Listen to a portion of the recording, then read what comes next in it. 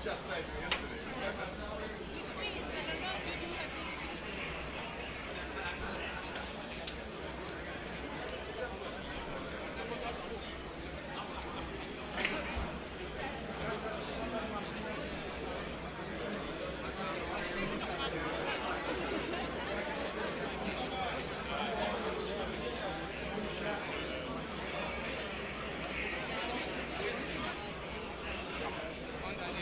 Please.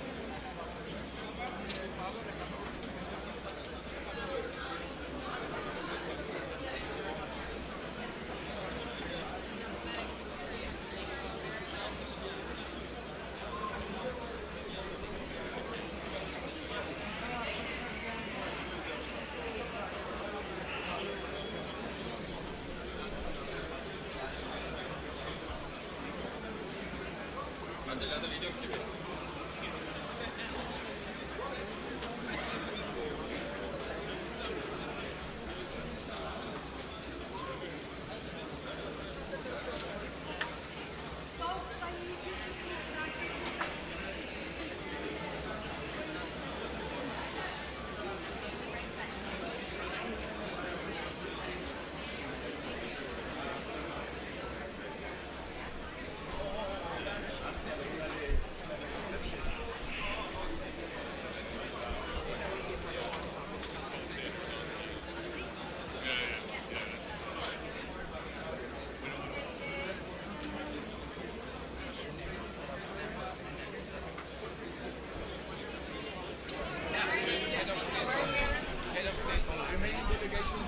Thank you. So do you. It's great to see you. Have a good day.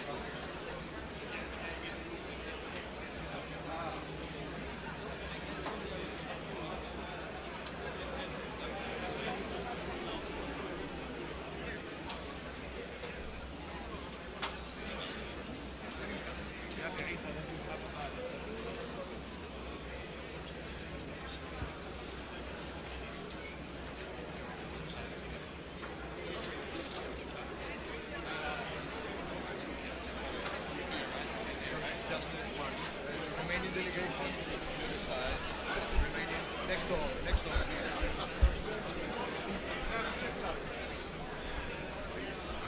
This month.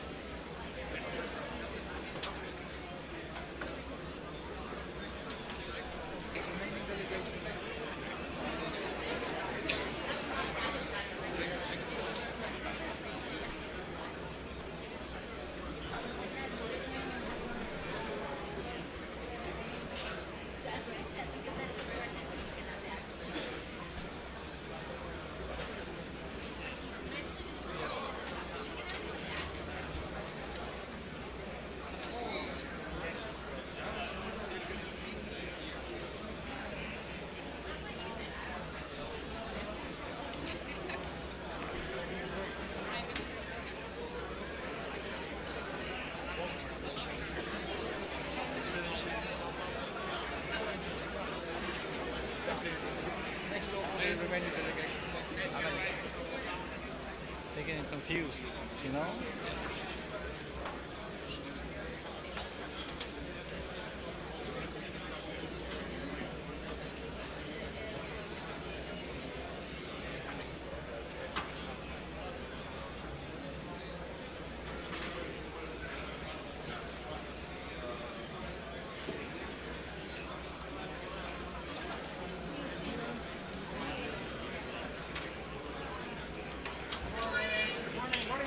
How was your meeting with President Trump yesterday?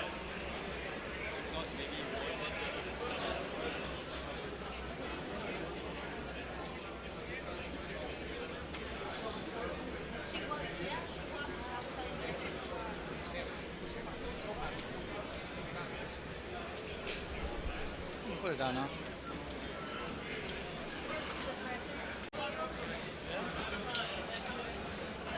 New Zealand, New Zealand.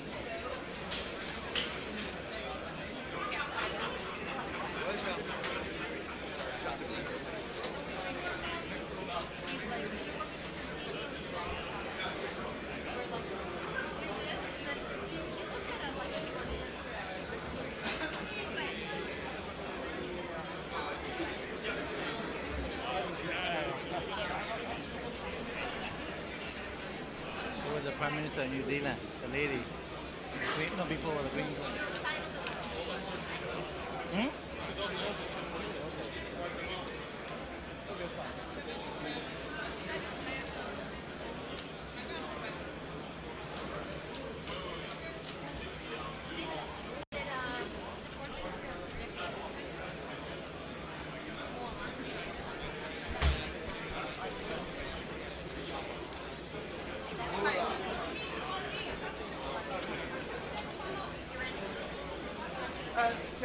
سيادة الوزير هل هناك أي أمل لتخفيف الأزمة في المنطقة؟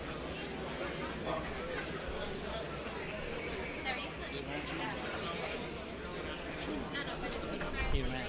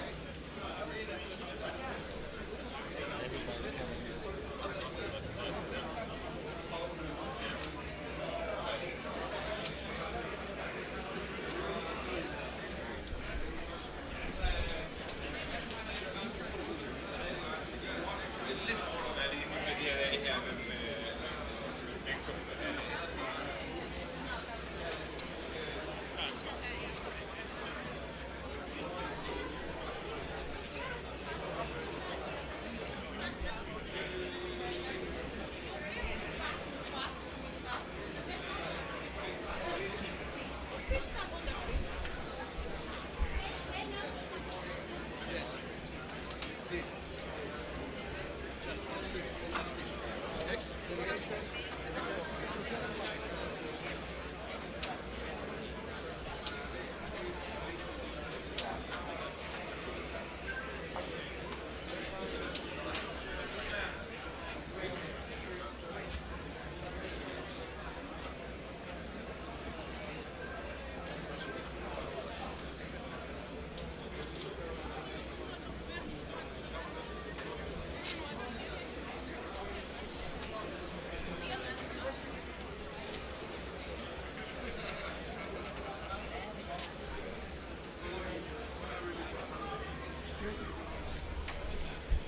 What's up, man?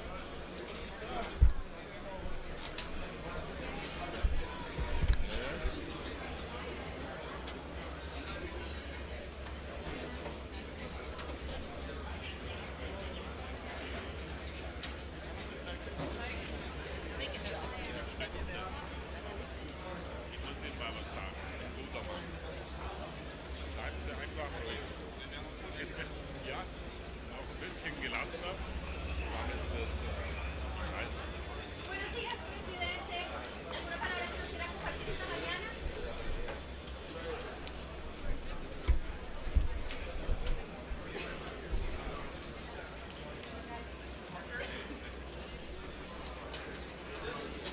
Madam Mogherini, is there any hope for an Iran and the reduction of tensions? Do you see any hope? Do you think that Venezuela could restart under the no war forces?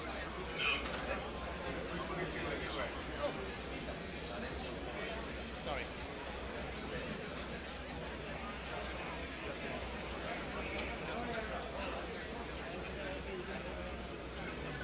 The line is too long, she can walk far and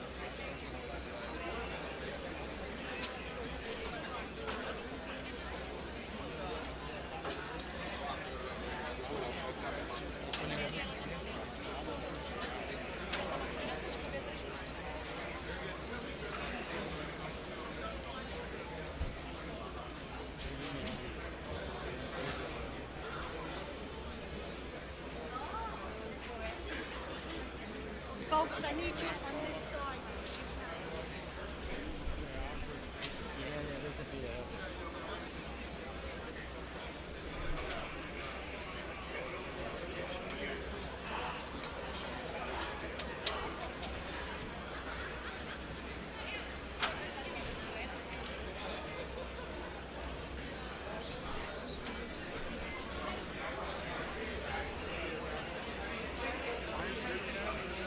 sit down.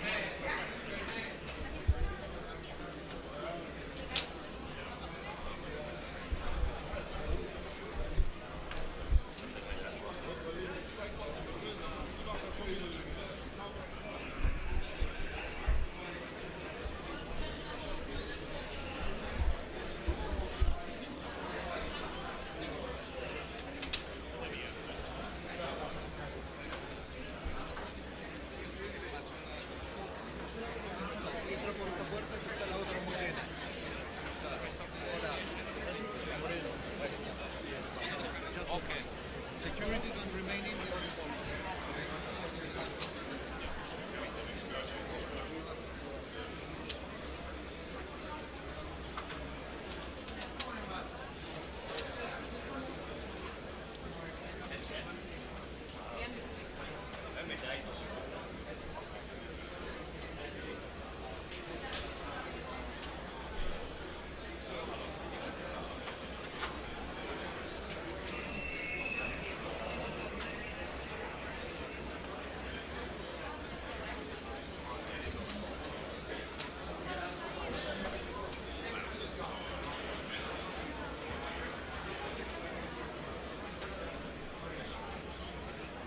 President, please.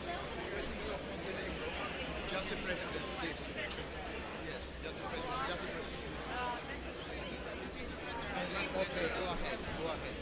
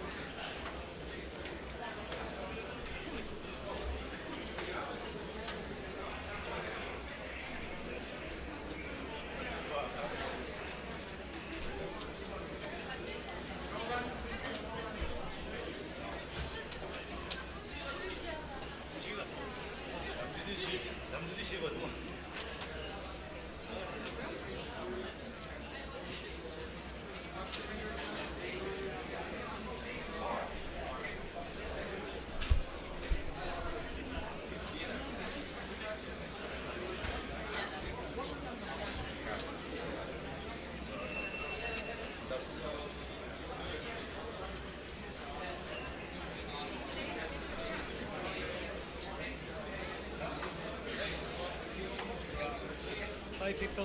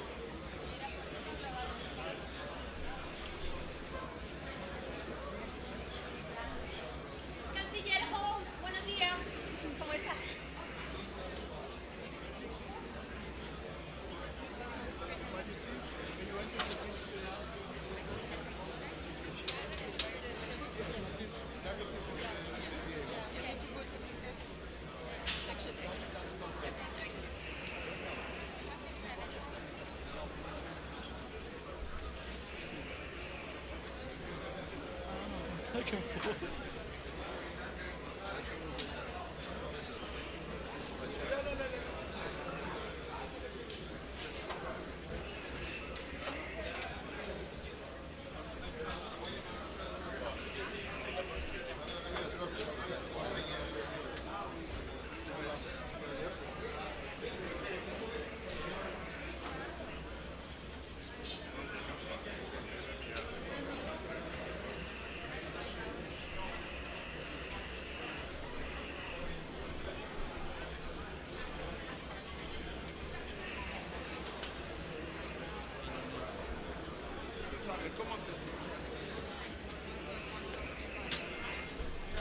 Say the ladies. Say the ladies.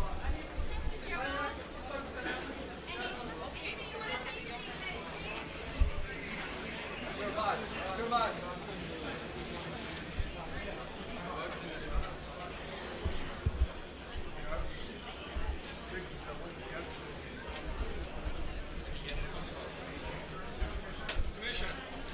Hey, boss.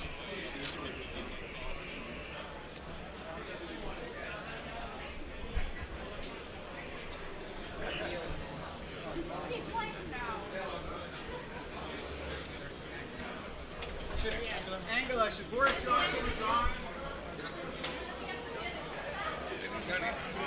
Just the president. Okay. Just the president. Okay. Just the president. Just the president.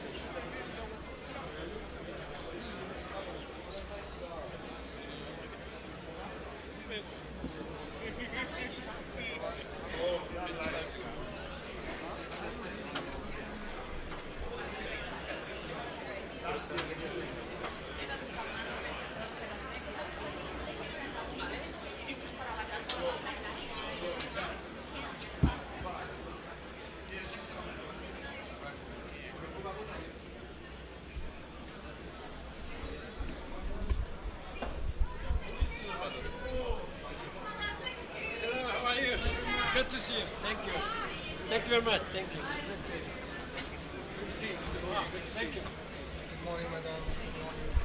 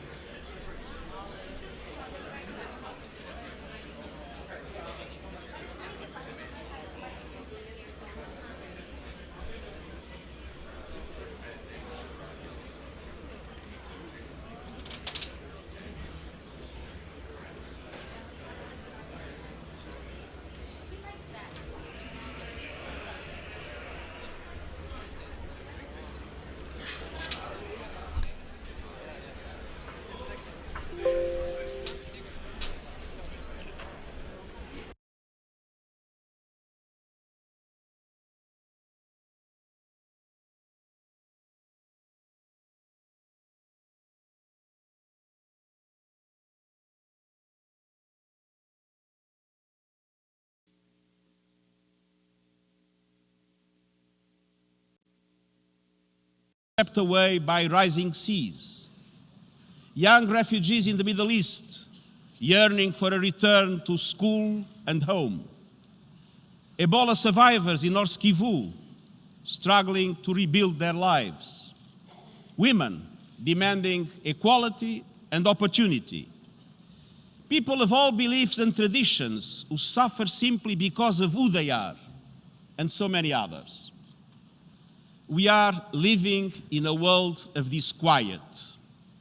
A great many people fear getting trampled, thwarted, left behind. Machines take their jobs, traffickers take their dignity, demagogues take their rights, warlords take their lives, fossil fuels take their future,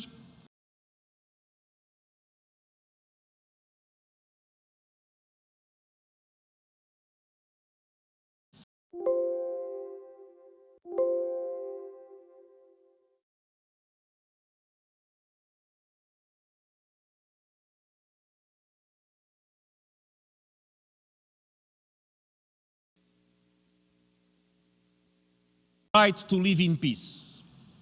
1 year ago in this room, I spoke of winds of hope despite the chaos and confusion of our world.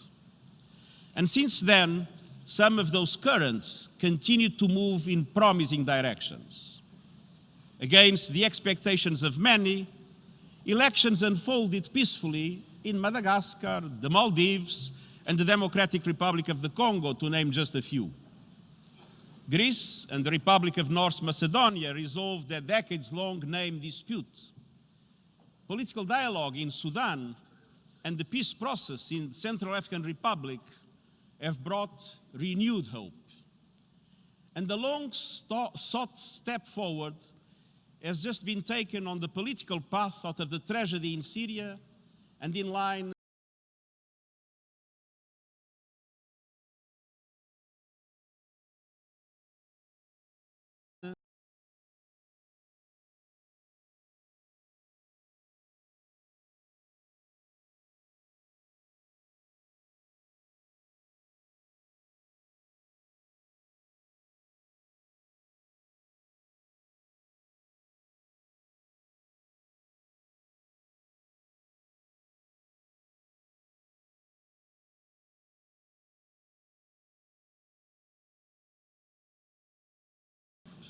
we see conflicts persisting, terrorism spreading, and the risk of a new arms race growing.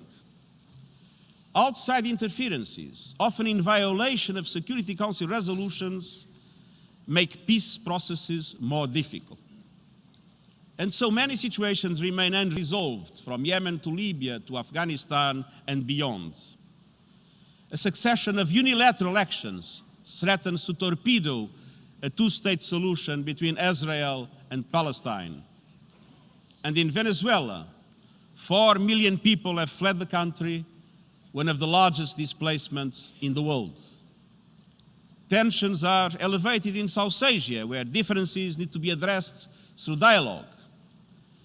And above all, we are facing the alarming possibility of armed conflict in the Gulf, the consequences of which the world cannot afford. The recent attack on Saudi Arabia oil facilities was totally unacceptable. In a context where a minor miscalculation can lead to a major confrontation, we must do everything possible to push for reason and restraint. And I hope for a future in which all the countries of the region can live in a state of mutual respect and cooperation without interference in each other's affairs. And I hope equally that it will still be possible to preserve the progress on nuclear non-proliferation represented by the Joint Comprehensive Plan of Action. Excellencies, from day one, I have emphasized prevention, mediation, and a surge in diplomacy for peace to address the crises we face. Consider the lives we can save by intensifying our investments to sustain peace around the world. Across some of the most troubled corners of the world, some 100,000 UN peacekeepers protect civilians and promote peace. And through the Action for Peacekeeping initiative, we are strengthening our effectiveness and efficiency, and we are renewing partnerships with troop and police contributing countries, host countries, and regional organizations such as the African Union and the European Union. And I'm also proud of the work of our humanitarians easing suffering around the world. Fully half of all international relief aid is channeled through the United Nations, ensuring that millions receive protection, food, medicine, shelter, water, and other life-saving forms of assistance. This year alone, in brutal attacks and other circumstances, we have lost at least 80 peacekeepers, humanitarians, and others, all of whom gave their lives serving the United Nations and trying to better the lives of others. I honor their service and their sacrifice. Excellencies, we have bolstered our counterterrorism architecture and defined new strategies to tackle violent extremism and address root causes while respecting human rights. And I have put forward a new disarmament agenda to advance global peace. In the near term, the New START agreement must be extended. We must work to address the heightened threat posed by ballistic missiles and ensure a successful 2020 review of the Treaty of Non-Proliferation of Nuclear Weapons. The situation of the Korean Peninsula remains uncertain, and I fully support the efforts towards a new summit between the President of the United States and the leader of the Democratic People's Republic of Korea. And at this time of transition and dysfunction in global power relations, there is a new risk looming on the horizon that may not yet be large, but it is real. I fear the possibility of a great fracture, the world splitting in two, with the two largest economies on Earth creating two separate and competing worlds, which with their own dominant currency, trade and financial rules, their own internet and artificial intelligence capacities, and their own zero-sum geopolitical and military strategies. We must do everything possible to avert the great fracture and maintain a universal system, a universal economy with universal respect for international law, a multipolar world with strong multilateral institutions. Excellencies, people have a right to security in all its dimensions. Every measure to uphold human rights helps deliver sustainable development and peace. In the 21st century, we must see human rights with a vision that speaks to each and every human being and encompasses all rights: economic, social, cultural, political, and civil. It would be a mistake to ignore or diminish economic, social, and cultural rights. But it would be equally misguided to think that those rights are enough to answer people's yearnings for freedom. Human rights are universal and indivisible. One cannot pick and choose, favoring some while disdaining others. People have a right to well-being and dignified standards of life, with health, housing, and food, social protection, and a sustainable environment. Education, not only to learn things, but to learn how to learn and prepare to the future. And decent jobs, especially for young people. These rights permeate the 2030 Agenda for Sustainable Development, and they are among our best tools for preventing conflict. Yet, we are not on track. Inequality is exploding. Our global economy generates great flows of income, but this prosperity is captured by a small number of elites. It is a sad fact of our world today.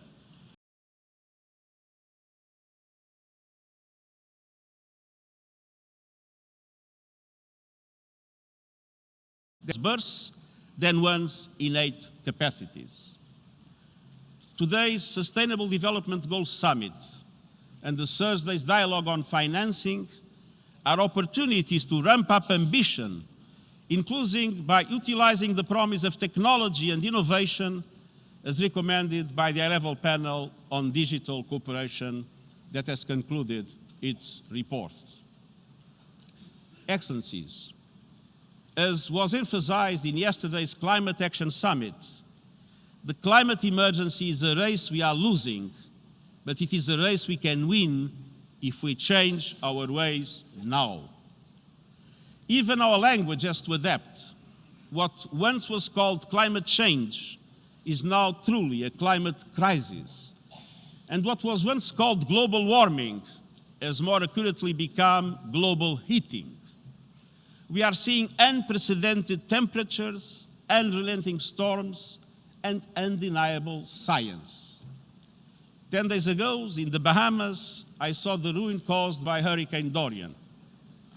That aftermath is a mere prelude to what science tells us is on its way. But something else is on its way, solutions. And the world is starting to move, not yet fast enough, but move in the right direction, away from fossil fuels and towards the opportunities of a green economy. And the Climate Summit highlighted some of the solutions we need to scale up in order to dramatically reduce emissions, keep temperatures rise to 1.5 degrees, and reach carbon neutrality by 2050. But we are not yet there.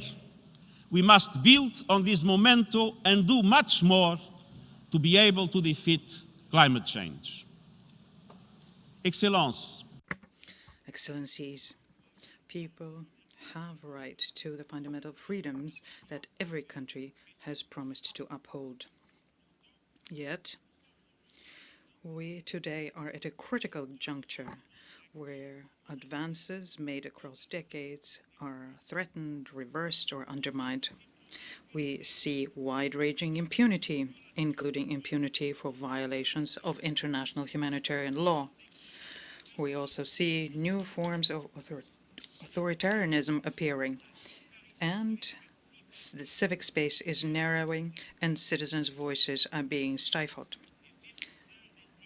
Human rights advocates, environmental activists, and journalists are being targeted. Day after day, click by click, camera by camera, surveillance systems are expanding their reach and encroaching on our privacy. But these breaches go beyond the breakdown in rules governing the behavior of states and businesses. They are playing out on a deeper level. They bring into question our very compassion and our humanity. At a time when record numbers of refugees and internally displaced people are on the move, solidarity is on the run. We see borders, but also hearts closing and whole societies become hostile to foreigners. We can see refugees' families torn apart and the right to seek asylum flouted. We must restore the integrity of the international refugee protection regime and fulfill the promises of responsibility sharing set out in the Global Compact on Refugees. We must also build on the landmark adoption of the first ever Global Compact on Migration last December. And we have to strengthen international cooperation for orderly and regular migration and counter the smugglers and criminals who enrich themselves on the backs of vulnerable people.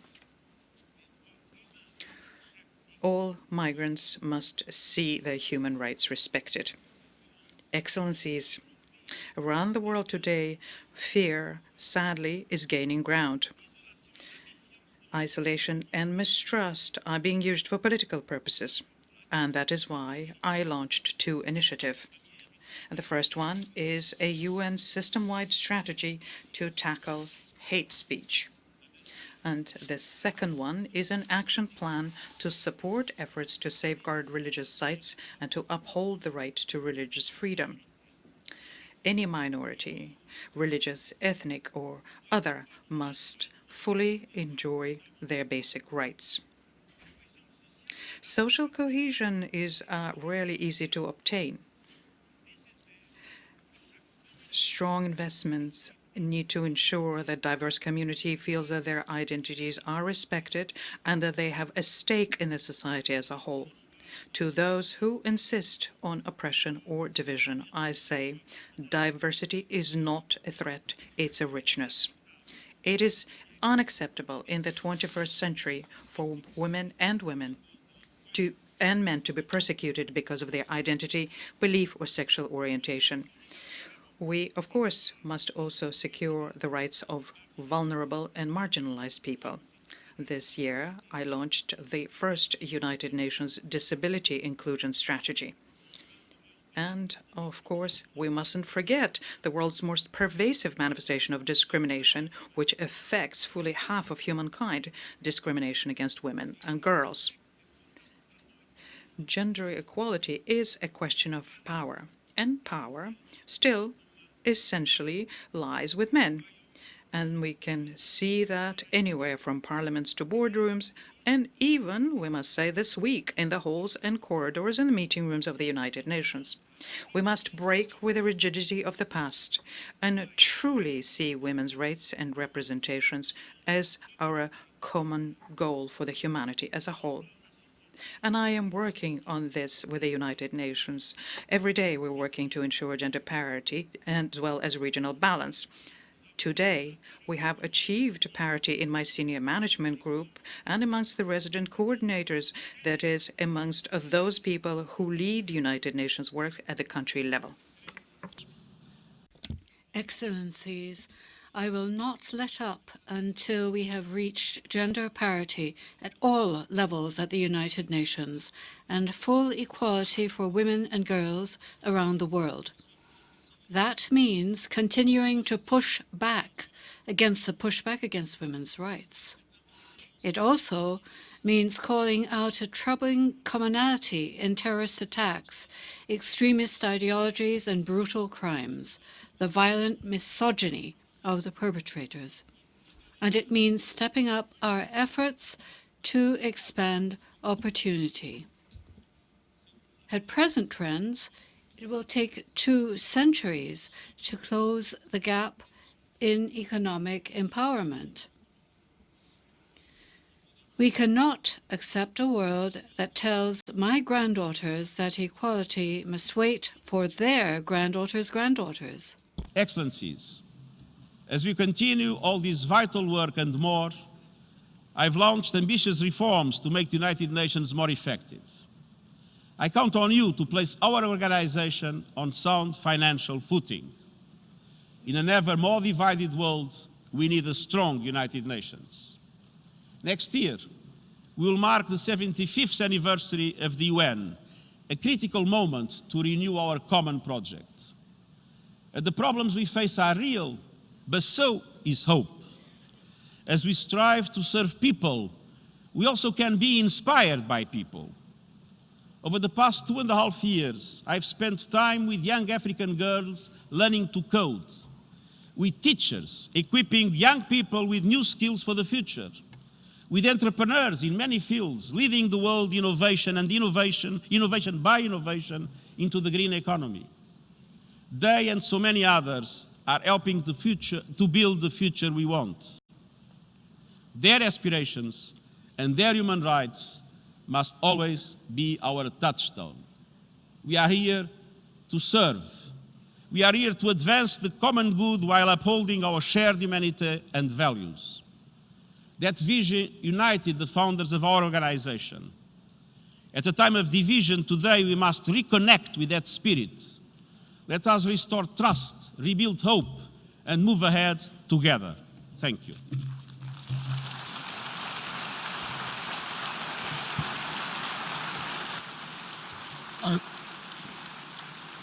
I thank the Secretary General of the United Nations for his presentation.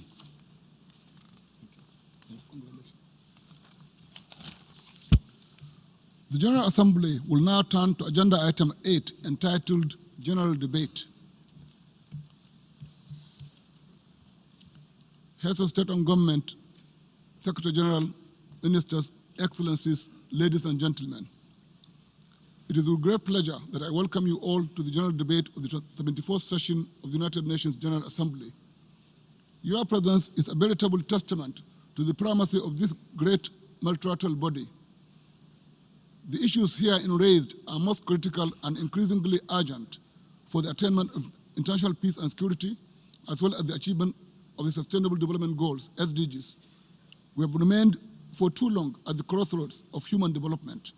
And if we will propel humanity to attain its utmost capacity, then we need to join efforts in finding solutions to the untold hardship from violent conflicts, terrorism, natural disasters, drug and sex trafficking, illiteracy, and so on, which millions of people around the world suffer from. In 1945, rising from the ashes of the Second World War, this organization was created to ensure that never again will we traverse that destructive path. Despite occasional failings on our part, much good has happened to humanity because of this great organization. Excellencies, Our most recent achievement is the adoption of the transformative and ambitious 2030 Agenda for Sustainable Development in 2015. The implementation of the SDGs by 2030 must be a priority in the interest of the billions of people who may never step inside this great hall, but who hope that the work undertaken here would galvanize efforts for poverty eradication, zero hunger, quality education, climate action, and inclusion. Achieving our targets under the SDGs requires cooperation in both financing and the sharing of experience. Without doubt, the challenges posed by health pandemics, terrorism, displacement, climate change, as well as illiteracy and poverty will not be resolved by individual countries, as they all require focused cooperation to stem. As President of the 74th session, I'll work with all delegations and with the other organs of the United Nations to advance the implementation of the priorities which I have set out for the 74th session of the Assembly. The promotion of international peace and security is at the heart of the work of the United Nations. We must continue to strengthen the organization by ensuring that its peace and security architecture is appropriate for the 21st century, particularly making a priority of prevention. Drivers of conflict, such as poverty, inequality, human rights abuses, lack of access to education and employment opportunities must be tackled head-on. Through proper sharing of ideas and functional partnerships, we can address them successfully. Excellencies, poverty eradication remains a great challenge globally. While many countries around the world have succeeded in taking millions out of poverty, we have to do more to take hundreds of millions more out of abject poverty, misery, and squalid existence. Accordingly, I urge you to reflect specifically on how your countries can, among other things, ensure improved social protection systems and channel a significant proportion of government spending to hitherto marginalized or excluded groups who are most affected by poverty. In addition, countries need to cooperate on the development of entrepreneurial capacity and in the modernization of agriculture. The fact that poverty and food shortages around the world have been exacerbated by climate change means that special focus must be placed on tackling climate change, as the repercussions of not acting pose grave dangers for our world now and in the future. These dangers are evident in the financial and human impact that climate change-related disasters like floods, cyclones, hurricanes, droughts, and wildfires cause around the world. We need to deploy the knowledge and technologies available to us to ensure that we do not condemn our children to an irreparable world. I call for cooperation among nations to ensure that coalitions for climate resilience and mitigation actions are formed and strengthened. Accordingly, we should deliver on our commitments made in Paris in 2015 and devise creative ways of bridging the huge financial and technical gaps required for meaningful impact. Ensuring access to free and quality primary and secondary education, as well as affordable and inclusive vocational and technical education, is vital. This is imperative given the reality that no nation can develop beyond its educational capacity, particularly the capacity of its teachers. In this regard, there is an immediate need, among others, to ensure that students around the world are taught by qualified teachers in science, technology, engineering, and mathematics, as well as in the humanities. I urge countries endowed and better placed to deepen cooperation with those currently in greater need for capacity development of their teachers. In addition, there is need to reflect on the gains that have been made and opportunities that are available to the girl child and disabled children. Ensuring inclusion, particularly as it relates to the rights and empowerment of youth, women, and the disabled, is the right thing to do. It is also a guarantor of the expansion of the economy and the accentuation of inclusion in all countries. While many countries have made considerable advancement in this aspect, all countries have ample room for improvement in this direction. Clearly, Excellencies, effectively implementing the aforementioned will require that we never relapse into the bitter rivalries of the past, while prioritizing cooperation, mutual interest, and respect. We must pool our resources and energies and try harder to urgently address major global challenges in humanity. Accordingly, it is important that we continue to strengthen South-South as well as triangular cooperation to reinforce the work of the United Nations. Excellencies, ladies and gentlemen, evidence abounds that we can do great things if we are courageous, steadfast, and show empathy. From Mahatma Gandhi, who led a successful campaign for India's independence, to the young Greta Thunberg, who leads the demand for action on the climate, from Nelson Mandela, who stood resolutely and sought the dismantling of apartheid, to Malala Yousafzai, who, against all odds, insisted on her rights to education, from Martin Luther King Jr., a Baptist minister and leader of the civil rights movement, to Abdullah Abdullahi, a Nigerian imam who saved the lives of over 250 Christians when they fled his community during an attack on a community in Nigeria, to the various acts of courage and generosity of ordinary people in all countries, we are reminded that hope is not lost. In conclusion, we should not forget the fact that we stand in this magnificent hall today in the presence of leaders from around the globe to debate how best to achieve the world of our collective dream is a remarkable feat in itself. I am certain that during the remainder of this event-packed week, we will see us all shuttling between the various halls and meeting rooms of our great organization. We will be giving focused attention to the suffering of billions of people around the world and crafting stronger cooperation that is essential to creating a world where, in concert and in line with the founding principles of this organization, will give succor and hope to all people and nations for a more peaceful and prosperous world. There is great work to be done. We have no room for either cynicism or apathy. We should strive together to deliver for all. I thank you.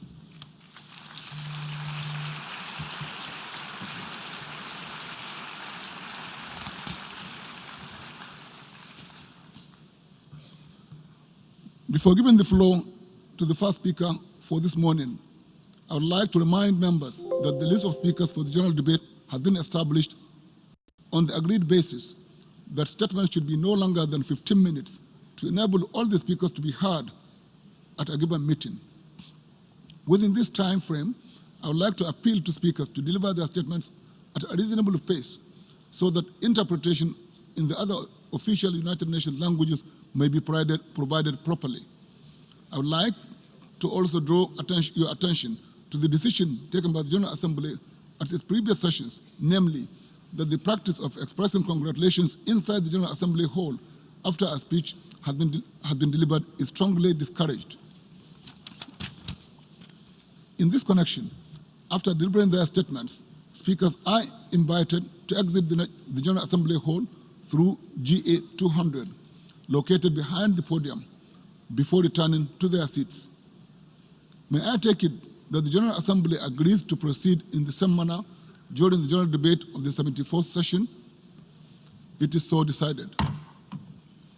Finally, I should like to draw the attention of members that during the general debate, official photographs of all speakers are taken by the Department of Global Communications. Members interested in obtaining these photographs are requested to contact the Photo Library of the United Nations. The Assembly will hear an address by His Excellency, Jair Messias Bolsonaro, President of the Federative Republic of Brazil. I request protocol to escort His Excellency.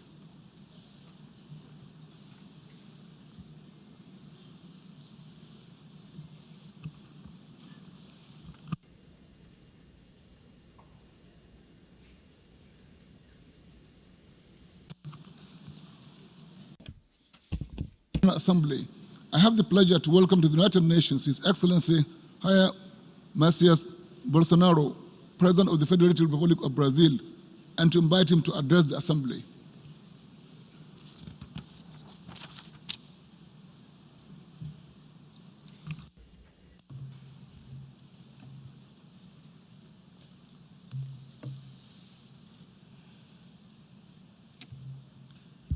Primeiro,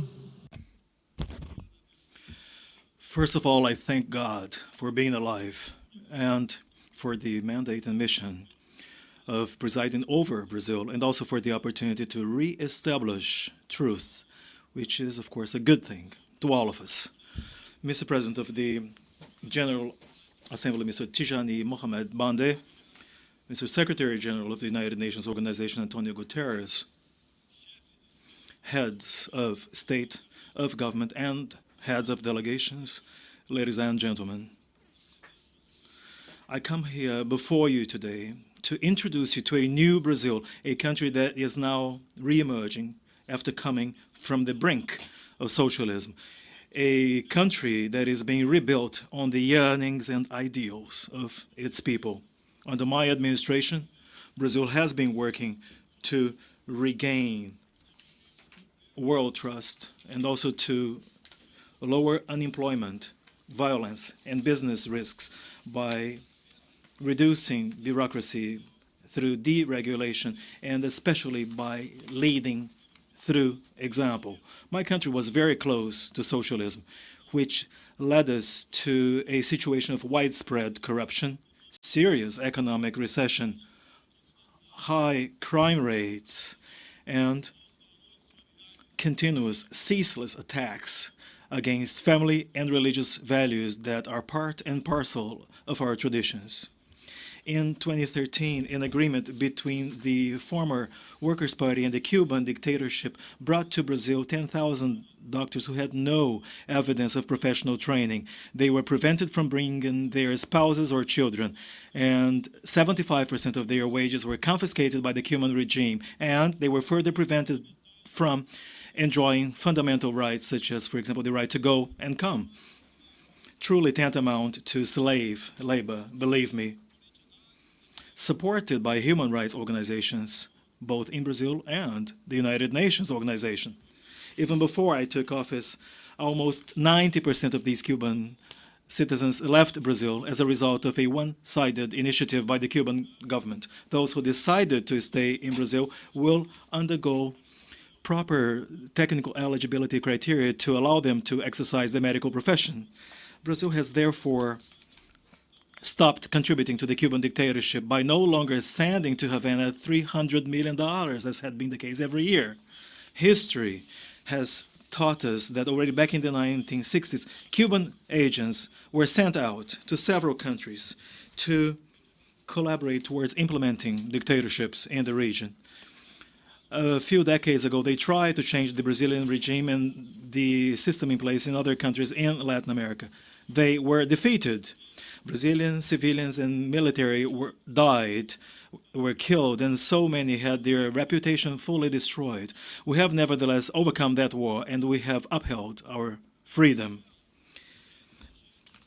In Venezuela, these agents of the Cuban regime, introduced by Hugo Chavez, also made their way into Venezuela. And today, there are 60,000 Cuban agents who control and interfere in all areas of the Venezuelan society, especially in intelligence and defense. Venezuela, formerly a vibrant democratic country, currently experiences the cruelty of socialism.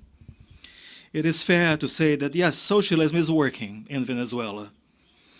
They're all poor and deprived of freedom.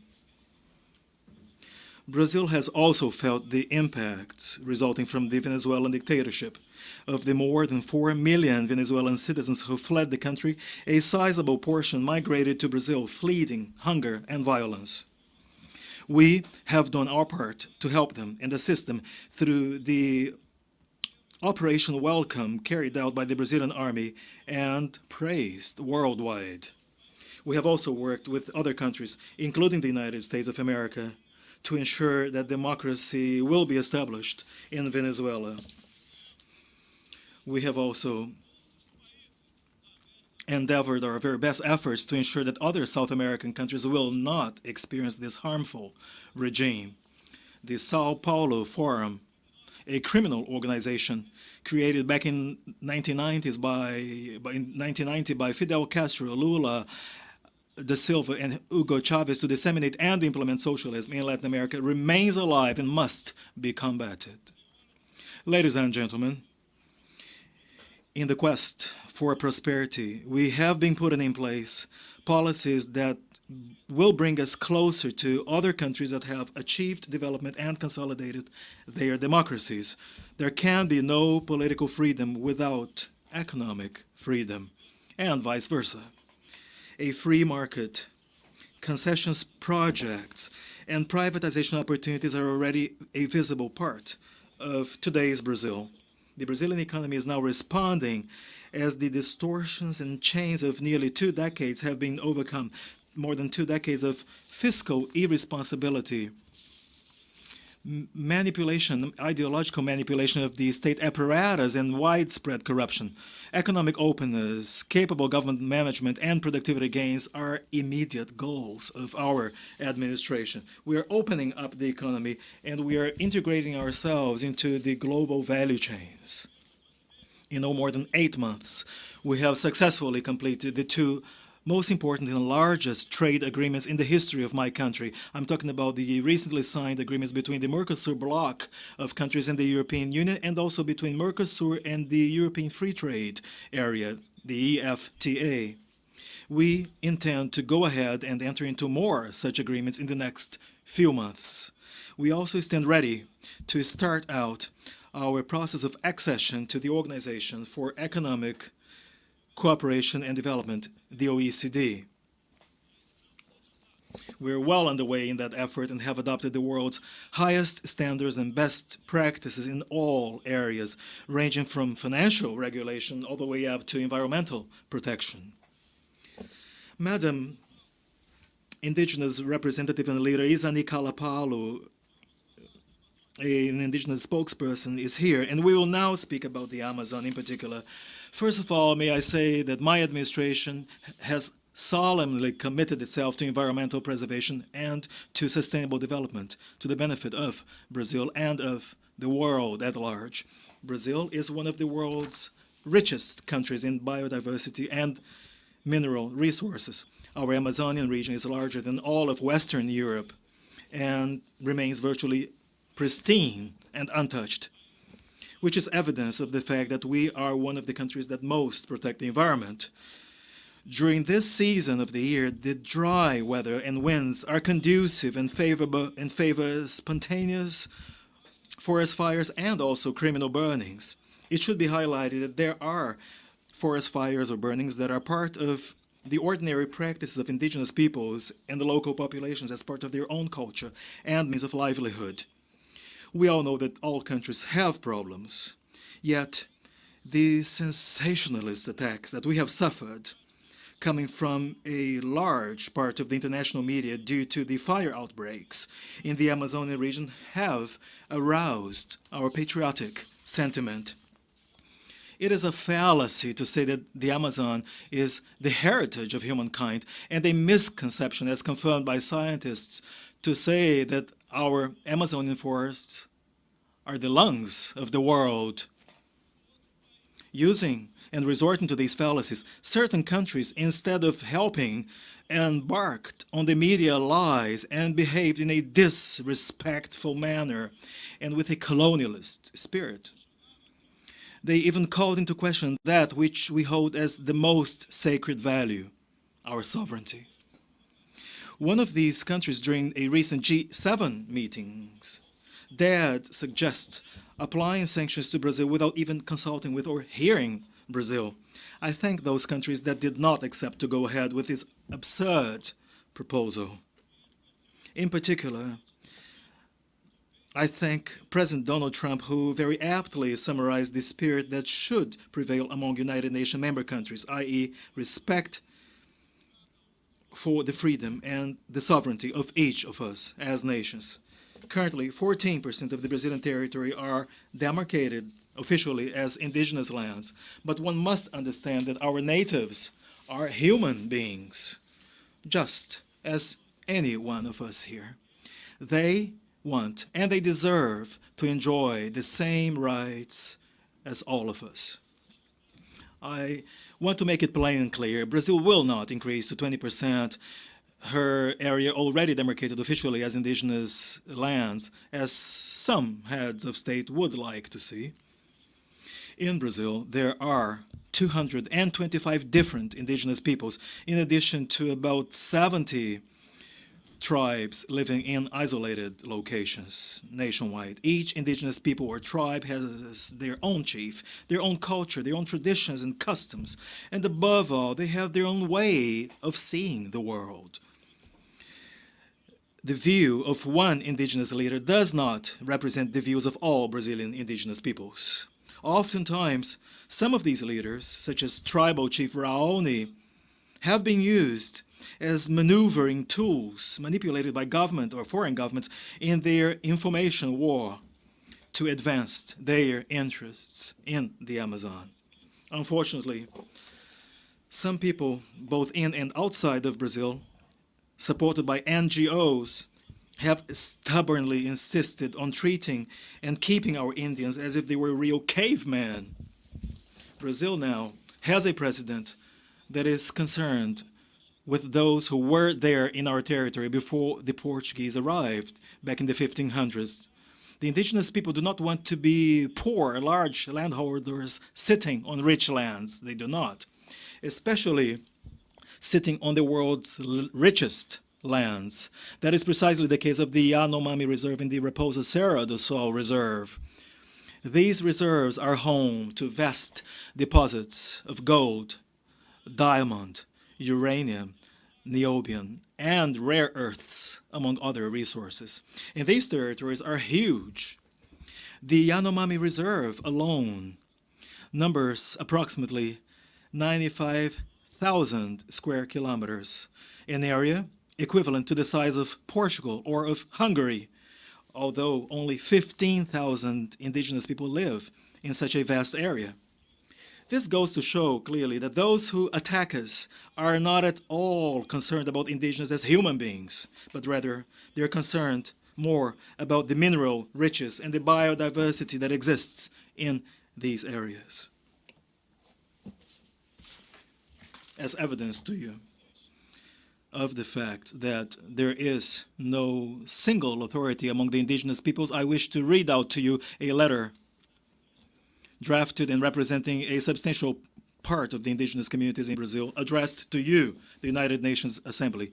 Open letter to the indigenous peoples of Brazil. The group of indigenous farmers of Brazil, made up by several different ethnic groups and found in all states of the Brazilian Federation and inhabiting an area of more than 30 million hectares of the Brazilian territory, hereby respectfully addresses the Brazilian society to express its total and unconditional support to indigenous spokesperson and representative Isani Calapo, who is here with us from the Xingu Indigenous Park, Mato Grosso State, so that she may attend the UN Assembly, the UN General Assembly in New York in the US, and there voice and explain the reality experienced by the indigenous peoples in Brazil, and also bring to the fore the current situation of lies disseminated and propagated by the international and national media. They have insisted on turning Brazil's indigenous peoples into an endless market reserve, serving the interests of foreign countries that still view Brazil as a colony without rules or without sovereignty. 14% of Brazil's national territory are duly and regularly established as official indigenous lands. Many such communities are thirsty and eager and hope that the development of this portion of the country will finally take place without ideological chains, which will in turn enable achievement of a higher quality of life and standard of living in fields such as entrepreneurship, healthcare, and education. A new policy is needed for indigenous peoples in Brazil, and time is of the essence here. Bold measures can and should be encouraged in the pursuit of autonomy, economic empowerment of the indigenous peoples. Quite certainly, if a series of decisions are taken to that effect, we will be able to envisage a new approach to the Brazilian indigenous agenda. A new period of time, a new chapter of hope is needed currently for the indigenous communities. The situation of extreme poverty in which they find themselves surviving on nothing but a family stipend and basic baskets of foodstuffs has never delivered dignity or development. Radical extreme environmentalism and outdated approaches to the cause of indigenous people that are out of sync with what indigenous peoples truly want are tantamount to backwardness, marginalization, and absolute lack of citizenship. The reality described here requires that the world leaders attending the UN General Assembly learn and become familiar with our wishes and aspirations through the voice of indigenous spokesperson Izani Kalapo, who will convey to you all the real situation regarding the Brazilian indigenous communities and the environment. Spokesperson Izani Kalapalo therefore enjoys the trust and prestige of the indigenous leaders that are interested in further development, empowerment, and a higher profile role and voice, and is thus fully in a position to represent the 52 ethnic groups listed in the attachment hereto. The monopoly of Tribal Chief Raoni is over. The United Nations organization performed a key role in overcoming colonialism in the past and cannot possibly accept that this type of mindset be allowed to come back to its rooms and halls, no matter under what pretext. We cannot forget that the world needs to be fed. France and Germany, for example, use up more than 50% of their territories for agriculture. By contrast, Brazil uses no more than 8% of its lands for food production. 61% of our territory are preserved. Ours is a zero-tolerance policy towards crime, including environmental crimes. I wish to again affirm my stance in this regard. Any initiative to help or support preservation of the Amazonian forest or other biomes must be treated in full respect for Brazilian sovereignty. We also reject the attempts to exploit and use the environmental agenda or the indigenous policy agenda as tools to further political, economic interests of foreign countries, especially those that are disguised as good intentions. We stand ready to work together in partnerships and by adding value to our resources so as to sustainably develop all of our potentialities. Brazil hereby reaffirms her uncompromising, unmistakable commitment to the highest standards of human rights, to advocating democracy and freedom, to include freedom of expression, religious freedom, and freedom of the press. A commitment that goes hand in hand with our efforts to fight corruption and crime, which our society urgently calls for. We will continue to contribute, both within and outside of the United Nations framework, to build a world where there is no impunity, there is no hideout or shelter to criminals and corrupt people. Under my administration, Italian terrorist Cesare Battisti fled Brazil, was later arrested in Bolivia and then extradited to Italy. 3 other terrorists from Paraguay and 1 from Chile who used to live in Brazil up until recently as political refugees have also been returned to their countries of origin. Terrorists operating under the guise of politically persecuted individuals will no longer find refuge in Brazil.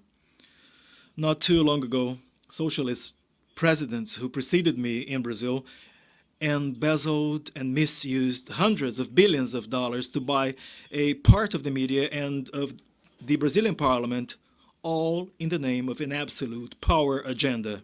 They have been tried and punished thanks to the sense of patriotism, perseverance, and courage of a judge who has become a symbol of my country. I'm talking about Dr. Sergio Moro, our incumbent Minister of Justice and Public Safety. Those presidents who came before me also transferred a sizable amount of these funds to third-party countries with the purpose of fostering and putting in place similar power projects throughout the region. Now, that source of funds has now dried out. Those same top-ranking government officials used or would come here to the UN year after year and make disengaged speeches about topics that never ever served Brazil's real interests, nor did they ever contribute to foster greater world stability. Still, they were all applauded. In my country, we had no choice but do something about the virtually 70,000 murders and countless violent crimes that used to massacre the Brazilian population every year. Life, after all, is the most basic of human rights. Our military police officers were the preferred target of crime up until recently. In 2017 alone, about 400 military police officers were cruelly murdered. However, that is changing now. Measures have been taken, and we have succeeded in lowering by more than 20% the number of murders in the first 6 months of my administration. Drug seizures, including cocaine and other drugs, have reached record levels so far. Today, Brazil is a safer country and an even more hospitable country. We have just extended visa waiver to countries such as the United States, Japan, Australia, and Canada. And we're currently considering adopting similar measures to China and India, among other countries.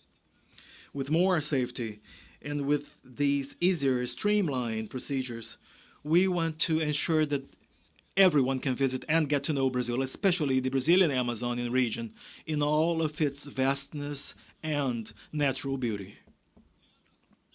The Amazon is not being devastated, nor is it being consumed by fire, as the media misleadingly says. Each of you, ladies and gentlemen, can bear witness to what I'm saying now, and you can do so on a first-hand basis. Make sure you do visit Brazil and get to know Brazil. It is a very different country vis-à-vis the country that has been portrayed in many newspapers and television channels. Religious persecution is a scourge we should all tirelessly fight. In the past few years, we have witnessed in different regions of the world cowardly attacks that have victimized followers and faithful gathering in churches, synagogues, and mosques. Brazil strongly condemns all of these acts and remains ready to collaborate together with other countries to protect those who are oppressed because of their faith.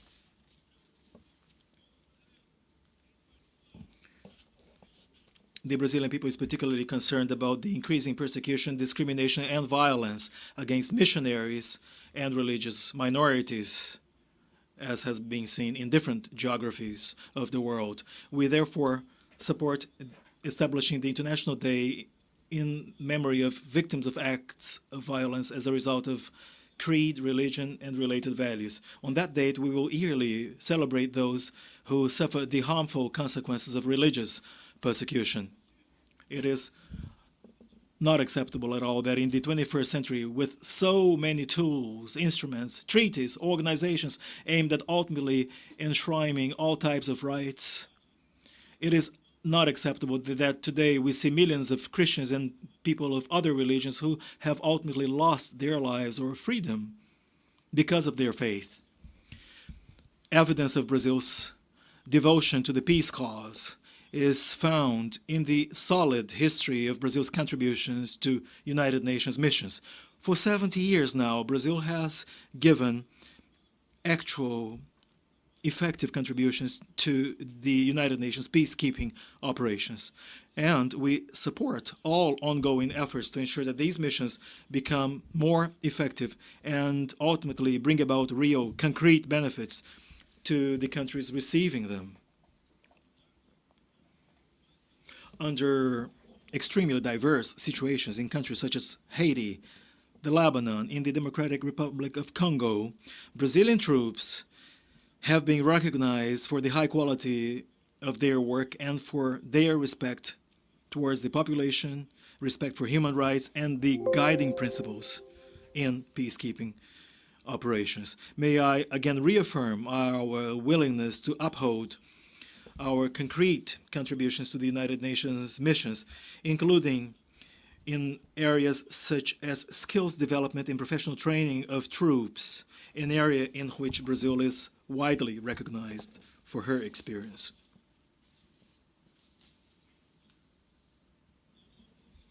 In the course of this year, 2019, we have established a broad-ranging international agenda with a view to restoring Brazil's role in the world scene and resuming relations with important partners. Last January, we were in Davos for the World Economic Forum, where we presented our ambitious reforms program to the investors community from all over the world. In March, we visited Washington, D.C., where we launched a comprehensive and bold partnership with the U.S. government, the government of the United States in all areas, with an emphasis on political coordination and economic and military cooperation. Political coordination and economic and military cooperation. Still in the month of March, we went to Chile, where the Pro-South initiative was launched, an important step to ensure South America will consolidate itself as a region of democracy and freedom. After that, we visited Israel, where we identified countless opportunities for cooperation, particularly in the field of technology and security. I thank Israel for the support received to fight recent disasters in my country. We also visited one of our major partners in the South American Southern Cone, Argentina. Together with Argentine President Mauricio Macri and our partners from Uruguay and Paraguay, we have done away with ideology in the Mercosur bloc of countries, and we have achieved important trade gains by successfully completing negotiations that had been dragging on for decades. Before the end of the year, we will be visiting important Asian partners, not only in the Far East, but also in the Middle East. These visits will further strengthen the friendship ties and deepen our relations with Japan, China, Saudi Arabia, the United Arab Emirates, and Qatar. We do intend to follow the same pathway and approach towards all of the Arab world and Asia. We are also keenly looking forward to visiting our partners in Africa, partners and friends in Africa, Oceania, and Europe. As you can see, Brazil is a country that is open to the world and seeking partnerships with all of those who are interested in working for prosperity, for peace, and for freedom. Ladies and gentlemen, the Brazil I represent here is a country that is lifting itself up again, reinvigorating partnerships and regaining its political and economic confidence. We are ready and poised to take on the responsibilities that are incumbent upon us in the international system. Over the past few decades, without realizing, we allowed ourselves to be seduced by ideological thought systems that did not seek truth, but rather absolute power. Ideology made its way into and has set in fields such as education, media, culture, and has become a dominant force in means of communication, universities, and schools. Ideology has invaded our homes and has engaged in an offensive against the mother cell, the seminal cell in any healthy society, i.e., the family itself. They even try to destroy the innocence of our children by going as far as perverting their most basic and elementary identity, i.e., biology itself. The politically correct has become a prevalent constant in public debate to expel rationality and replace it with manipulation, repeated commonplaces, and buzzwords. Ideology has invaded the human soul itself to expel God from it and the dignity with which He has endowed us. And with these methods, this ideology has always left behind it a trail of death, ignorance, and stark poverty wherever it passed through. I am myself living evidence of that. I was cowardly stabbed by a left-wing activist, and I only survived because of a miracle. operated by God. Once again, I thank God for my life. The United Nations organization can help overcome the current materialistic and ideological atmosphere that undermines some basic principles of human dignity. This organization was, after all, designed and established to promote peace among sovereign nations and social progress, with liberty in accordance with the preamble of the United Nations Charter. On matters such as climate, democracy, human rights, equality of rights and duties between men and women, and on so many other issues, all we need is precisely this: envisage and aim at the truth in line with the Gospel of John 8:32, which reads as follows: "And you shall know the truth, and the truth shall set you free."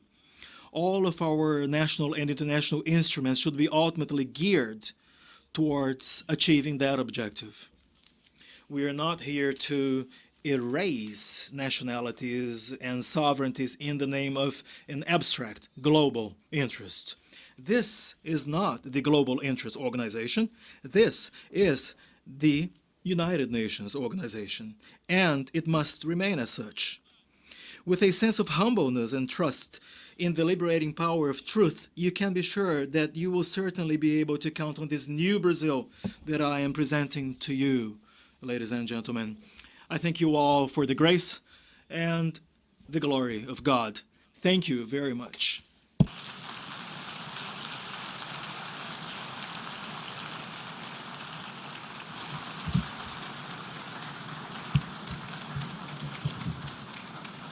On behalf of the General Assembly, I wish to thank the President of the Federated Republic of Brazil for the statement just made. May I request representatives to remain seated while we greet the President.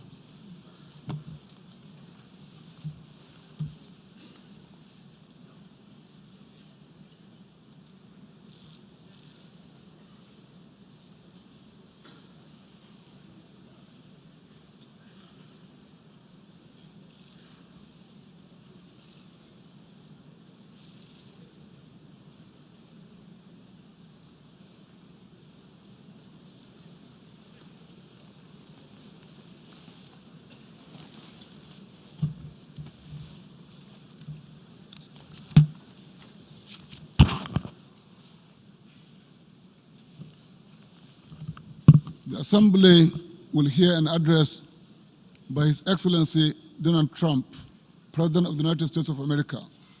I request protocol to escort His Excellency.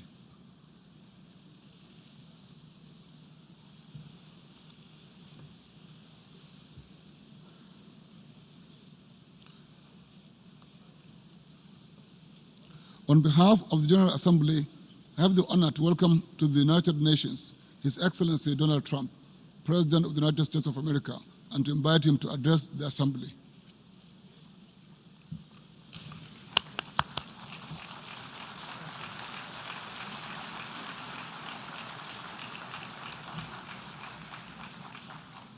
Thank you very much.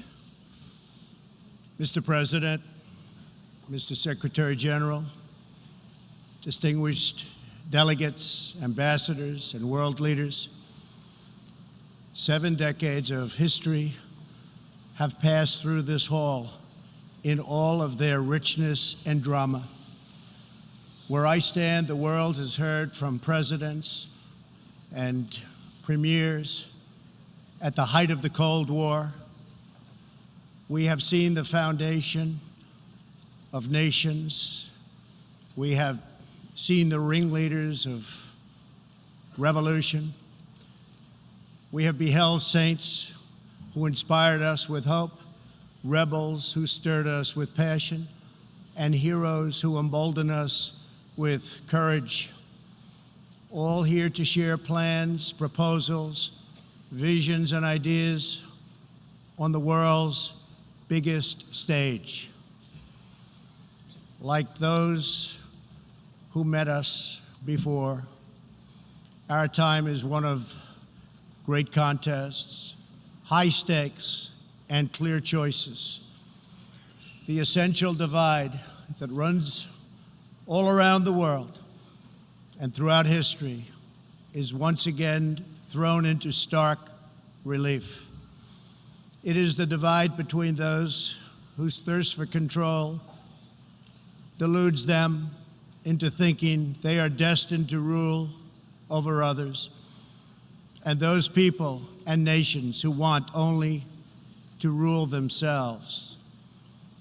I have the immense privilege of addressing you today as the elected leader of a nation that prizes liberty, independence, and self-government above all.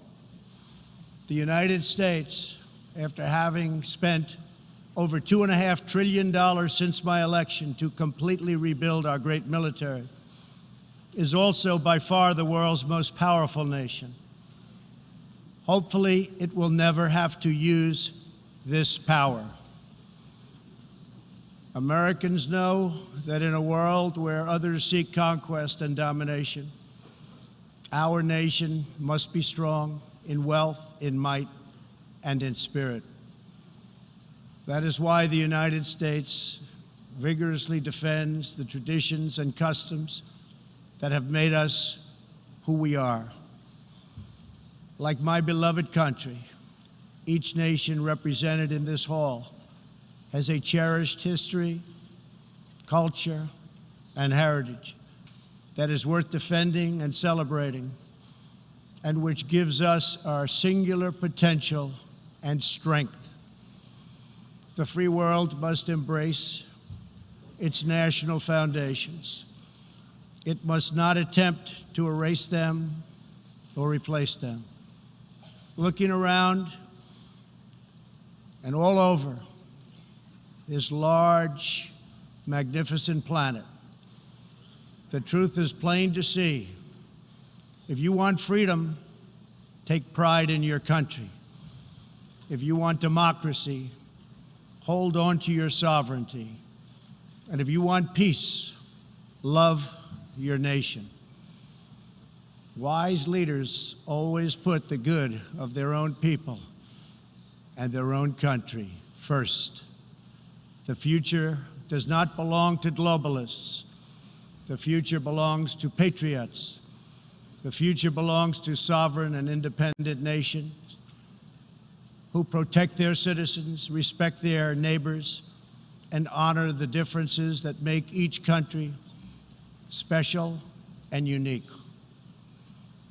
It is why we in the United States have embarked on an exciting program of national renewal. In everything we do, we are focused on empowering the dreams and aspirations of our citizens. Thanks to our pro-growth economic policies, our domestic unemployment rate reached its lowest level in over half a century.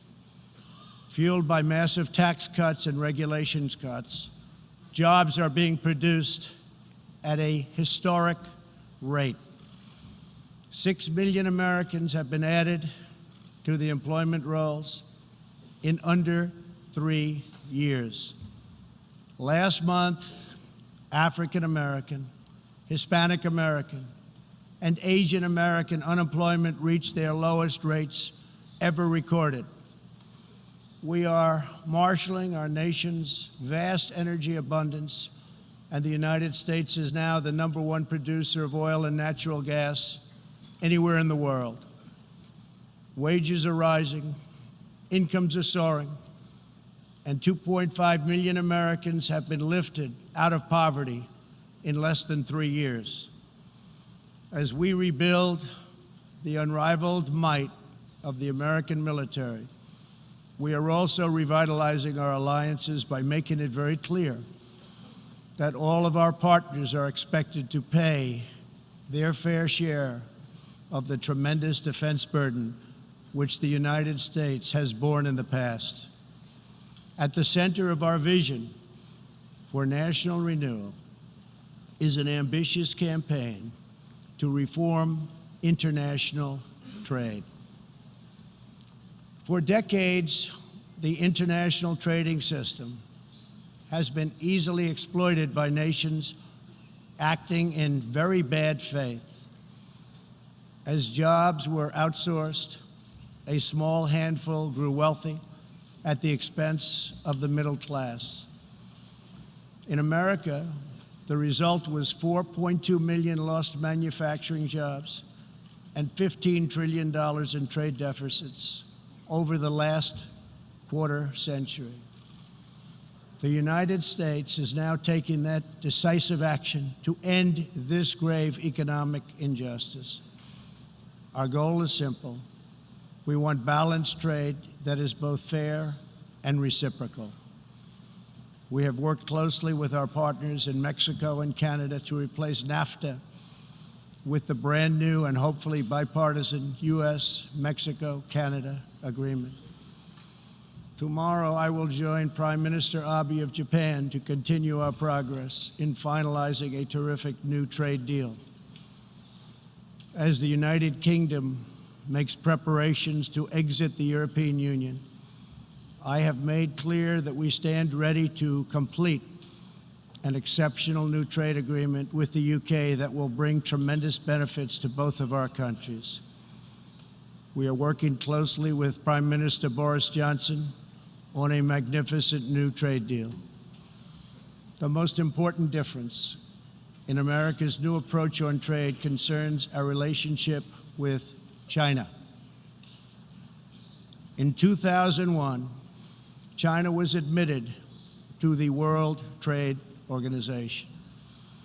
Our leaders then argued that this decision would compel China to liberalize its economy and strengthen protections to provide things that were unacceptable to us, and for private property, and for the rule of law.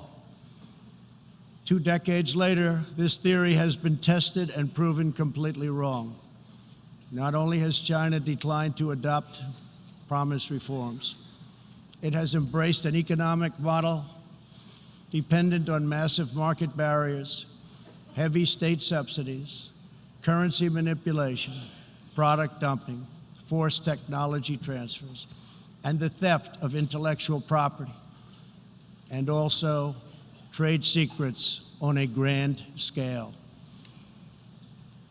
As just one example, I recently met the CEO of a terrific American company, Micron Technology, at the White House. Micron produces memory chips used in countless electronics. To advance the Chinese government's 5-year economic plan, a company owned by the Chinese state allegedly stole Micron's designs, valued at up to $8.7 billion. Soon, the Chinese company obtains patents for nearly an identical product, and Micron was banned from selling its own goods in China. But we are seeking justice. The United States lost 60,000 factories after China entered the WTO. This is happening to other countries all over the globe. The World Trade Organization needs drastic change. The second largest economy in the world should not be permitted to declare itself a developing country in order to game the system at others' expense. For years, these abuses were tolerated, ignored, or even encouraged. Globalism exerted a religious pull over past leaders, causing them to ignore their own national interests. But as far as America is concerned, those days are over. To confront these unfair practices, I placed massive tariffs on more than $500 billion worth of Chinese-made goods.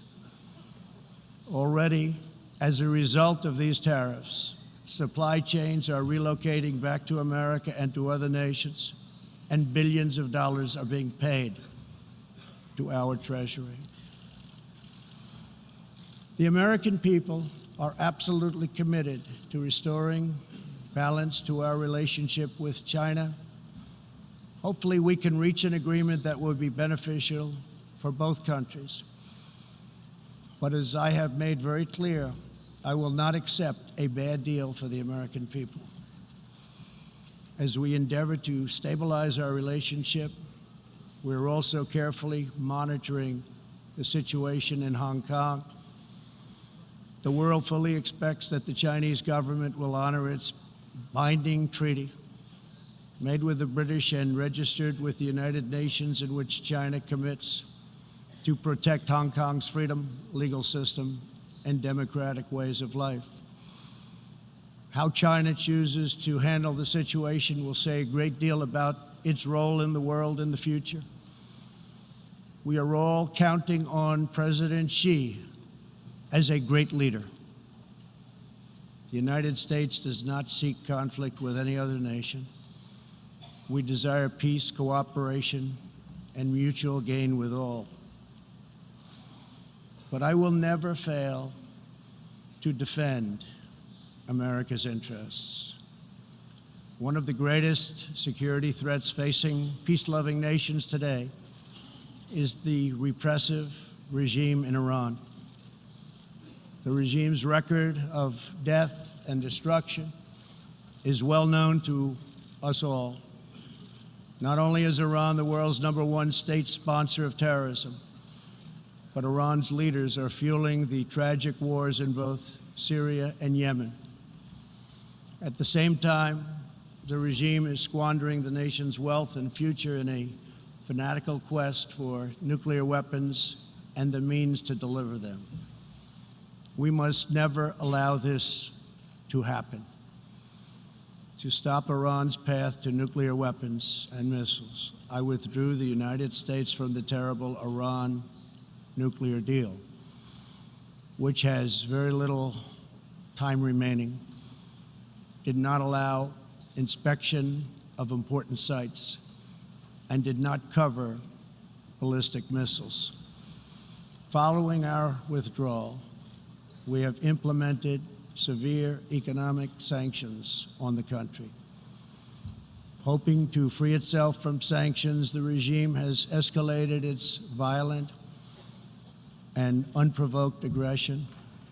In response to Iran's recent attack on Saudi Arabian oil facilities, we just imposed the highest level of sanctions on Iran's central bank and sovereign wealth fund. All nations have a duty to act. No responsible government should subsidize Iran's bloodlust. As long as Iran's menacing behavior continues, sanctions will not be lifted. They will be tightened. Iran's leaders will have turned a proud nation into just another cautionary tale of what happens when a ruling class abandons its people and embarks on a crusade for personal power and riches.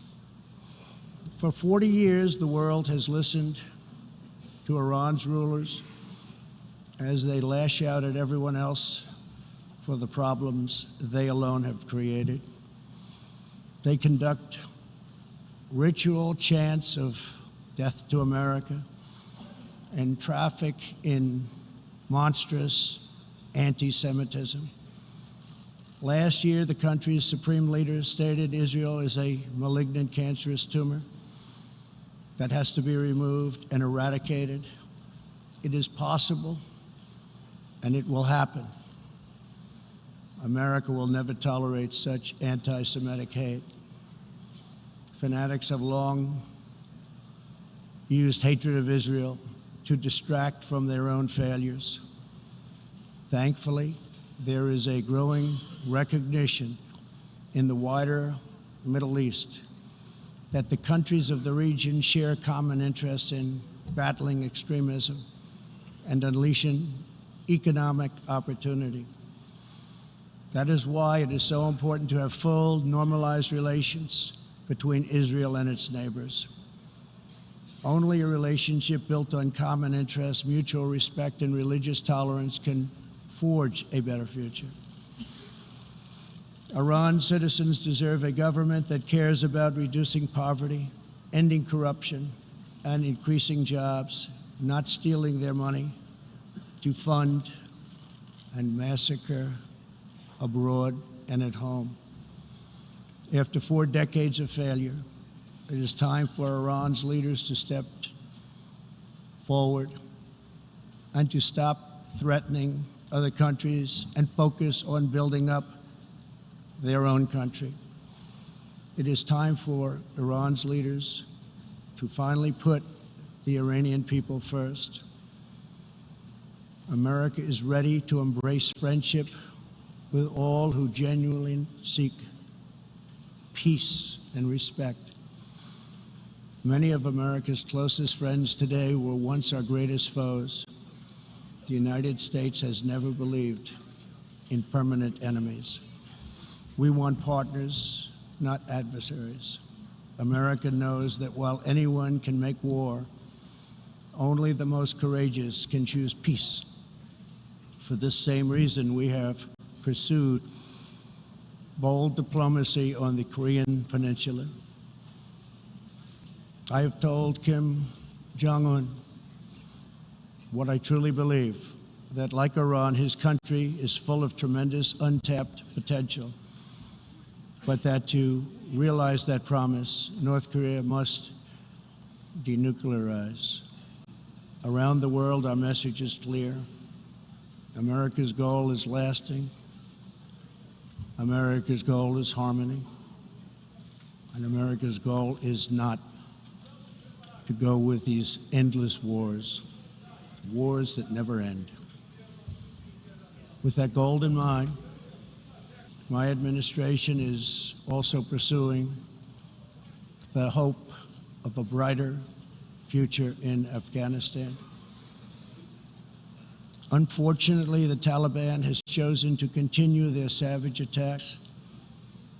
We will continue to work with our coalition of Afghan partners to stamp out terrorism, and we will never stop working to make peace a reality.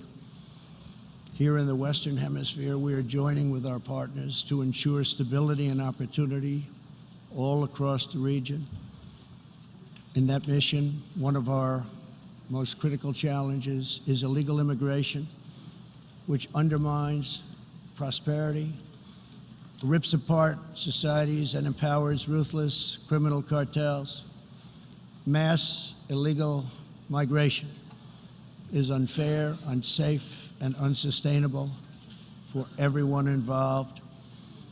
The sending countries and the depleted countries, and they become depleted very fast, but their youth is not taken care of, and human capital goes to waste.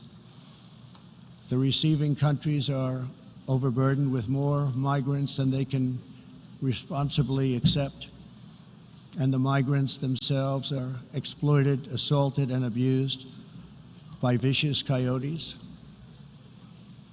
Nearly 1/3 of women who make the journey north to our border are sexually assaulted along the way. Yet here in the United States and around the world, there is a growing cottage industry of radical activists and non-governmental organizations that promote human smuggling. These groups encourage illegal migration and demand erasure of national borders. Today, I have a message for those open border activists who cloak themselves in the rhetoric of social justice. Your policies are not just. Your policies are cruel and evil. You are empowering criminal organizations that prey on innocent men, women, and children. You put your own false sense of virtue before the lives, well-being, and countless innocent people. When you undermine border security, you are undermining human rights and human dignity. Many of the countries here today are coping with the challenges of uncontrolled migration. Each of you has the absolute right to protect your borders. And so, of course, does our country. Today, we must resolve to work together to end human smuggling end human trafficking, and put these criminal networks out of business for good. To our country, I can tell you sincerely, we are working closely with our friends in the region, including Mexico, Canada, Guatemala, Honduras, El Salvador, and Panama, to uphold the integrity of borders and ensure safety and prosperity for our people. I would like to thank President Lopez Obrador of Mexico for the great cooperation we are receiving and for right now putting 27,000 troops on our southern border. Mexico is showing us great respect, and I respect them in return. The U.S., we have taken very unprecedented action to stop the flow of illegal immigration. To anyone conducting crossings of our border illegally, please hear these words. Do not pay the smugglers. Do not pay the coyotes. Do not put yourself in danger. Do not put your children in danger, because if you make it here, you will not be allowed in. You will be promptly returned home. You will not be released into our country. As long as I am President of the United States, we will enforce our laws and protect our borders. For all of the countries of the Western Hemisphere, our goal is to help people invest in the bright futures of their own nation. Our region is full of such incredible promise, dreams waiting to be built, and national destinies for all. And they are waiting also to be pursued. Throughout the hemisphere, there are millions of hardworking, patriotic young people eager to build, innovate, and achieve. But these nations cannot reach their potential if a generation of youth abandon their homes in search of a life elsewhere. We want every nation in our region to flourish and its people to thrive in freedom and peace. In that mission, we are also committed to supporting those people in the Western Hemisphere who live under brutal oppression,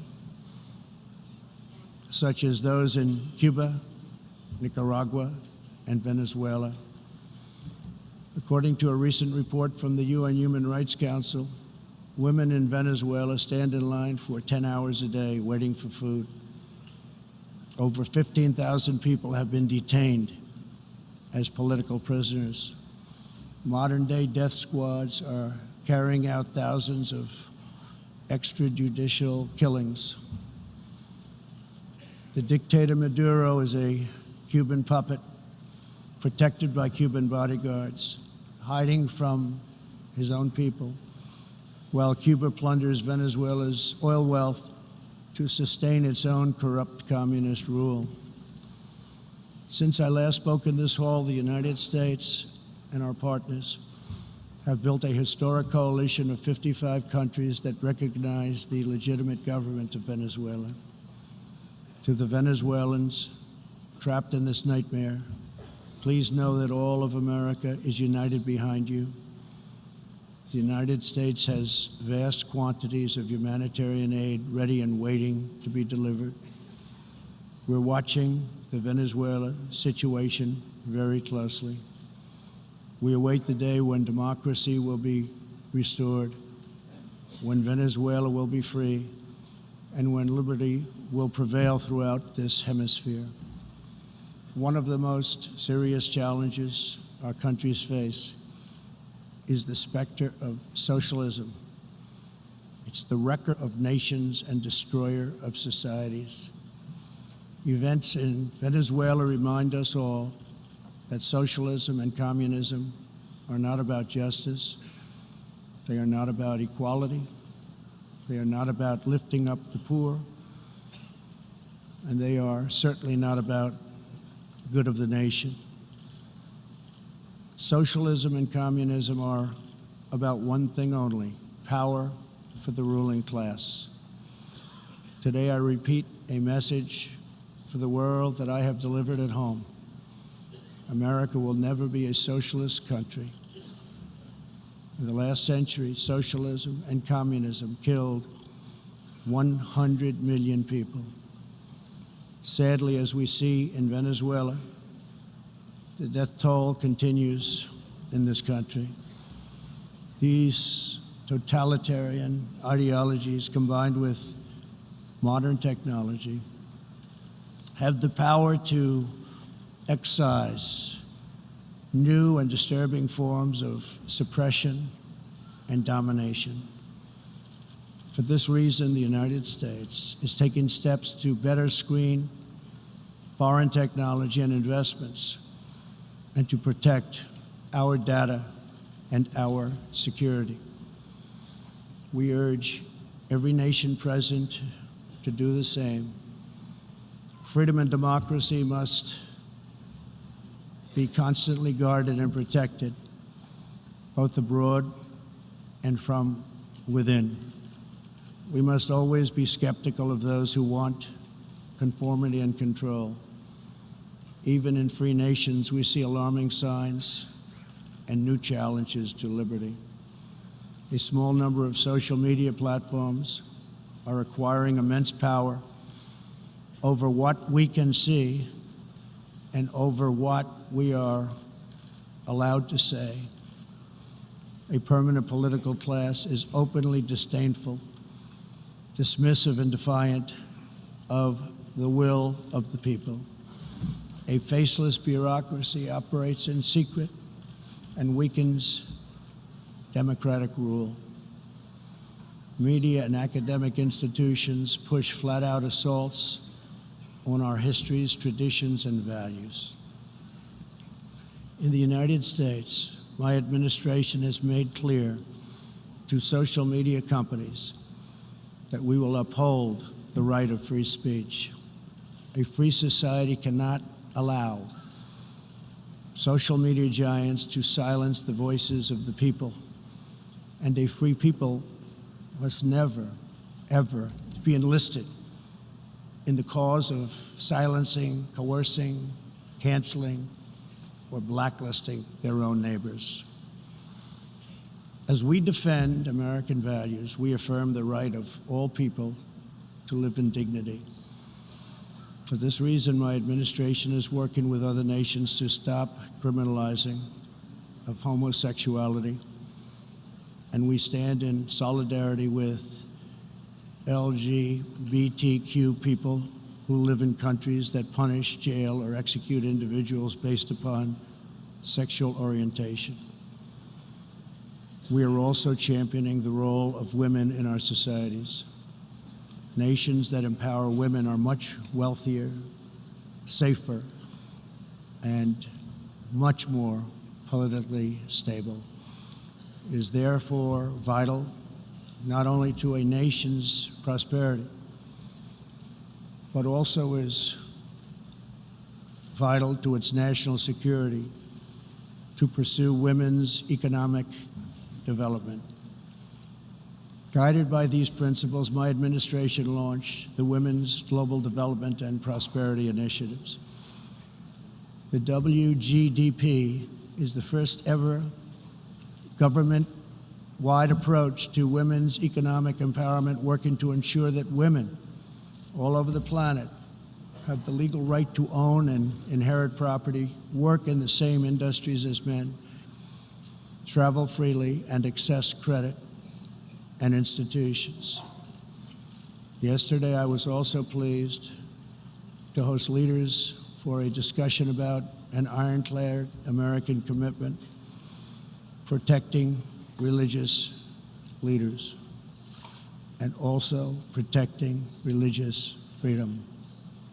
This fundamental right is under growing threat around the world. Hard to believe, but 80% of the world's population lives in countries where religious liberty is in significant danger or even completely outlawed. Americans will never fire or tire in our effort to defend and promote freedom of worship and religion. We want and support religious liberty for all. Americans will also never tire of defending innocent life. We are aware that many United Nations projects have attempted to assert a global right to taxpayer-funded abortion on demand, right up until the moment of delivery.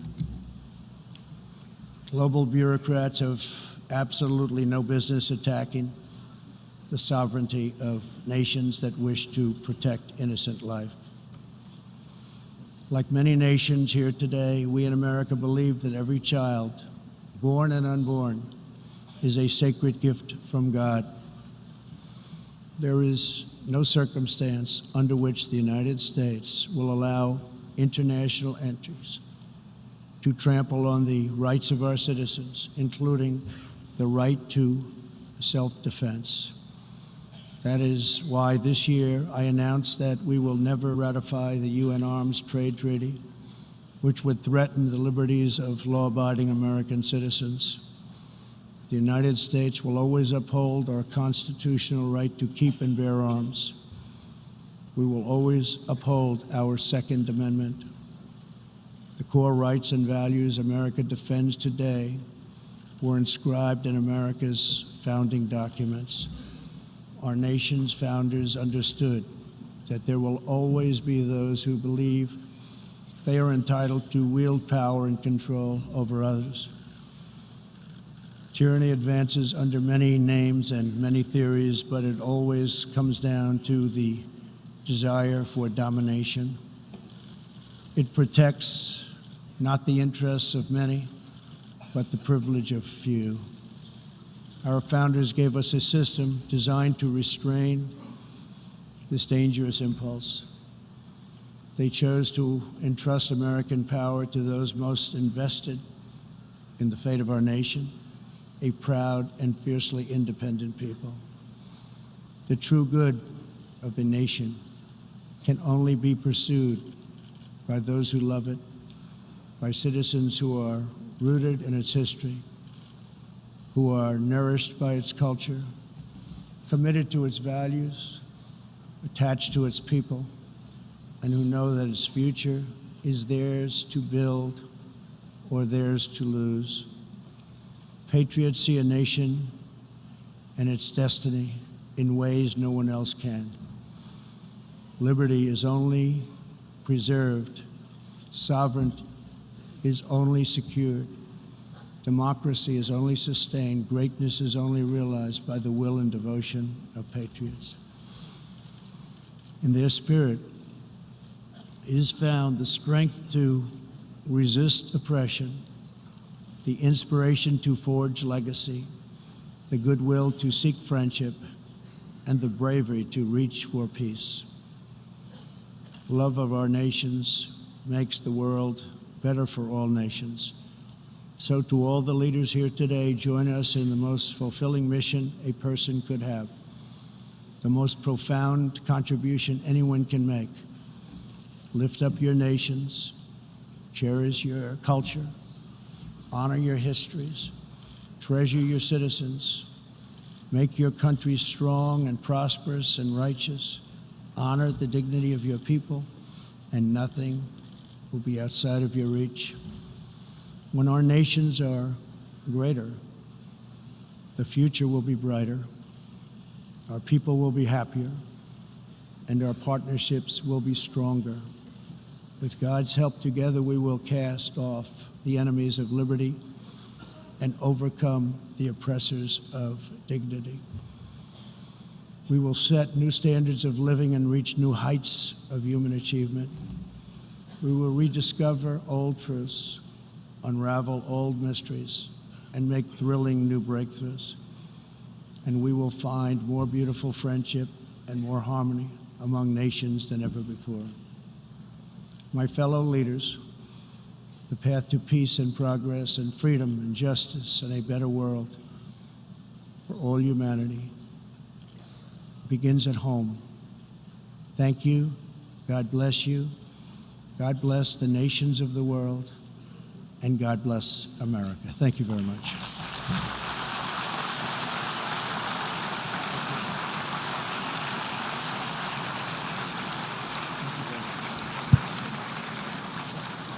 behalf of the General Assembly, I wish to thank the President of the United States of America for the statement just made.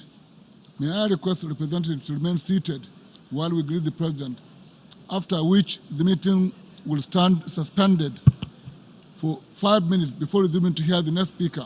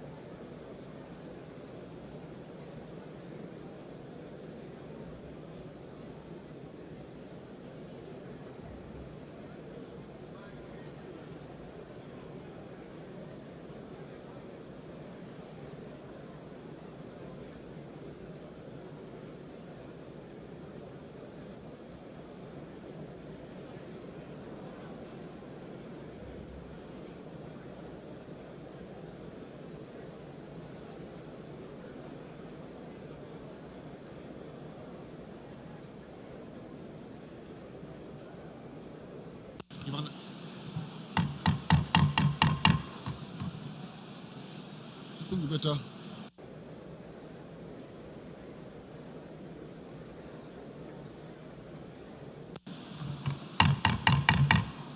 Please be seated. The session is resumed. Please be seated. 5 minutes is over, please. 5 minutes is over, please. Please be seated.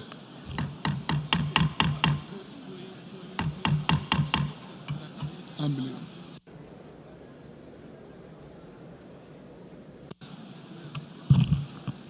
Ladies and gentlemen, please be seated. The session is resumed. 5 minutes is over, please.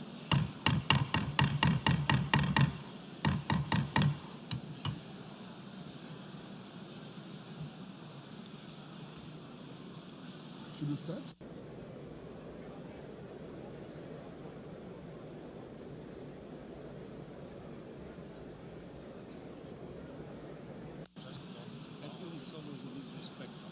Yeah, to leave, yeah.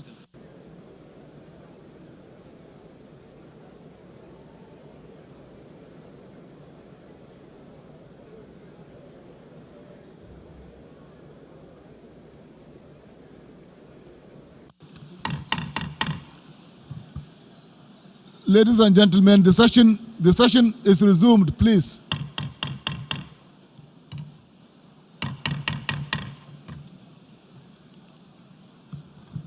The assembly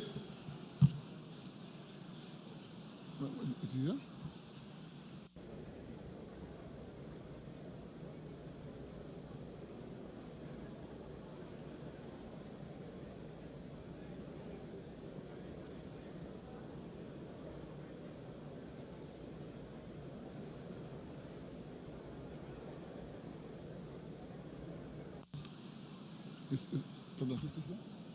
Okay. Okay. The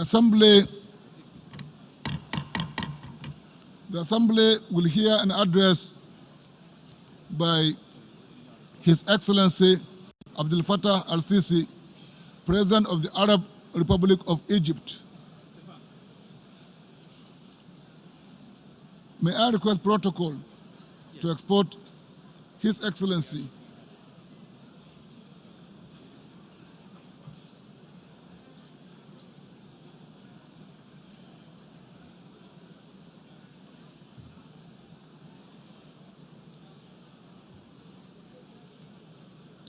on behalf of the General Assembly, I have the honor to welcome to the United Nations His Excellency Abdel Fattah al-Sisi, President of the Arab Republic of Egypt.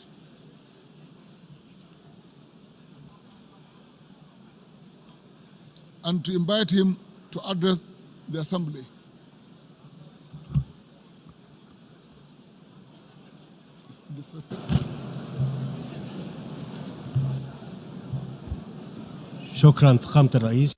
I thank you, Mr. President. In the name of God, Mr. President, at the outset, it gives me great pleasure to congratulate you on your assumption of the presidency of the General Assembly at its 74th session.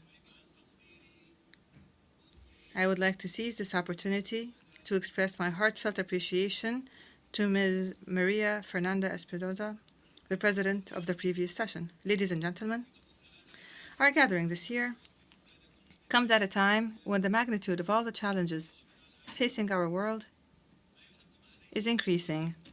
It is thus imperative that we all engage in an in-depth discussion on the prospects for advancing our work under the umbrella of the United Nations, while upholding the noble values upon which our organization was founded. This can be achieved through reaffirming our commitment to an effective and just international order that is based on dialogue, cooperation, mutual respect, and the promotion of a culture of peace.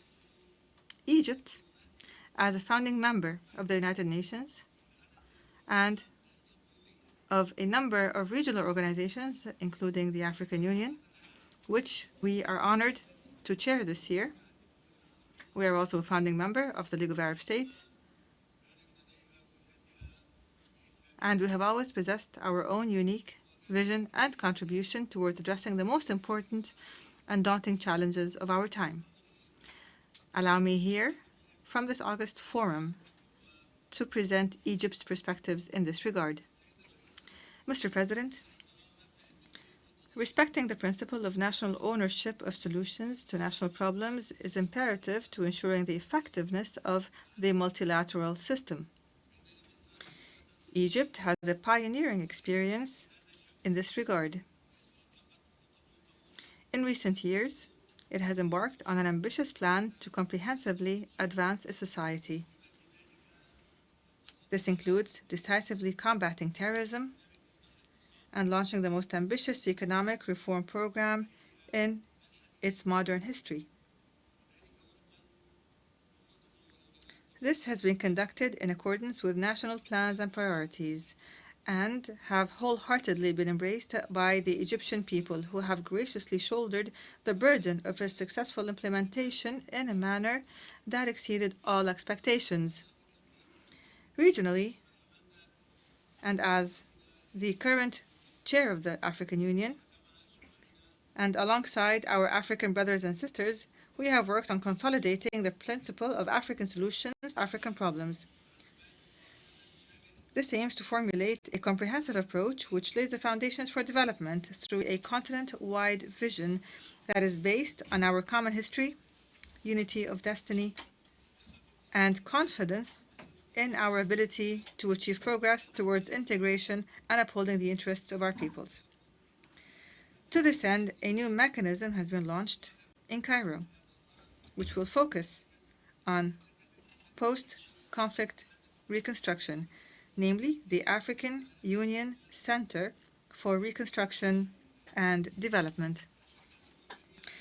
Undoubtedly, you are all well aware of the many recent successes of implementing the principle of national ownership, supported by an active African role, which resulted in the realization of a peace agreement in Central Africa, as well as the formulation of a common vision among the various parties in Sudan to manage the transition phase in that country.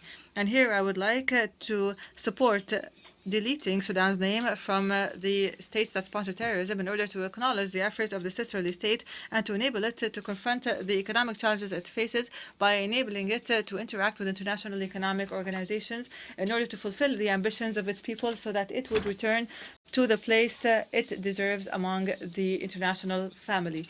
And based on the principle of national ownership, African countries are fully cognizant of the importance of formulating genuine and effective partnerships in order to address the political and economic challenges they face, and in order to gain access to knowledge and technology and develop African human resources, as well as mobilize the necessary financing and political support. These are all essential to achieving the African Union's Development Agenda 2063. I therefore call upon international, continental, and regional financing institutions to assume their role in financing development in Africa under the most favorable terms. Africa is a continent of promising opportunities. It is a continent that can become the new engine of growth for the entire global economy, especially after launching the Continental Free Trade Area, and after strengthening regional integration arrangements and developing an ambitious strategy for infrastructure. I would like to refer in this regard to the recent initiative launched by Egypt to convene the first edition of the Aswan Forum for Sustainable Peace and Development in December this year, in the city of Aswan, where it will be a platform for dialogue between international and regional actors, including political leaders, financing institutions, the civil society, and the private sector, all to implement international and regional initiatives and mechanisms targeting Africa. Mr. President, the resolution of protracted crises and inherited ones is a necessary precondition for any serious efforts aimed at formulating a more effective international system. The most prominent example of this is the longest-standing crisis in the Middle East, namely the Palestinian cause.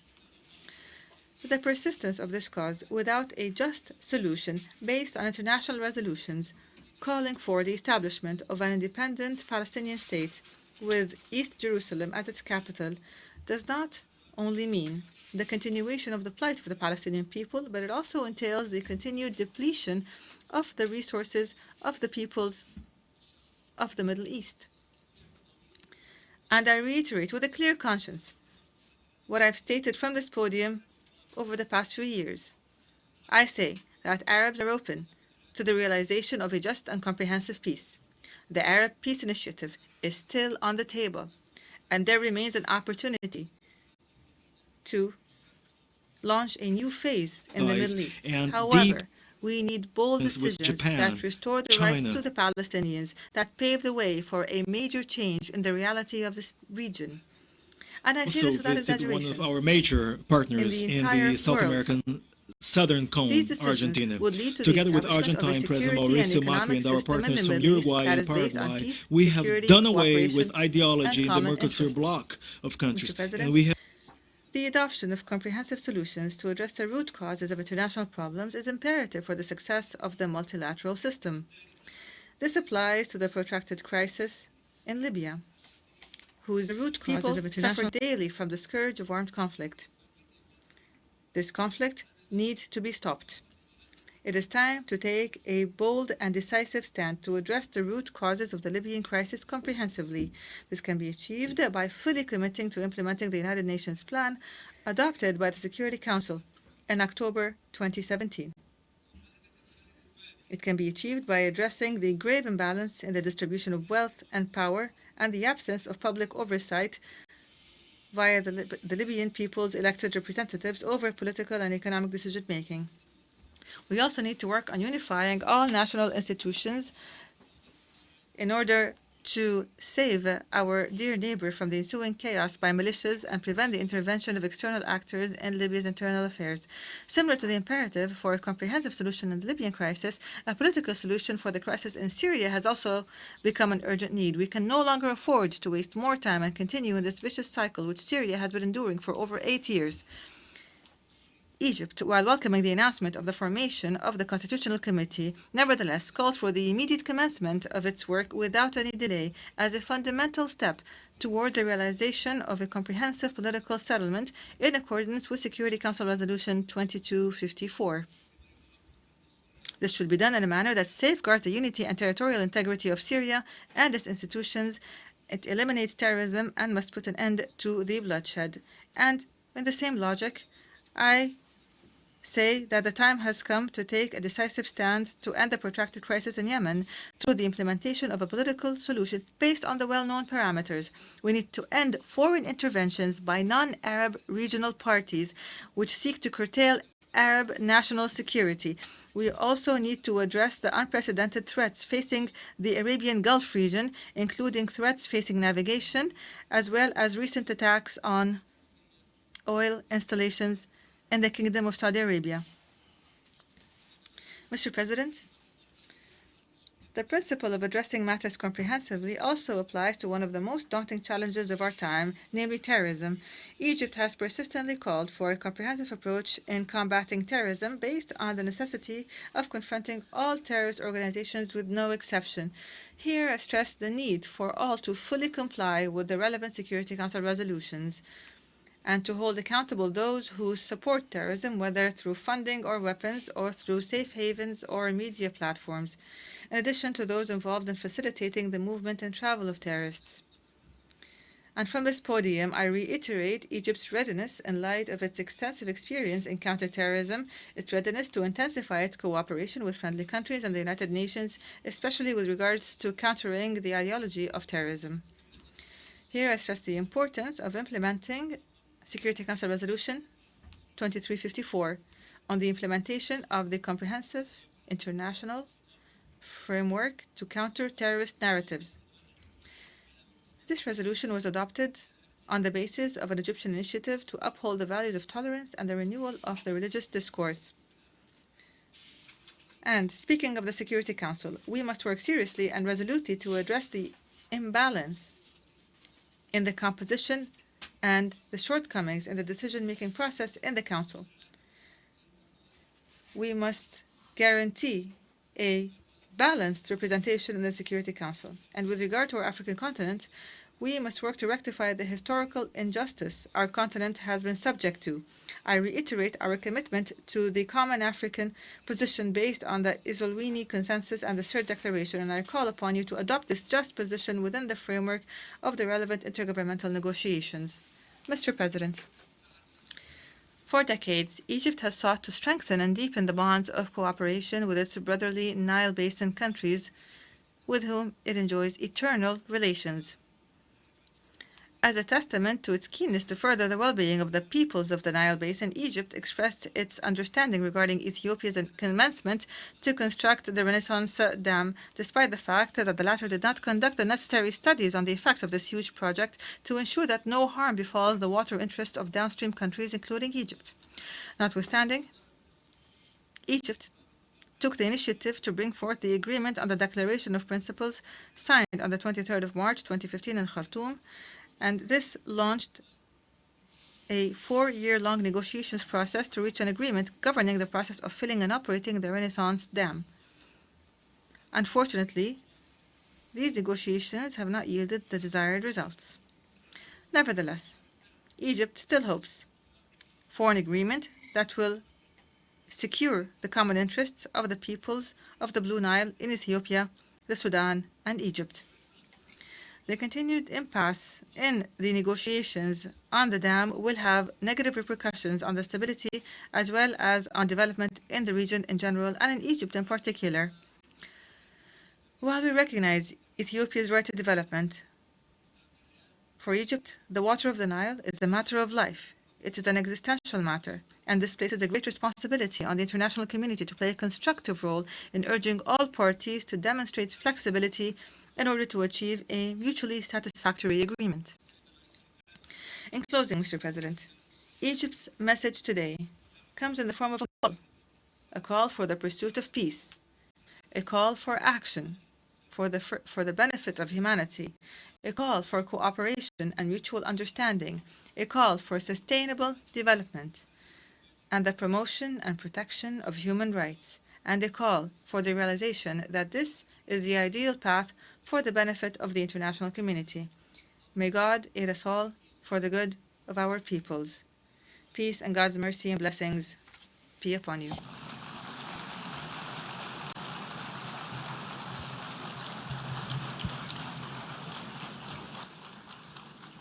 On behalf of the General Assembly, I wish to thank His Excellency President Al-Sisi of the Arab Republic of Egypt for the statement just made. May I request representatives to remain seated while we greet the head of state.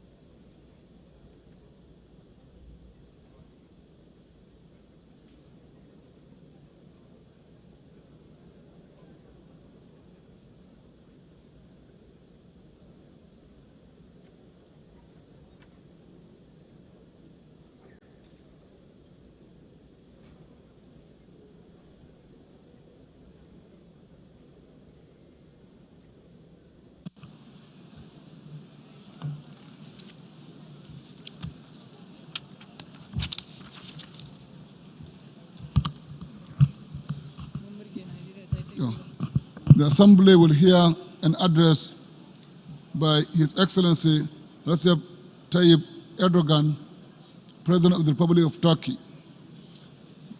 May I request protocol to escort His Excellency.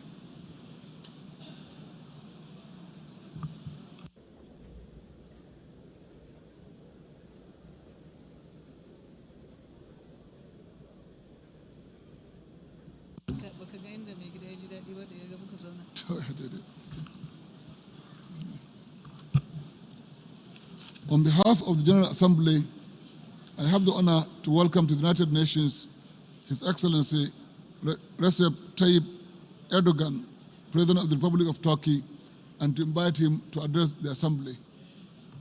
Mr. President.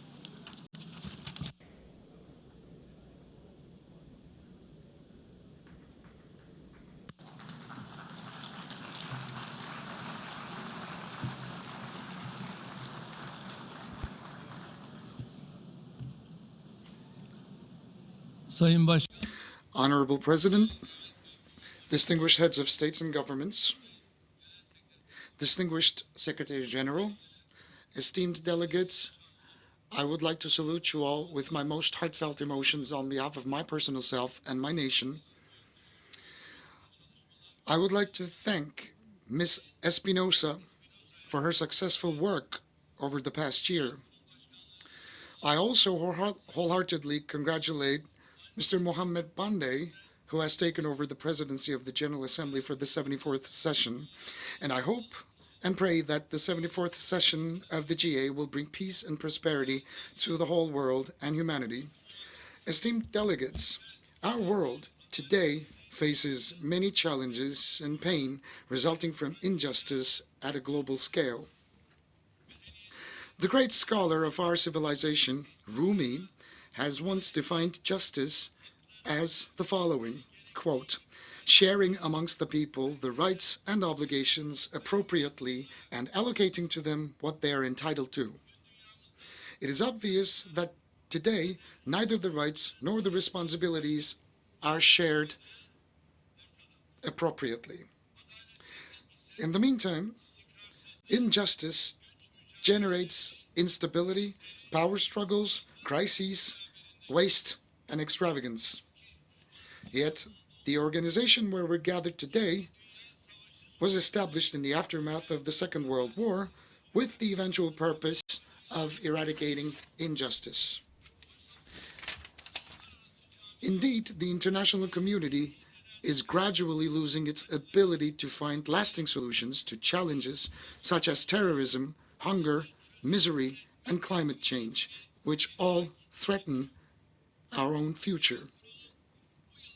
It is with no doubt that the General Assembly has a very fitting theme for the 74th session, galvanizing multilateral efforts for poverty eradication, quality education, climate action, and inclusion. But what's more important than that is to understand what we can achieve together. It is unacceptable to see that one part of the world lives in luxury and enjoys benefit of prosperity, while people in other parts of the world suffer in the hands of poverty, misery, and illiteracy. It is painful to see that a fortunate minority in the world are discussing issues such as digital technology, robotics, artificial intelligence, and obesity, whereas more than 2 billion people live under the poverty line and 1 billion people suffer from hunger. We cannot turn our back to the reality that if all of us are not safe, none of us will be safe. For many years, I've been saying from this rostrum that we cannot leave the fate of humanity up to the discretion of a handful of countries. Today, I would like to reiterate once again that the world is greater than 5.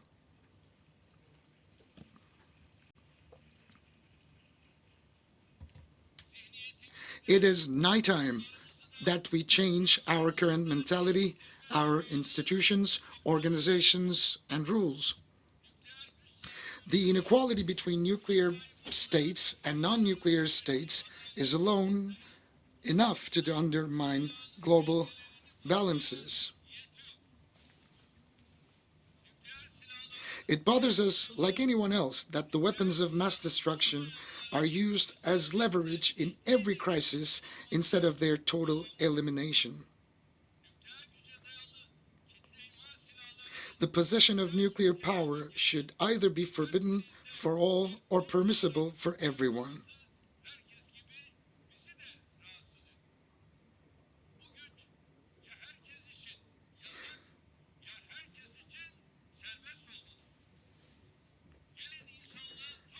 For the sake of a peaceful future for all humanity, let us solve this problem as soon as possible on the basis of justice. At a time when 13 people lose their lives due to air pollution every minute and where global warming threatens our own future, we cannot remain indifferent in the face of such challenges. First and foremost, we need to strengthen the United Nations' potential and efficiency. In particular, we should carry out at once the much-needed fundamental reforms in line with the principles of justice and equality within the Security Council. With a proactive and a humane foreign policy, Turkey embraces the rest of the world and strives to find justice-based solutions to our problems. It is not without a reason that Turkey has earned the titles of the most generous country in terms of humanitarian aid, as well as the country hosting the largest displaced persons in the world. The third African Union-Turkey Partnership Summit to be held in Turkey in 2020 will constitute another concrete example of our dedication and our proactive, humane policy. I invite all the countries present under this roof to support our policies and initiatives, which we have formulated on the basis of justice, ethics, and conscience. Esteemed delegates, today Syria has become a place that hurts the most collective conscience of humanity, and it has become a symbol of injustice. Since 2011, the regime and the terrorist organizations, as well as the forces encouraging them, insistently pursue a policy of perpetual crisis. Almost 1 million people were killed and 12 million people were displaced, and half of that population were forced to live elsewhere. And the Syrian crisis has to be ended once and for all. Turkey is the country that has been mostly affected as a result of the imposition of Daesh threat. This terrorist organization has harassed our borders and targeted the very heart of our cities near the borders with suicide bombings, which have killed hundreds of Turkish citizens. Turkey is the country who has inflicted the first and the heaviest blow to the Daesh presence in Syria. With the Operation Euphrates Shield, we have neutralized approximately 3,500 Daesh terrorists, and we have paved the way to the collapse of this terrorist organization in Syria. We are also at the forefront of international efforts to identify terrorists and foreign fighters coming from all over the world to join Daesh through imposition of entry bans and deportations to and from our country. On the other hand, Turkey today is the most generous country in terms of humanitarian aid, taking into consideration the ratio of Turkish official humanitarian assistance to its GDP. We are currently hosting 5 million refugees fleeing conflict, starvation, and persecution. In other words, there are more asylum seekers in Turkey than the total population of 29 states in the United States. 3.6 million asylum seekers in our country are mainly from Syria. I mean, the number of the Syrian brothers and sisters that we are currently hosting in our country well exceeds half of the total population of NYC. We've spent $40 million for the asylum seekers in the last 8 years. But have we received anything as Turkey? Let me tell you. From the EU, we have until so far received, not directly into our national budget, by the way, just through international organizations, which was allocated to Disaster Relief Agency of Turkey and the Turkish Red Crescent, not more than 3 billion euros.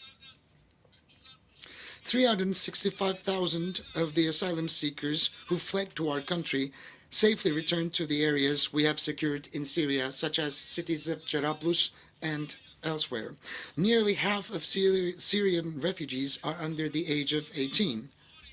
The number of the Syrian children born on our territory reached 500,000. We're not only providing accommodation to them, but also essential services such as education and healthcare. Unfortunately, the world and the international community is too quick to forget the survival journey that they have embarked upon, ending in the dark waters of the Mediterranean Sea or against the security fences stretching along the borders that they're trying to flee. As you can see, this is the picture of baby Aylan that was beached, which was a long time ago, and it's been forgotten already. Never forget that this can happen to you, because baby Aylans, there are many baby Aylans. There are thousands of millions of baby Aylans that we need to take measures for. This is a responsibility that we have to rise up to. Only within the first 8 months of this year, we have received 32,000 irregular migrants and saved them from drowning at sea. Also, during the first 8 months of this year, we have spent 58,000 irregular migrants back to their countries, excluding Syrians. And with those fleeing from other parts of the world, Turkey currently hosts 5 million oppressed and victimized people on its soil. Unfortunately, we were left alone in our selfless sacrifice towards asylum seekers. In Syria, there has been no genuine return to the regions controlled by the regime and the terrorist organizations such as PKK, YPG, and Daesh. The parts liberated and secured by Turkey are the only places that the Syrians could have returned to. Today, we face 3 important issues that we need to handle while we're trying to settle the humanitarian crisis in Syria. Number 1, the territorial integrity and the political unity of Syria. And in order for that to be possible, the Constitutional Committee is a very critical element, and it has to be operational in a very effective manner. The beginning of last week, we got together along with my Iranian and Russian counterparts in Ankara, and as a result of the Russian summit memorandum, we've managed to accomplish a significant majority of our targets. When we reach a permanent political solution in Syria, the territorial integrity will be restored once again. And the second important issue is the following. We need to do everything that is possible in order to prevent a possible massacre in the city of Idlib and an immigration influx consisting of 4 million individuals from Idlib. The agreement, the memorandum we reached in Russia, with Russia in Sochi, still remains valid despite some setbacks. Turkey cannot afford to bear another migration influx. That's why we expect all countries around the world to support Turkey's efforts to ensure security and stability in Idlib. Thirdly,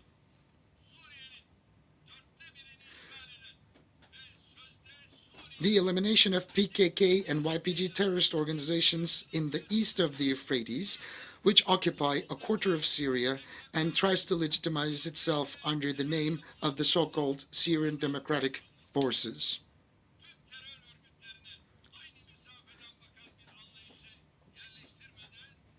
We will not be able to find a permanent solution to the Syrian conflict if we fail to handle all the terrorist organizations with the same perspective. Our talks with the United States with a view of establishing a safe zone in Syria continue. We intend to establish a peace corridor with a depth of 30 kilometers and a length of 480 kilometers in Syria and enable the settlement of 2 million Syrians there with the support of the international community. Here I'd like to show you a map briefing our plans. This is the border of Turkey that you can see, and below you can see the proposed safe zone.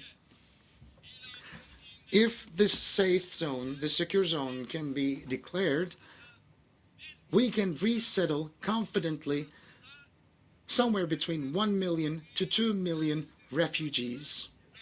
We can afford that opportunity. Whether the United States or the coalition forces, Russia, Iran, we can all together walk shoulder to shoulder, hand in hand. The refugees can be resettled through saving them from tent camps or container camps. We can take the steps that are necessary forward all together. This is not a burden that we can bear exclusively as the Republic of Turkey. We need to take the necessary measures as soon as possible. If we could extend the depth of this region until Deir ez-Zor, Raqqa line, we can increase the number of Syrians up to 3 million who will return from Turkey, Europe, and other parts of the world to their motherland. We are very much resolute in the realizing of this program, and we are involved in the necessary preparations.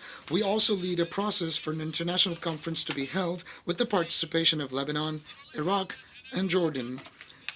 We likewise attach a great significance to the prospective success of the Global Refugee Forum to be held in Geneva in December, co-chaired by Turkey.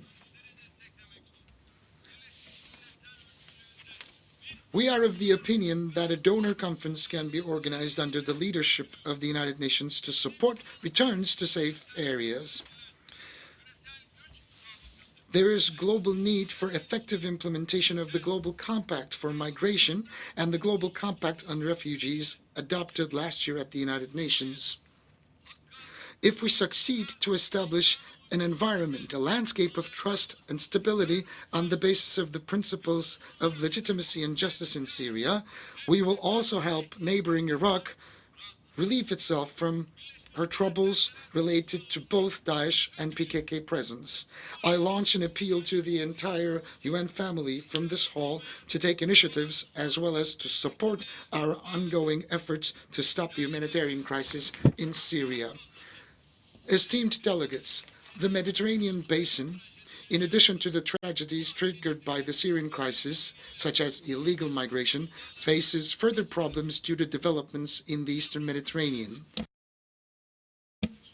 Despite negotiations of more than 5 decades, the Cyprus question has not yet been resolved due to the uncompromising position of the Greek Cypriots. The Greek Cypriot side pursues an inequitable and an unjust policy of imposition that refuses to share the political power and prosperity with the Turkish Cypriots. Turkey is the international treaty-based guarantor of the Turkish Cypriot people, with whom it has deep historical and cultural bonds. Similarly, Greece is a guarantor, and the UK is a guarantor. It is clear that those who claim to solve the Cyprus problem under the condition of zero security, zero guarantee, have ill intentions from the onset. As Turkey, we will continue our efforts until a solution that would guarantee the security and the preservation of the rights of the Turkish Cypriots is found. We believe that the energy resources in the Eastern Mediterranean constitute an important opportunity for cooperation if we all adopt a win-win approach. But unfortunately, despite our reasonable approach, some countries of the region, through unilateral steps, are trying to turn the issue of energy resources into a scope of conflict. In the Eastern Mediterranean, we are determined to protect the legitimate rights and interests of both Turkey and the Turkish Cypriots until the very end. We will continue to be open-minded about proposals based on cooperation and equitable sharing. Another critical area of the Mediterranean is Libya, and we endeavor to ensure security and stability in the country through the establishment of a democratic administration based on the free will of people. The political and economic empowerment of Libya will be providing a relief for both North Africa and Europe. The solution in this country can be explored by only respecting the choices and the free will of the Libyan people. Interventions in Yemen and Qatar have had serious consequences from a both humanitarian and economic point of view. We should all seek an immediate settlement of the disputes in the region that re-emerged due to the attacks on oil production facilities. Journalist Jamal Khashoggi, who was brutally slaughtered last year,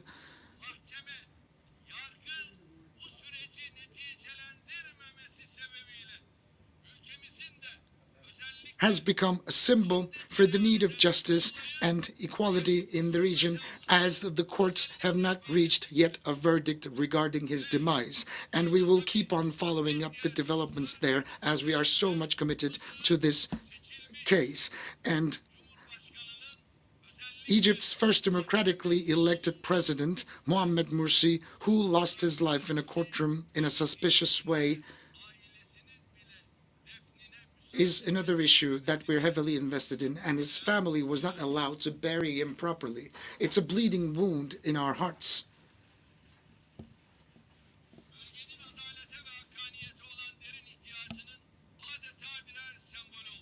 They have both become a deep symbol for the need to equality and justice in the region. We also hope that the discussions about Iran's activities, as well as related threats to this country, will be resolved in a rational framework. Esteemed delegates, today the Palestinian territory under Israeli occupation have become one of the most striking places of injustice. If the images of an innocent Palestinian woman who was murdered heinously by Israeli security forces on the street just a few days ago will not awake the global conscience, then we are standing at a point where words are not sufficient. I'm quite curious. What about this map of Israel? Where is Israel? Where does the land of Israel begin and end? Look at this map. Where was Israel in 1947? And where is Israel now, especially between the years 1949 and 1967? Where was Israel and where is Israel now? Look, this is 1947, the land of Palestine. There's seemingly almost no Israeli presence on these lands. The entire territory belongs to the Palestinians, so the map suggests.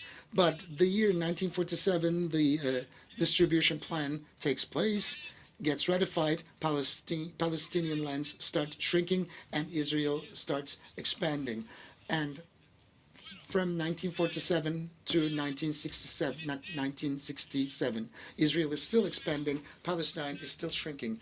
And to date, the current situation, there is seemingly no Palestinian presence. The entire land belongs to Israel. But would it suffice Israel? No. Israel is still willing to take over the remaining of the land, but what about the United Nations Security Council? What about the United Nations? And what about the resolutions therein? Are those resolutions being activated?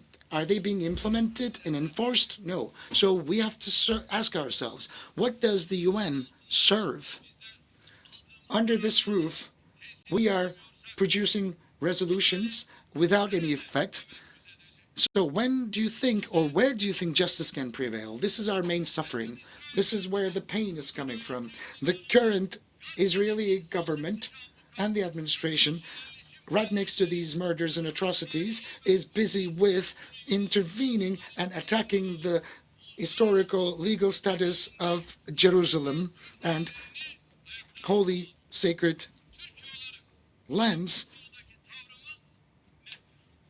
and artifacts. As Turkey, we have a very clear stance on this issue. The immediate establishment of an independent Palestinian state with homogeneous territories on the basis of the 1967 borders with East Jerusalem as its capital is the only solution.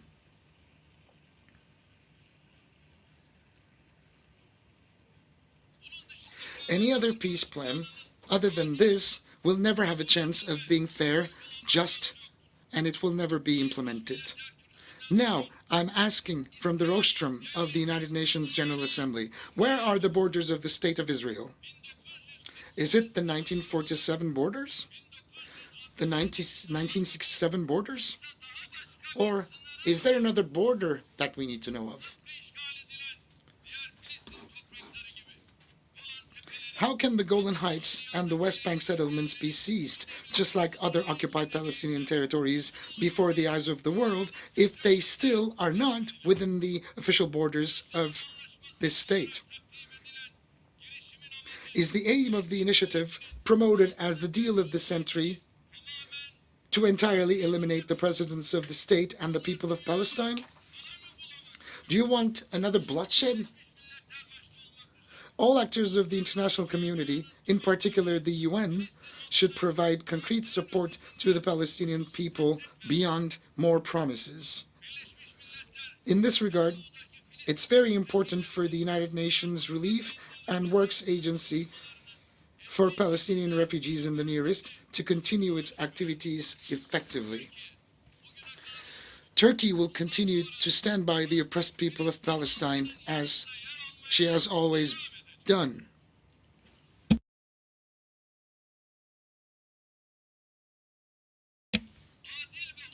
It is also very important for a fair and a peaceful future that the South Caucasus ceases to be one of the areas of conflict and tension in the world.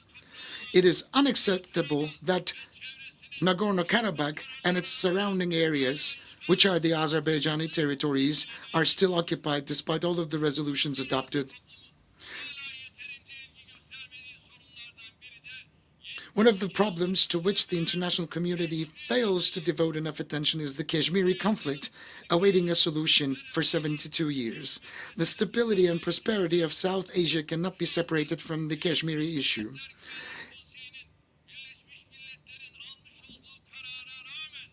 Despite the resolutions adopted by the United Nations Security Council, Kashmir is still besieged and 8 million people are still stuck in Kashmir. They cannot get out. In order for the Kashmiri people to look towards a safe future with their Pakistani and Indian neighbors, it is imperative to solve this problem through dialogue on the basis of justice and equality instead of conflict. Another issue that the world seems to remain indifferent is the humanitarian tragedy Rohingya Muslims are currently facing.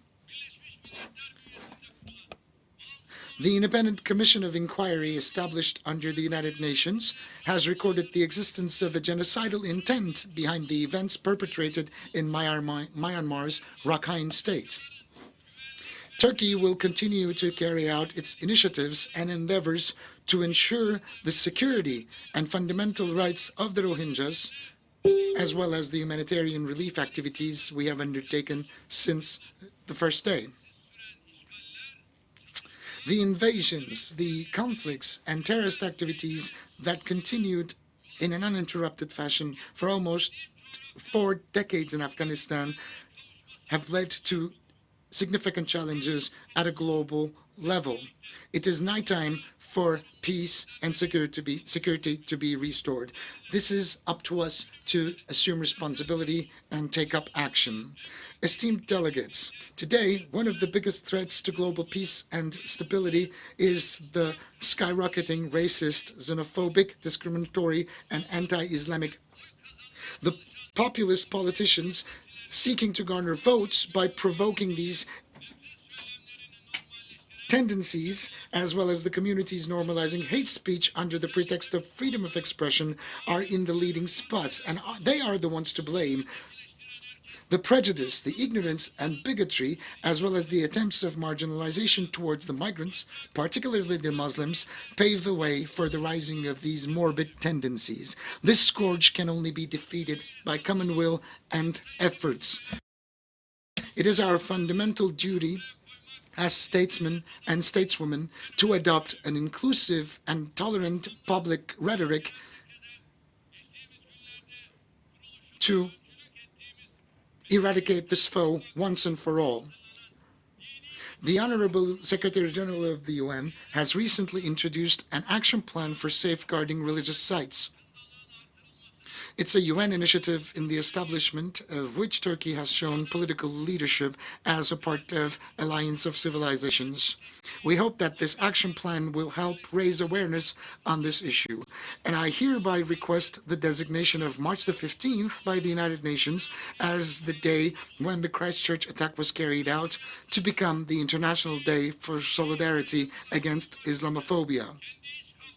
I also invite the Islamic world to start a thorough assessment of all the issues, particularly the Sunni-Shia divide, which have provided so far the ground for its internal conflicts, as well, which served as political instruments for power struggles and settle the disputes once and for all. Turkey is a rightful successor to the collective heritage of both Eastern and Western civilizations due to our geographical location at the center of the ancient world. Therefore, we are obliged to take necessary steps forward and assume responsibility and rise up to the occasion. We continue to fulfill our responsibilities towards humanity as we are deeply affected, indirectly or directly, as a result of crises that besiege our region. A United Nations, and in particular a Security Council reformed on the basis of justice, moral values and conscience will provide hope and aspiration to humanity once again. Turkey stands ready to support all of the endeavors and initiatives in that regard. With this understanding, we are willing to assume the presidency of the 75th United Nations General Assembly. Therefore, we have nominated for this important post Ambassador Volkan Bozkır, former Minister of European Union and current Chairman of the Foreign Affairs Committee of the Grand National Assembly of Turkey. We have full confidence that Mr. Bozkır, a seasoned diplomat and politician, will shoulder this responsibility very successfully. I believe you will not spare your support to him. Istanbul, the biggest city in Turkey, currently hosts various UN regional agencies, and we would like to turn Istanbul into a bigger regional and a global hub for the United Nations. The United Nations Technology Bank for the least developed countries became operational in the vicinity of Istanbul last year. We also appreciate the positive and encouraging reactions we have received in return for our proposal to host a United Nations Youth Center in Istanbul, which I have announced last year from this very rostrum. The members to the UN Group of Friends of Mediation that we co-chair have reached 59. We have carried this UN initiative into the Organization for Security and Cooperation in Europe and the Organization of Islamic Cooperation. I believe that it is within our reach to find fair, equitable, and conscientious solutions to all of the global challenges that we face. And I would like to conclude my remarks with the following wishes: freedom for all, peace for all, prosperity for all, justice for all, a peaceful and a safe future for all.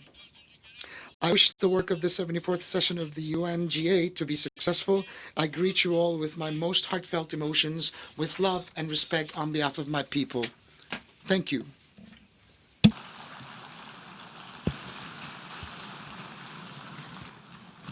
Yes. On behalf of the General Assembly, I wish to thank President of the Republic of Turkey, His Excellency Recep Tayyip Erdogan, for the statement just made.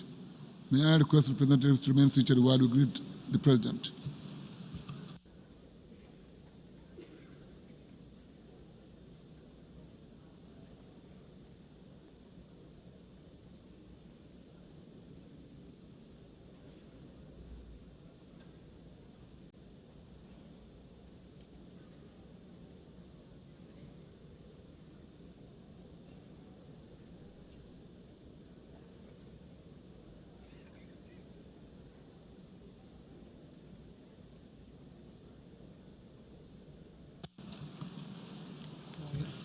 How are you? Yes. The Assembly will hear an address by His Excellency Muhammadu Buhari, President of the Federal Republic of Nigeria. I request protocol to escort His Excellency.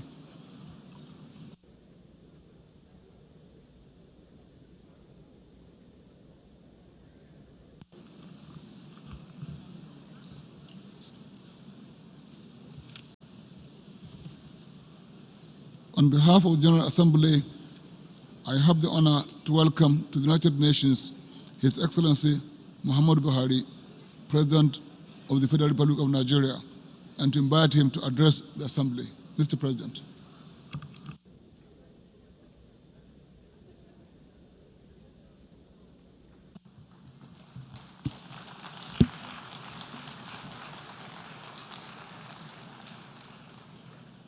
Mr. President, Heads of State and Government, Secretary General, distinguished delegates, ladies and gentlemen.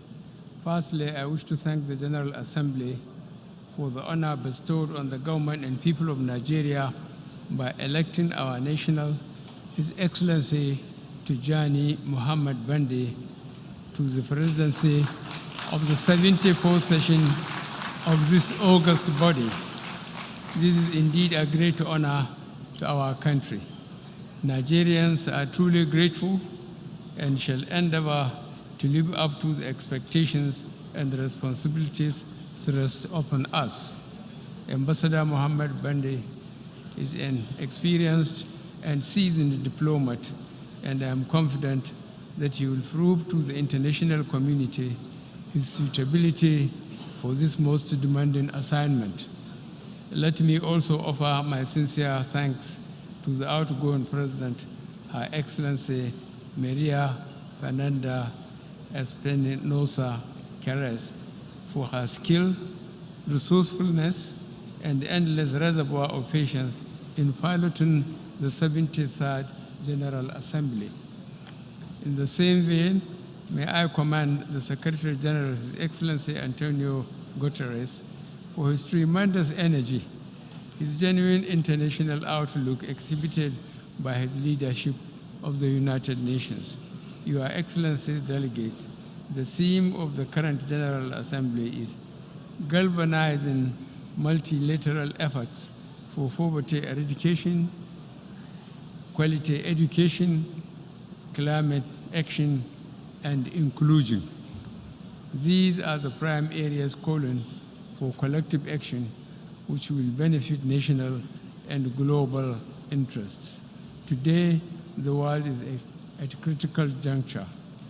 This year marks the first anniversary of the International Day of Multilateralism and Diplomacy for Peace. This year also marks the 100 years of the founding of the League of Nations, leading eventually to the establishment of the United Nations as a part of the post-World War II international order. Article 1, Paragraph 4 of the United Nations Charter called for harmonizing the actions of nations in the attainment of common ends. These common ends include A, international peace and security, B, prosperity and social justice, C, respect for human dignity, and D, protection of environment. Multilateralism, symbolized by the United Nations system, has brought immense benefit to the people of the world. It has saved lives, prevented wars, restored peace and stability, as well as generated economic and social progress in many countries. Mr. President, Your Excellencies, we must admit that as the world grows richer, there are regrettable signals in the world economic and political order. Millions in Africa and around the world remain in abject poverty. Furthermore, we are witnessing a backlash against multilateralism in the shape of a rising tide of racism, xenophobia, resurgent nationalism, populism, and tendencies towards protectionism and unilateralism. The pristine principles of the United Nations, I fear, are threatened.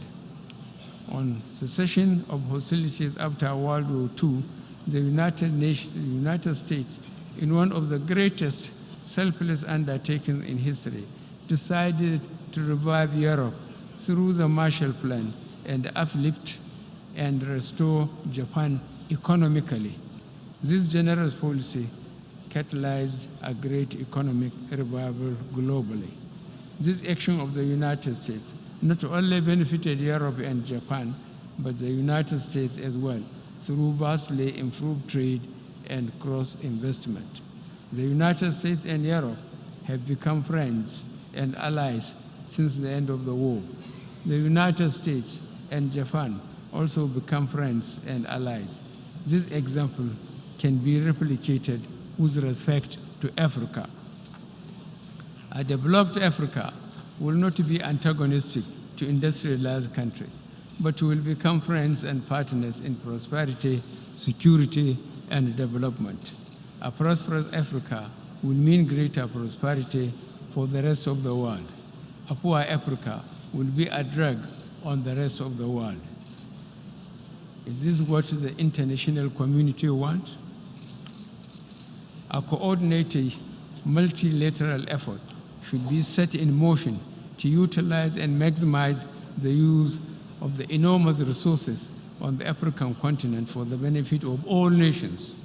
Investing partners will be able to recoup their investment unifold over time. Current attempts to help develop Africa by industrial countries are uncoordinated and plainly incremental. We have the skills, the manpower, and the natural resources, but in many instances, we lack the capital. Hence my plea for industrial countries to take a long-term view of Africa. We request you to come and partner with us to develop the continent for the benefit of all. Africa charges you with the singular task of initiating the effort we are calling for. The United Nations has in place processes for promoting collective action to combat global threats. No threat is more potent than poverty and exclusion. They are the foul source from which common criminality, insurgency, cross-border crimes, human trafficking, and its terrible consequences draw their inspiration.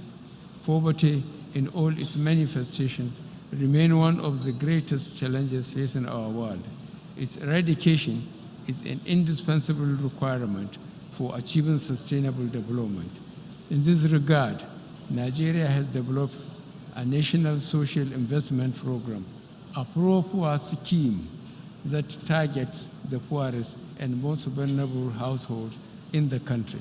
Under this initiative, easy access to financial services are facilitated to traders, artisans, market women, and cooperative societies. This type of initiative can help lessen and eventually eliminate mass poverty in Africa. At the core of our efforts to build an inclusive society, our programs are focused on youth and women empowerment. These programs aim at ensuring women and youth participation in governance, industry, climate action, and agriculture. On the international scene, Mr. President, the United Nations has new opportunities to take the lead on issues that continue to cloud the prospect for international peace, prosperity, namely the right of the Palestinian people to have their own country free of occupation. The international community has spoken from Resolution 242 of 1967 to the present day on the rights of Palestinian people to have and live in peace in their own land. The risks associated with nuclear proliferation and unfair and unjust trading practice notwithstanding the World Trade Organization rules and precepts, the looming danger of climate change. On climate change, Nigeria stands resolutely with the international community in observing agreed carbon emission targets, which I signed in 2015. We have since issued 2 sovereign great bonds and have added an additional 1 million hectares of forested land, taking our total forest coverage to 6.7% through collective national effort. As we advocate and strive for inclusion within our societies, we must also ensure inclusion prevails in our collective action as members of the international community. That is why we support the expansion of the Security Council to reflect the diversity and dynamics of the 21st century. Mr. President, Your Excellencies, from Asia to the Middle East, Africa to South America, violence and the threat of conflict continue to flight the lives of too many people. Our own country is no exception. Nigeria is a nation of nearly 200 million people of diverse groups Our diversity is our source of strength, which is why in the elections this year, our people back the policies of tolerance, inclusion, and community over the politics of protest and division.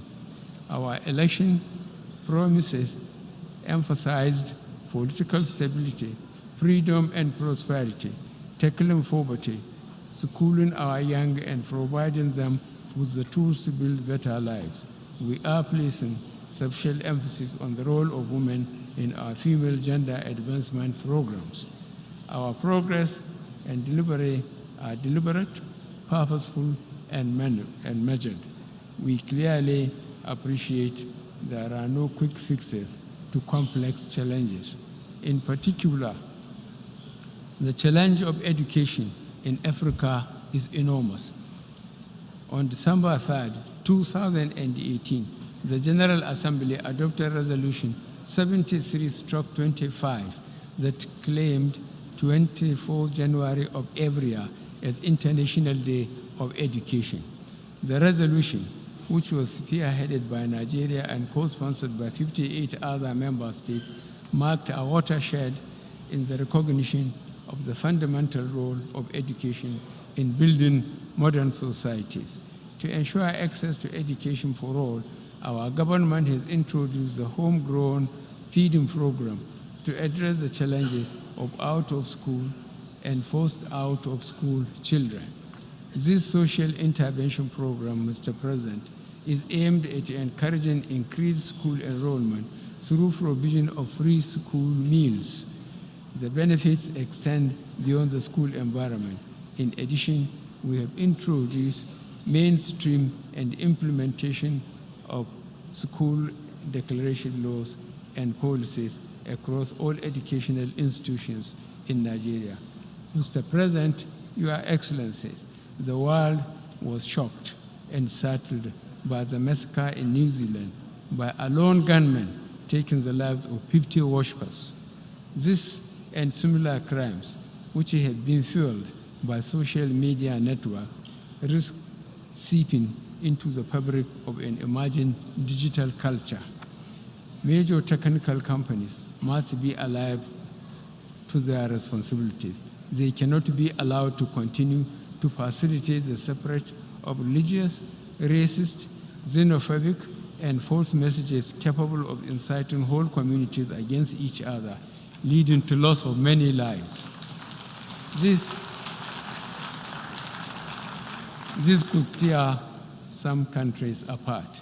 Organized criminal networks, often acting with impunity across international borders, present new challenges where only collective action can deliver genuine results.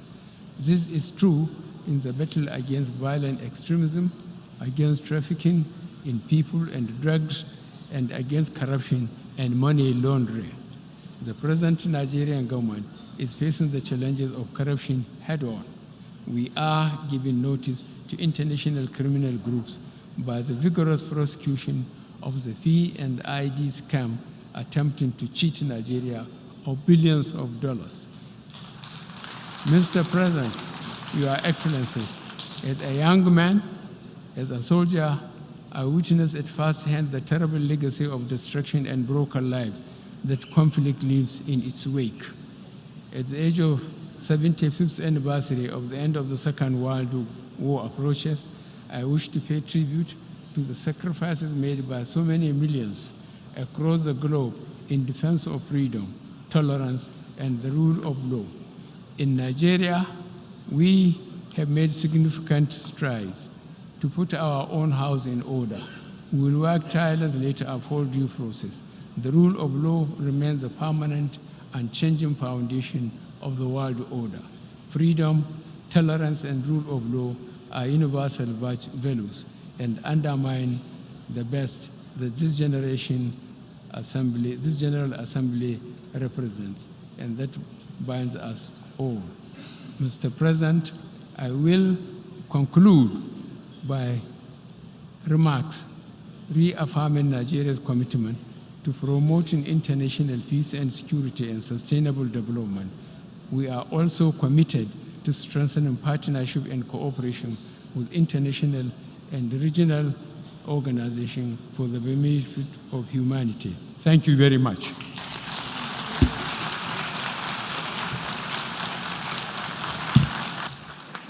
On behalf of the General Assembly, I wish to thank President Muhammad Buhari, President of the Federal Republic of Nigeria, for the statement just made. May I request representatives to remain seated while we greet Mr. President.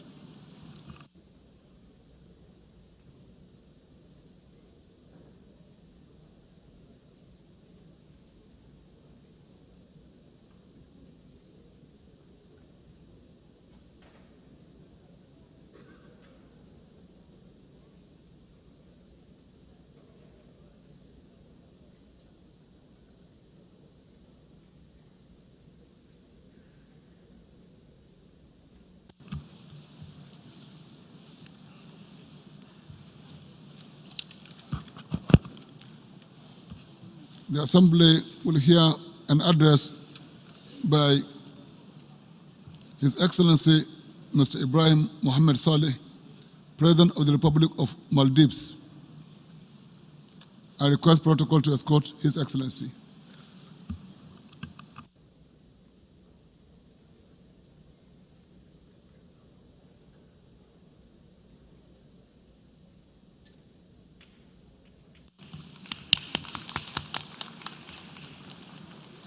On behalf of the General Assembly, I have the honor to welcome to the United Nations His Excellency Mr. Ibrahim Mohammed Saleh, President of the Republic of Maldives, to the United Nations, and to invite him to address the Assembly. Mr. President.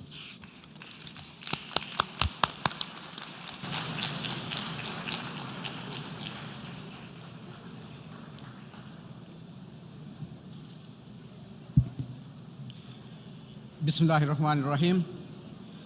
Mr. President, Mr. Secretary General, distinguished guests, ladies and gentlemen. There is much that is wrong in this world. The post-multilateral order, which this institution helped usher in, shows signs of strain. Trade war threatened to plunge us into another worldwide recession.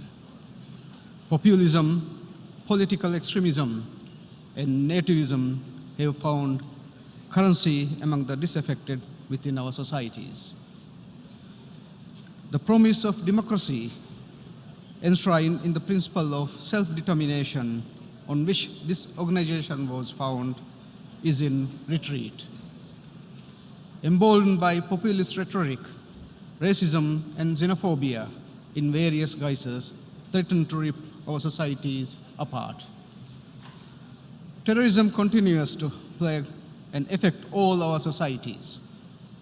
Meanwhile, the climate crisis looms ever larger, heightened by our collective inability to address it.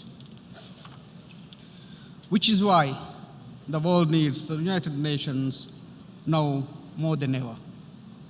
We need to remind ourselves of the horrors that led to the formation of this institution. Let me jog our collective memory. The United Nations was formed out of the ashes of two devastating world wars in which more than 100 million people were killed. It was born out of a belief in the sanctity of human freedom and of self-determination, which means even small nations have a voice on the global stage. Its charter privileged peace and international cooperation so that we may avoid wars and enjoy the dividends of our peaceful coexistence. We need the United Nations because the problems of our times are extraordinary. Extraordinary because none of us alone can resolve them. We need the strength of the collective to fix the challenges of our times. Mr. President, In these difficult times, when the great wave of democracy that swept the world during the last century seems to have ebbed, the Maldives represent a remarkable story. It is a story of second chances, a story of people power, a story of how we as a nation managed to reverse a downward spiral towards autocratic rule.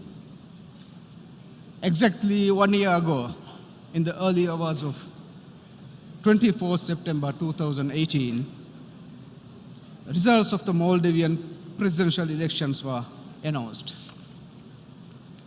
The elections were significant because they represented a one shot at rekindling democracy in our country. As many of you would know, our democratic journey that began in November 2008 was cut short within a few years.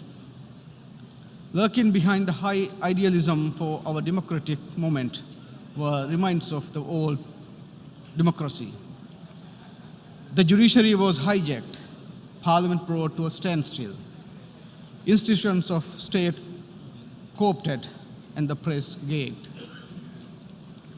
Political opponents were constantly threatened, and opposition leaders either jailed or exiled. Many in the international community spoke out against this reversal. As is the want of autocrats, the regime turned its back to the world. We left the Commonwealth of Nations, insisting its call for democracy in the Maldives was an affront to our sovereignty. Isolationism became our default foreign policy. That we won the election last year in the face of such adversity against the odds that seemed insurmountable in an immense credit to the Maldivian people. The responsibility they have entrusted in me is something I do not take lightly. There is much that needs to be done. From embedding good governance to delivering justice, from educating our young people to uplifting our most marginalized, from creating opportunities for businesses for leveraging the benefits of new technology, from protecting our fragile ecosystem and coral reefs to building a vibrant Islamic society that is just and modern in its outlook. Development without justice does not work, which is why we have a transitional justice program where we seek to redress human rights abuses, investigate murders and enforced disappearances, and bring to book the endemic corruption maligning all levels of government. We are engaged in a comprehensive police reform program and working closely with other institutions of state to reform the modernize of our judicial system. Meaningful democracy is about more than just holding elections. It is about involving citizens in the decision-making process, which is why we are working on legislation to decentralize our governance structure and devolve power to our local communities. Mr. President, as I said at the start, these are challenging times which require strong actions from us all. This is why, on the international front, we have reaffirmed old friendships long neglected and commenced new ones. We have begun the process of rejoining the Commonwealth of Nations. It is our intention to be a good international partner, to be part of a shared solution to the pressing issues of our time, from climate change to fighting the scourge of terrorism. Terrorism and violent extremism have become one of the biggest threats of the 21st century.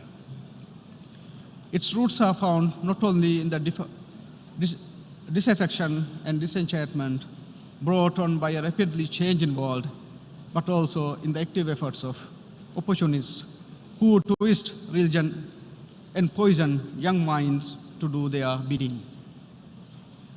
As we have come to know, terrorism and terrorists do not recognize national boundaries. On Easter Sunday, we woke up to shocking news of terror attacks in Sri Lanka, our closest neighbor. The danger of these networks spilling over our borders is all too real. What is required is concerted global action.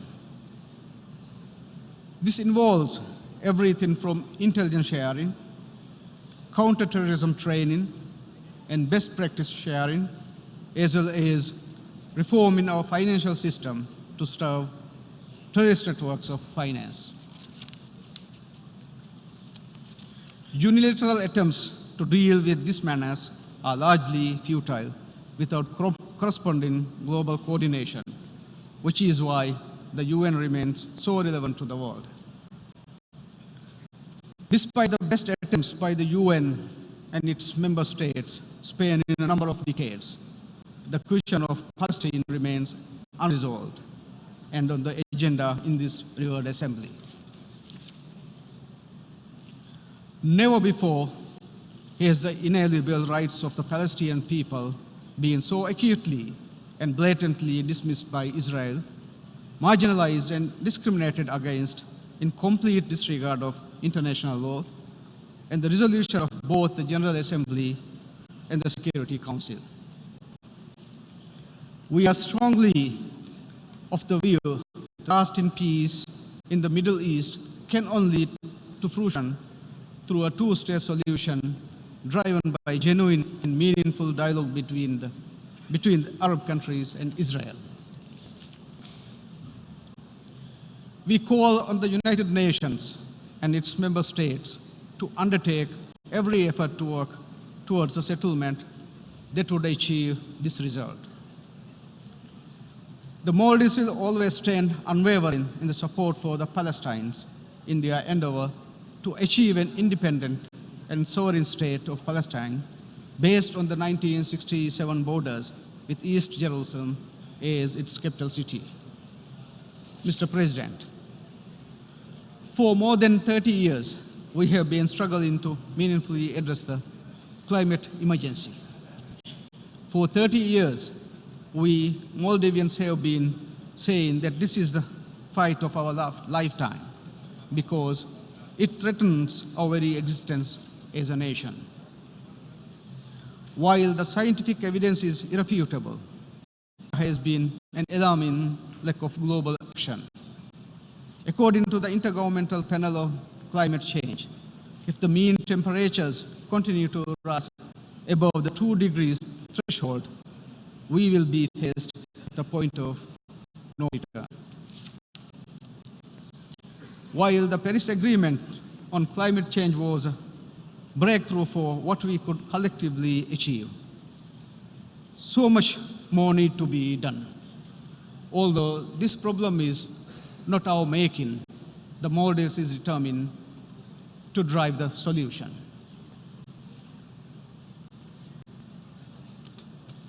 We cannot and will not wait for Paris's prescribed timelines. We are revising and upscaling our nationally determined contributions now. We shall work on, in concert with other island nations, including the small island developing states and fellow members of the Alliance of Small Island States.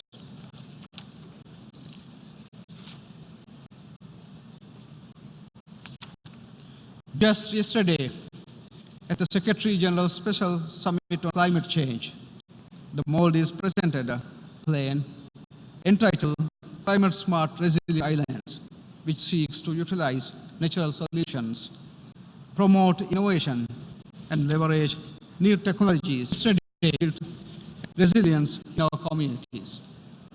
As part of the plan, we are seeking to phase out our usage of single-use plastic by the year 2023.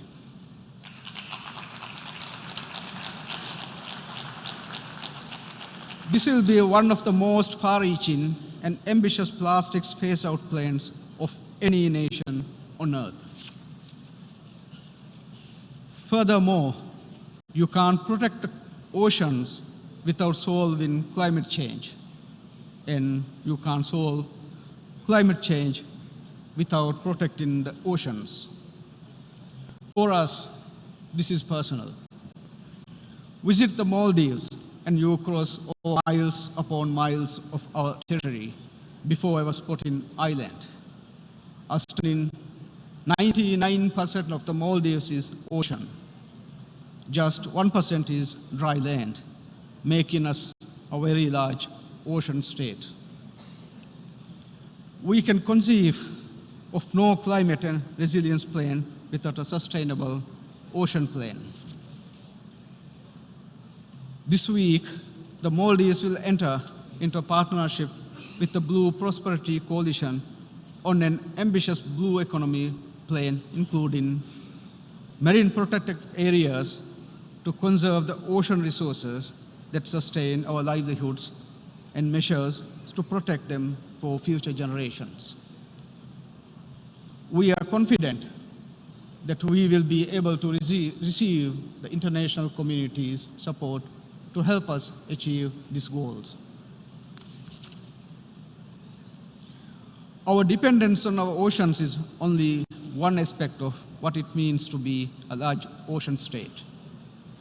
Our home, the Indian Ocean, has, over the past 2 decades, come to the forefront of global geopolitics and rapidly taken its place as the heart of maritime trade. The peace and security of the Indian Ocean is inextricably linked to the peace and security of the world. Its importance to the global economy cannot be overstated. Sadly, I note that the Indian Ocean remains, especially in its South Asian core, one of the least integrated regions in the world, lacking regional governance and unable to reap the potential economic benefits of an effective multilateral order.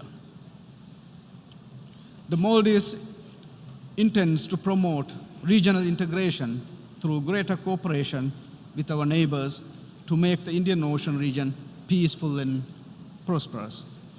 Mr. President, this great institution has helped foster peace and avert conflict for over half a century. The world order that it helped build represents the pinnacle of what concerted diplomacy can achieve and continues to embody the hope of all who believe in peaceful dialogue to resolve global problems. While all of us present here represent the interests of our individual nations, we also represent something far larger than that. We represent the world community. We represent humanity. For its part, the Maldives shall continue to partner with our many international friends with a renewed spirit of openness and engagement so that together we can overcome obstacles and effectively resolve our common challenges. Thank you very much.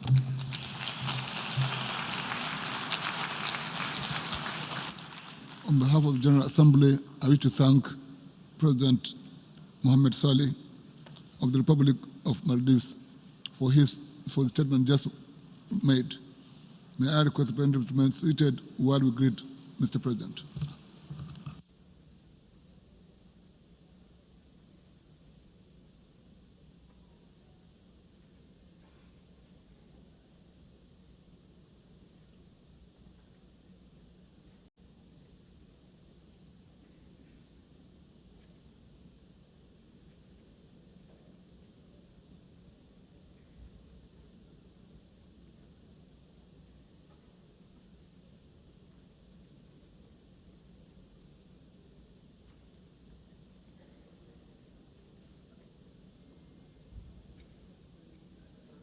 The Assembly will hear an address by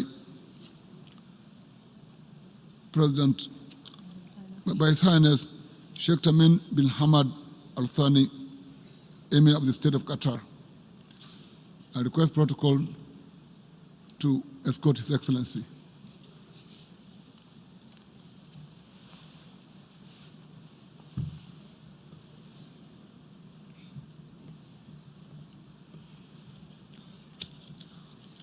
On behalf of the General Assembly, I have the honor to welcome to the United Nations His Highness Sheikh Tamim bin Hamad Al Thani, Emir of the State of Qatar, and to invite him to address the Assembly.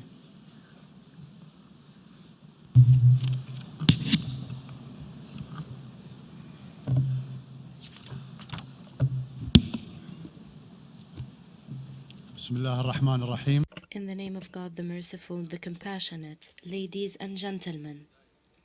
At the outset, it is my pleasure to congratulate His Excellency, Mr. Tijani Mohammed Bandi, on his assumption of the presidency of the 74th session of the General Assembly, and I wish him every success. I express our appreciation to Her Excellency Ms. Maria Fernanda Espinosa Garces for her efforts in leading the work of the 73rd session of the General Assembly. We also appreciate the efforts of His Excellency, the Secretary General, Mr. Antonio Guterres, to enhance the role of the United Nations and achieve its lofty goals. Ladies and gentlemen, the world faces enormous and diverse cross-border challenges between peoples and states. This requires multilateral action, especially to address threats to international peace and security, environmental issues, sustainable development, asylum, and immigration. Regarding international peace and security, nothing can replace the wisdom of leaderships, especially those of the major powers, who are capable of embracing the purposes of the United Nations Charter. We have no means at our disposal other than activating the mechanisms adopted by the international community for collective security, deterring international law violators, ensuring the respect for the sovereignty and security of states, prohibiting the occupation and annexation of the lands of others by force or changing their nature, and preventing armed conflict through the peaceful resolution of disputes. Mr. President, the strategic importance of the Gulf makes stability in that region a regional and international need. We stress our firm position to keep the region clear of risks by resolving differences through dialogue based on common interests and respect for the sovereignty of its states. Stirring up tension and dictating the will by blockading and using sanctions are not in the interest of any of these states. I have previously pointed out to the need of establishing a regional security system that preserves the security and stability of the Middle East in general and the Gulf region in particular. The overall events confirm the importance of this idea and the need to achieve it. The unjust, unlawful, and unjustified blockade imposed by some countries on the state of Qatar continues. The Gulf Cooperation Council was the second victim of the blockade. It was paralyzed and lost its role because of the blockade. When I stood before you here 2 years ago, 3 months after the imposition of the blockade, I was confident of the steadfastness of the Qatari people and their brothers residing in Qatar of surpassing the blockade's effects. I was even confident they would take advantage of the challenge imposed on us despite the cost we paid. I have also been confident since the first day of the campaign of incitement and distortion which preceded the blockade that the Arab, Gulf, and world public opinion will soon realize the concealed objectives of the propaganda campaign against the state of Qatar, which is driven by tendencies of domination, the imposition of tutelage and control over the potentials of other states, and the real objective of making accusations that are quickly proven wrong. This has happened, as this approach had been exposed repeatedly when other states fell victim to it. In line with our firm policy of respect for international law and the peaceful resolution of differences and disputes, we, who have sustained aggression, emphasize our position that unconditional dialogue based on mutual respect and the lifting of the unjust blockade is the only means to end this crisis. We renew our deep appreciation to the sincere efforts of His Highness Sheikh Sabah Al-Ahmad Al-Jaber Al-Sabah, the Emir of the Brotherly State of Kuwait, and the endeavors of the brotherly and friendly countries to resolve this crisis. Honorable audience, the continuation of the Israeli occupation of the Palestinian territories and the Arab territories in general, and the ensuing unlawful practices, and in particular the expansion of settlements, Judaization of the city of Jerusalem, the unjust and strangling blockade of Gaza Strip, the intensifying settlement activity in the occupied Syrian Golan Heights, and changing its nature, all these practices are happening in an overt defiance to the United Nations and its resolutions, to the extent that Israel has come to regard the airspace of the countries of the region as open to it.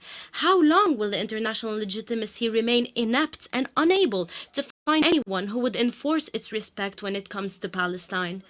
It has been proven that settlements based on the imposition of the logic of force will only result in their violation and denial by the logic of force of occupation as well. However, permanent peace is based on justice, which means guaranteeing the rights of the Palestinian people, whose homeland has been usurped, foremost of which the establishment of the Palestinian state on the borders of 1967 with East Jerusalem as its capital, and the end of Israeli occupation of all occupied Arab lands, including the Syrian Golan and the Lebanese territories. As Qatar will not stop supporting any effort in favor of realizing just peace, it will continue to provide political and humanitarian support to the brotherly Palestinian people. Mr. President, the tragedy of the Syrian people and the continuation of their suffering for the 8th year has become a major scandal and a disgrace on our humanity. What increases the danger of this human crisis is the absence of a clear vision for its solution, with the continuation of acts of killing, destruction, displacement, and the international neglect. We are all aware that the main responsibility for the failure to impose the political solution, which we all prefer for Syria, is basically due to the inability of the Security Council to protect civilians and make necessary decisions to stem the bloodshed and the continued intransigence of the Syrian regime and its rejection of all regional and international initiatives. Everyone listening to me now knows full well that when we refer to the Security Council, we mean its major powers. It is high time the Syrian people enjoyed security, a decent life, and justice through a political solution that fulfills the aspirations of all the components of the Syrian people in line with the First Geneva Communique and Security Council resolutions, including Resolution 2254, in a way that will preserve the territorial integrity, sovereignty, and independence of Syria, and upholding justice by holding the perpetrators of atrocities against civilians accountable in line with the rules of international law. The State of Qatar will continue to carry out its humanitarian obligation in providing political support and humanitarian aid to the brotherly Syrian people to alleviate their suffering. As to the brotherly Yemen, we stress our concern regarding the unity, territorial integrity, and sovereignty of this country. We stress the need to complete the political process in accordance with relevant Security Council resolutions, specifically Resolution 2216. In this respect, I stress that the outcomes of the national dialogue in January 2014, in which all all the Yemeni parties took part, has provided equitable and just solutions for all the issues over which fighting is taking place, including the system of government, the federal structure of the state, and the issue of the South. Yemenis have achieved that through dialogue amongst themselves. Unless Yemenis implement solutions that they have reached without foreign intervention, there is no way but to support the United Nations efforts to end the war and support its humanitarian and relief efforts. In Libya, the latest developments threaten the national unity and stability. The latest military operations on the capital Tripoli have thwarted the holding of the Comprehensive Libyan National Conference. This is a new failure by the collective security system in the Middle East region. The double standards and selectivity in the implementation of the international legitimacy,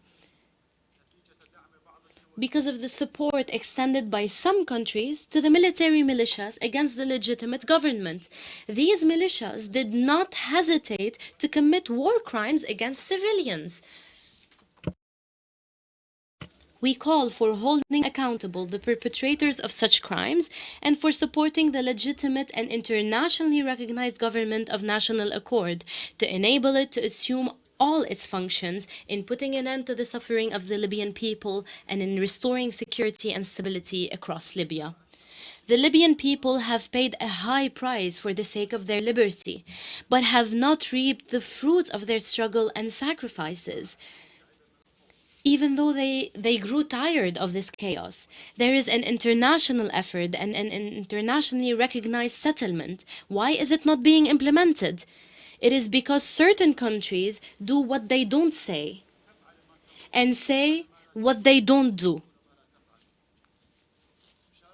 They formally participate in international efforts on one hand, then undermine these efforts on another hand by supporting warlords and terrorist militias for their narrow interests.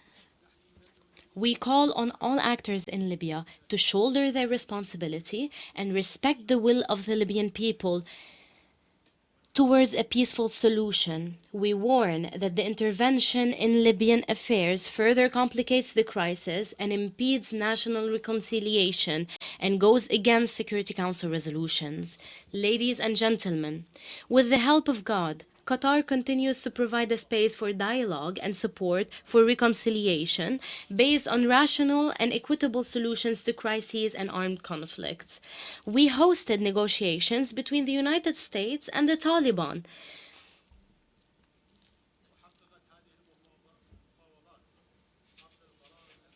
Before the United States decided to hold these negotiations, they had made significant progress between the two sides to achieve peace in Afghanistan. We call on the international community and effective regional states, in particular, to join these efforts to achieve peace and stability in that country. Ladies and gentlemen, developments over the last year in more than one country in our region have proven that repression and crimes against humanity, whose perpetrators have tried in vain to block the course of history, did not stop people's aspirations for justice and human dignity and the aspirations of Arab youth for a better future. It has also been proven that gradual reform is the optimum path to change in countries with complex societies in a region complicated in itself. Had some regimes opted for reform in response to the aspirations of its people, they would have spared the world enormous losses and countless victims.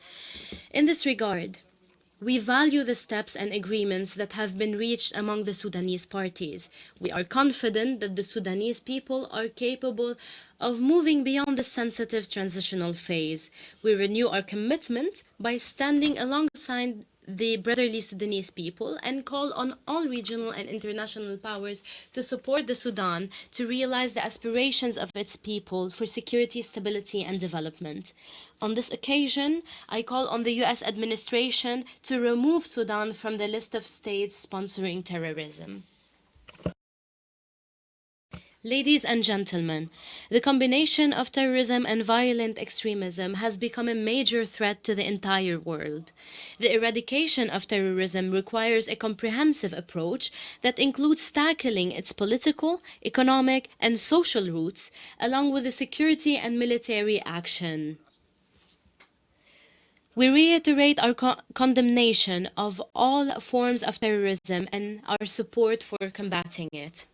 In this regard, many countries have begun to realize the mistake of linking terrorism to a particular religion after they were subjected to terrorist operations with racist and ideological motives.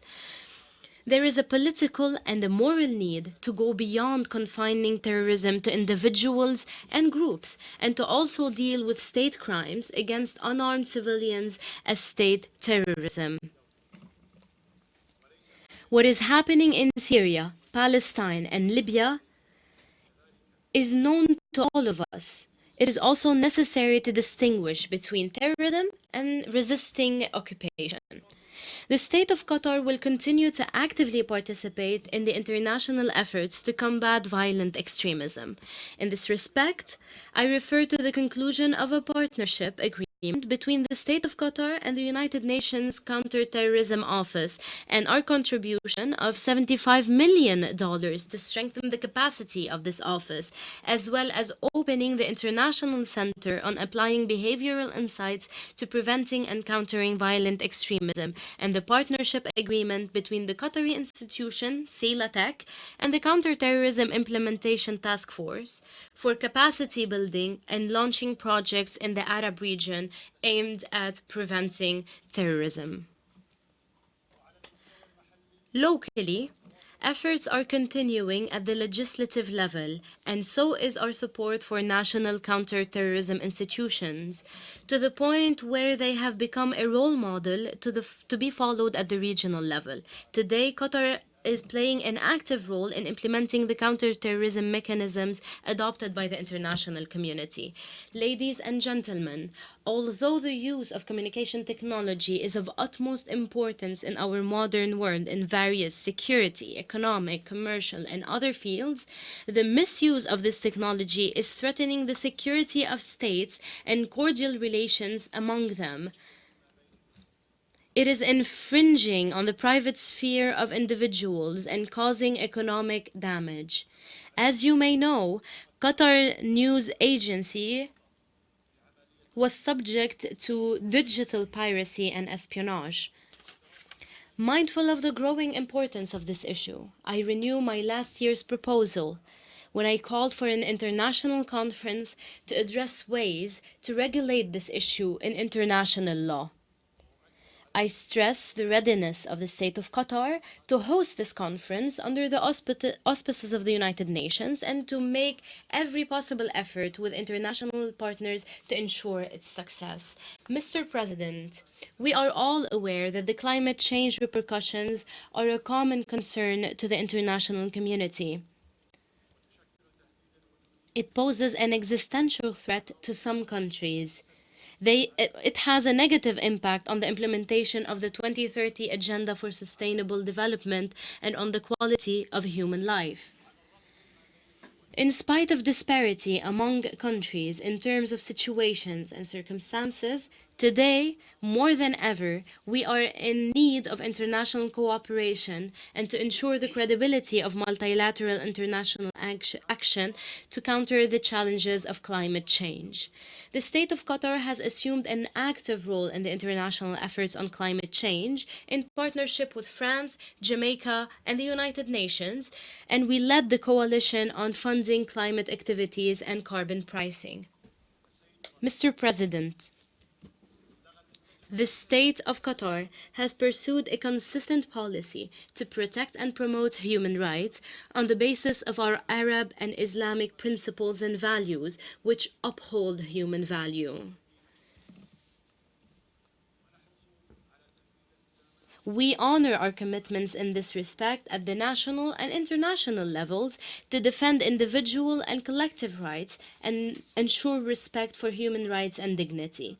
Qatar has made significant achievements in terms of workers' rights and work conditions in coordination with the International Labour Organization. The success of the United Nations in countering common challenges depends on the implementation by member states of their commitments and responsibilities. In this regard, the State of Qatar has concluded partnerships with many UN organs, and Doha will soon host the United Nations House, which includes offices of various agencies of the international organization concerned with peace, development, human rights, the rule of law, humanitarian action, counterterrorism, and combating extremism to enable them to best perform their functions. The State of Qatar has recently announced its support for the core resources of the United Nations with the allocation of $500 million in addition to the support that we have already provided. Qatar has now become one of the biggest partners supporting the United Nations in various fields. In conclusion, I renew our commitment to multilateral international action, partnership, and cooperation for the interest of our peoples and the good of humanity. Thank you. May the peace and blessings of God be upon you. On behalf of the General Assembly, I wish to thank His Highness, the Emir of the State of Qatar, Sheikh Tamim bin Hamad Al Thani, for his statement just made. May I request representatives to remain seated while we greet His Highness.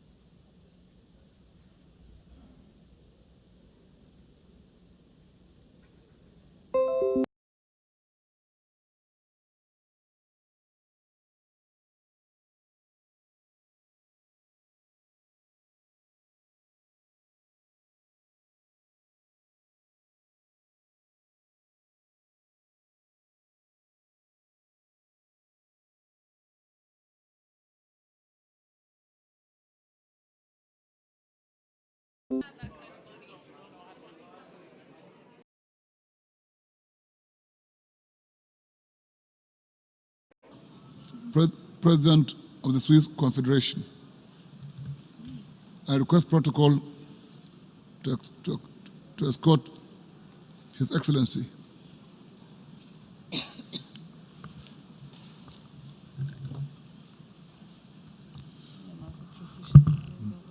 Yes.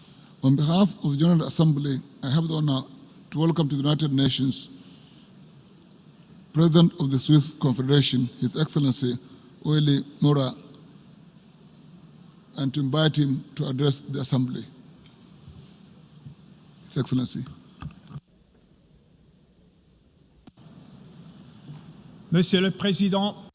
Mr. President, Your Excellencies, ladies and gentlemen, our world is changing quickly. The values that for a long time served as our reference are being challenged, and this has led to a situation where no one knows what to trust. Can we trust politics, economics, international organizations? Lots of questions, and these are questions to which we need to find answers in the framework of our General Assembly. Let's begin with our values. The United Nations Charter represents for us a compass. In its preambular part, it states fundamental rights of all individuals to equality. It also speaks about the rights of nations. It states that relations between states should be guided by shared norms.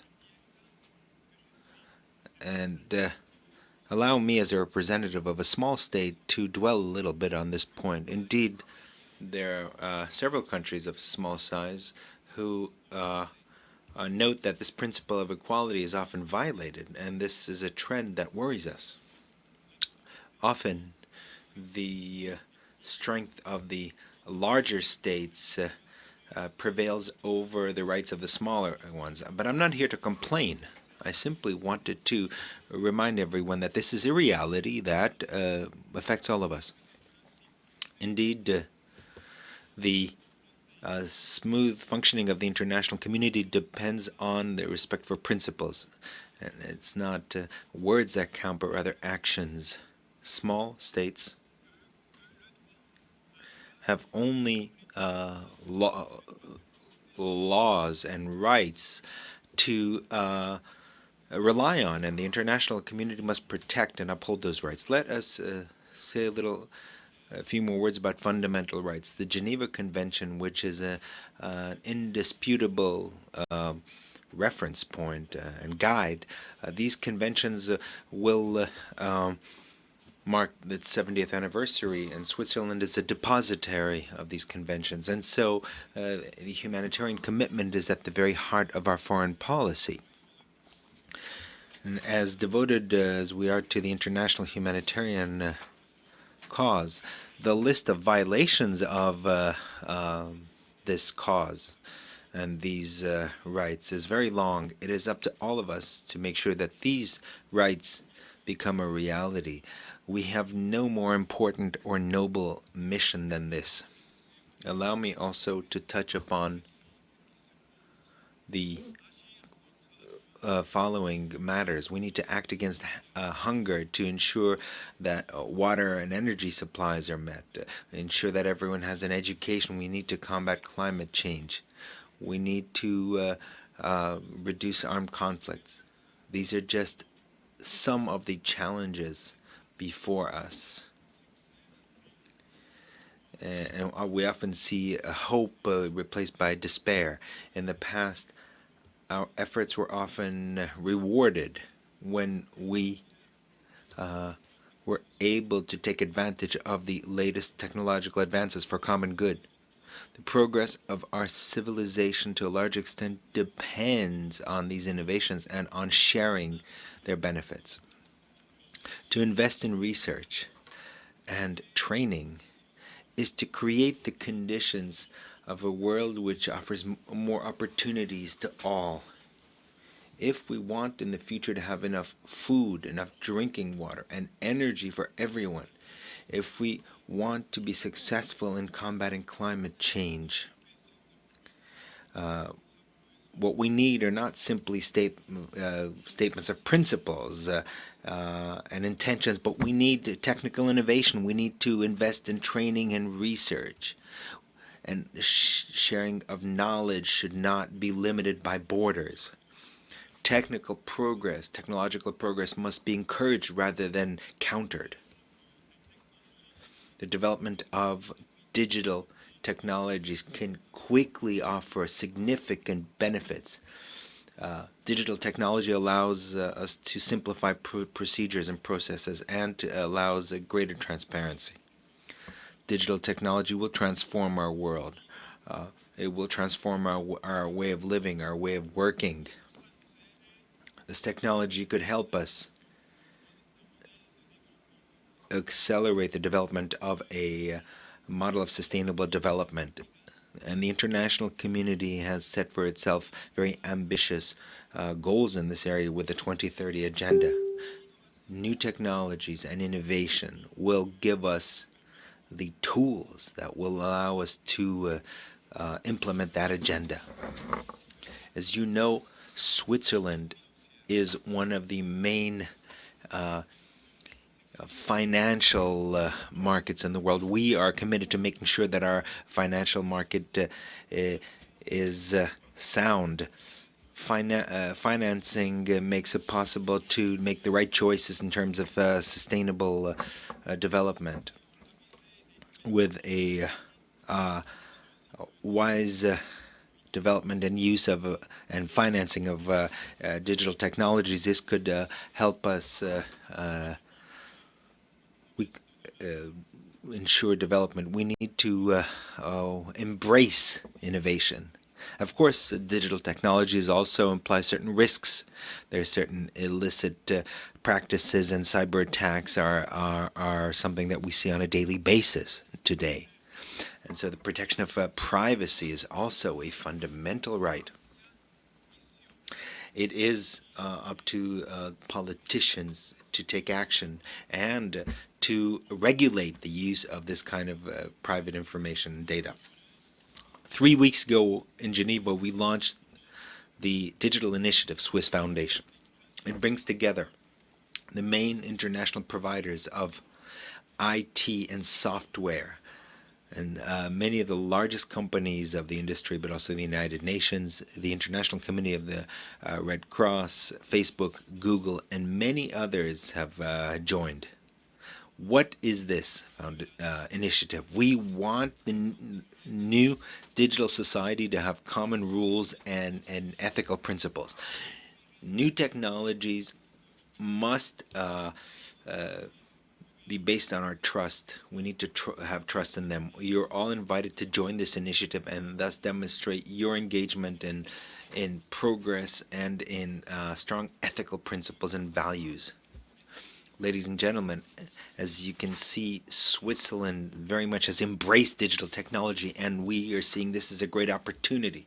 And I think this is something that needs to be based on very clear rules that reflect our common values. We are open to all of you. We are ready to invite all of you to share with our experience and cooperate with you.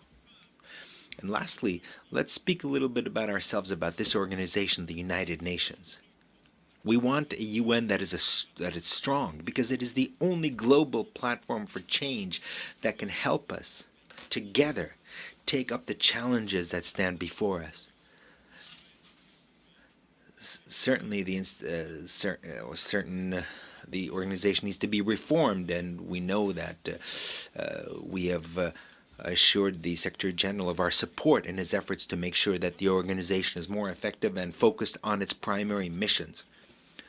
The United Nations depends on the trust and confidence that it enjoys, and this trust, this confidence is essential. It depends on it. Switzerland is ready to contribute to the smooth functioning of the United Nations, and Geneva is a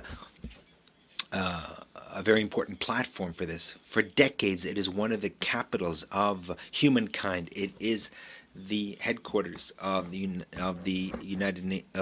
international movement of the Red Cross and the Red Crescent.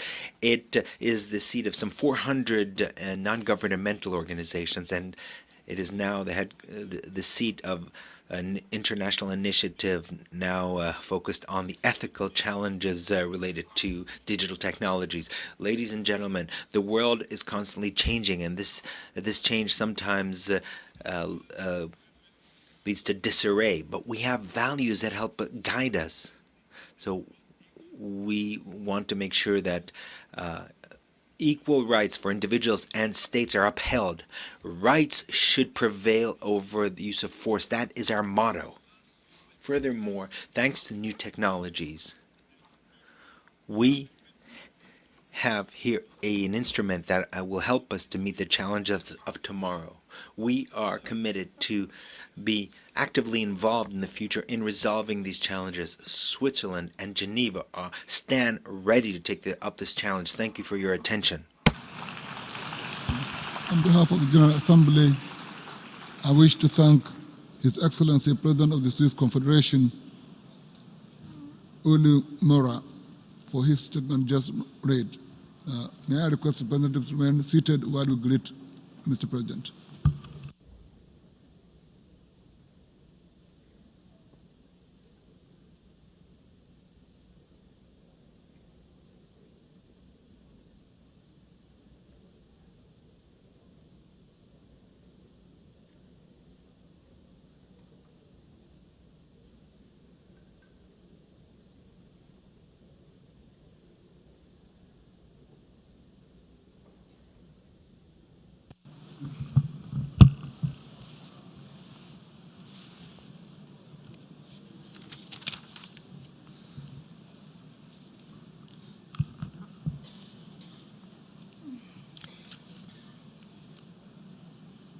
The Assembly will hear an address by Her Excellency Kolinda Gaber Kitorovic, President of the Republic of Croatia.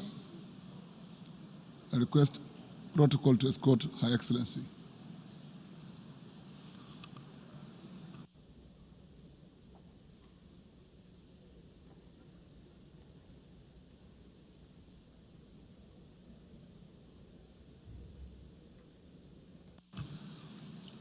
On behalf of the General Assembly, I have the honor to welcome to the United Nations Her Excellency Kolinda Gaber Kitorovic, President of the Republic of Croatia, and to invite her to address the Assembly.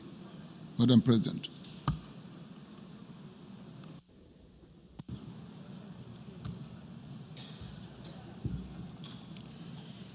Mr. President, Your Excellencies, distinguished ladies and gentlemen, we're gathered here on the eve of the 75th anniversary of the United Nations.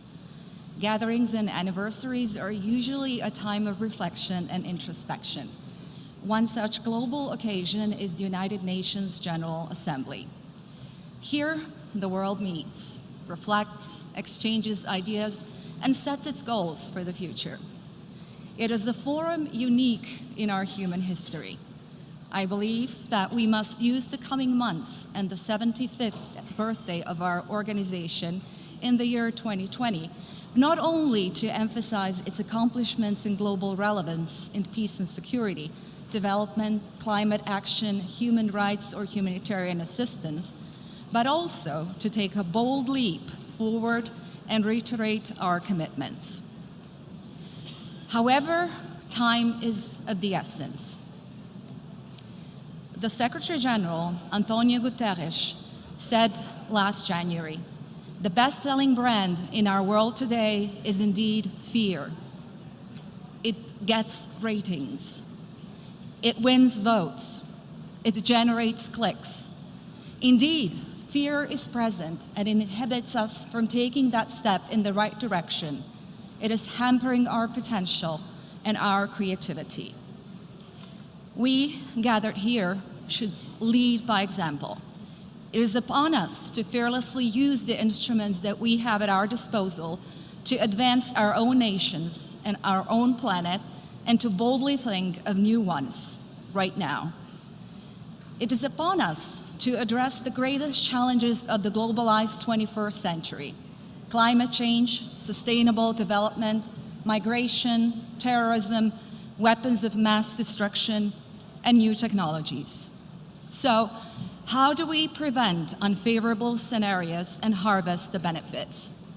How do we mobilize states and joint resources to respond adequately to emerging threats? We all know the answer, which is at the same time fairly simple and ever more difficult: by joining forces. We cannot deny that multilateralism is facing challenges. Reasons might be numerous and complex. However, it still remains our best chance of achieving our common goals. By standing alone and isolated, one fails. But many of us together, united around common ideas and working in good faith, have the tools in our hands to succeed. Let us use the existing mechanisms, transform them for the better, and make them more effective. No doubt reforms are necessary. We also need to take a deep look at our organization, its strengths and weaknesses, and trace the path of decades to come. In that vein, I emphasize Croatia's full support to the UN reform agenda and the Secretary General's continued efforts in this regard. We have to revitalize the UN and double our own efforts to make this building a home to true global leadership and platform for the promotion and development of the rules-based international order. The goals before us: poverty eradication, quality education, inclusion, and climate action cannot be achieved without individual national efforts coupled with our common dedication and action. For its part, Croatia is doing its best to fulfill the goals that we have set for ourselves. First, we're combating poverty and social exclusion and reducing social inequality.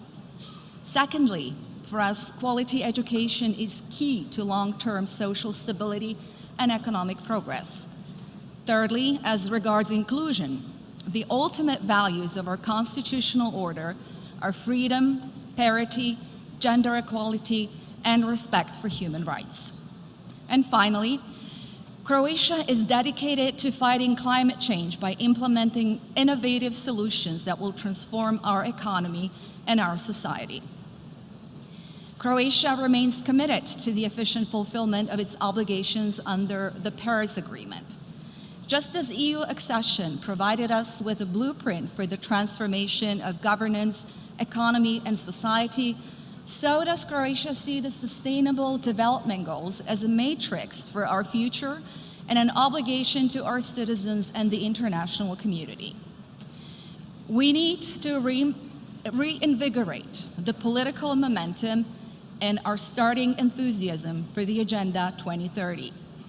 For us, the 17 Sustainable Development Goals are guidelines for our own development and a framework for securing a better and a more sustainable future, both locally and globally. Together with other EU member states, Croatia strives to become a leader in sustainable development. Our focus is and will be on green Croatia and the balanced regional development and territorial cohesion of all our geographic areas, including the sustainable development of our more than 1,000 Adriatic islands. I have given more than one speech in this very podium. Together with you, I have raised many issues that trouble our nations and the world. Today, I want to focus on the environment, in particular on our seas and oceans. They are the essence and foundation of all life on Earth. Without them, we would not be here. Croatia is both a Central European and a Mediterranean country with great biodiversity. The number of known species in Croatia is around 40,000, including significant populations of many species that are threatened in Europe and in the world today. Besides our talented people, biodiversity is our greatest treasure. In that vein, Croatia pays particular attention to the environmental protection of the Adriatic Sea. We're focused on the preservation and facilitation of the marine and coastal environmental recovery, the protection of biodiversity, and the sustainable use of the sea and the coastal areas. Croatia's national ecological network covers 37% of our entire land area and 15% of our marine area. However, climate change and pollution threaten our natural resources, our delicate ecosystems, and our Adriatic Sea. We cannot neglect further the severe implications on our nature and the significant economic losses that we're facing in the future. Marine litter is a problem of increasing concern. It threatens marine life in the world's oceans and in the Adriatic Sea, having already impacted more than 700 marine species. Croatian coastal areas, one of the world's cleanest and most wondrous, are at times severely affected by poorly managed waste from our southern neighboring countries. The plastic pollution in our seas and oceans is one of the greatest threats that humanity is facing today. Without the preservation of our waters and our marine life, there will be nothing to leave to future generations.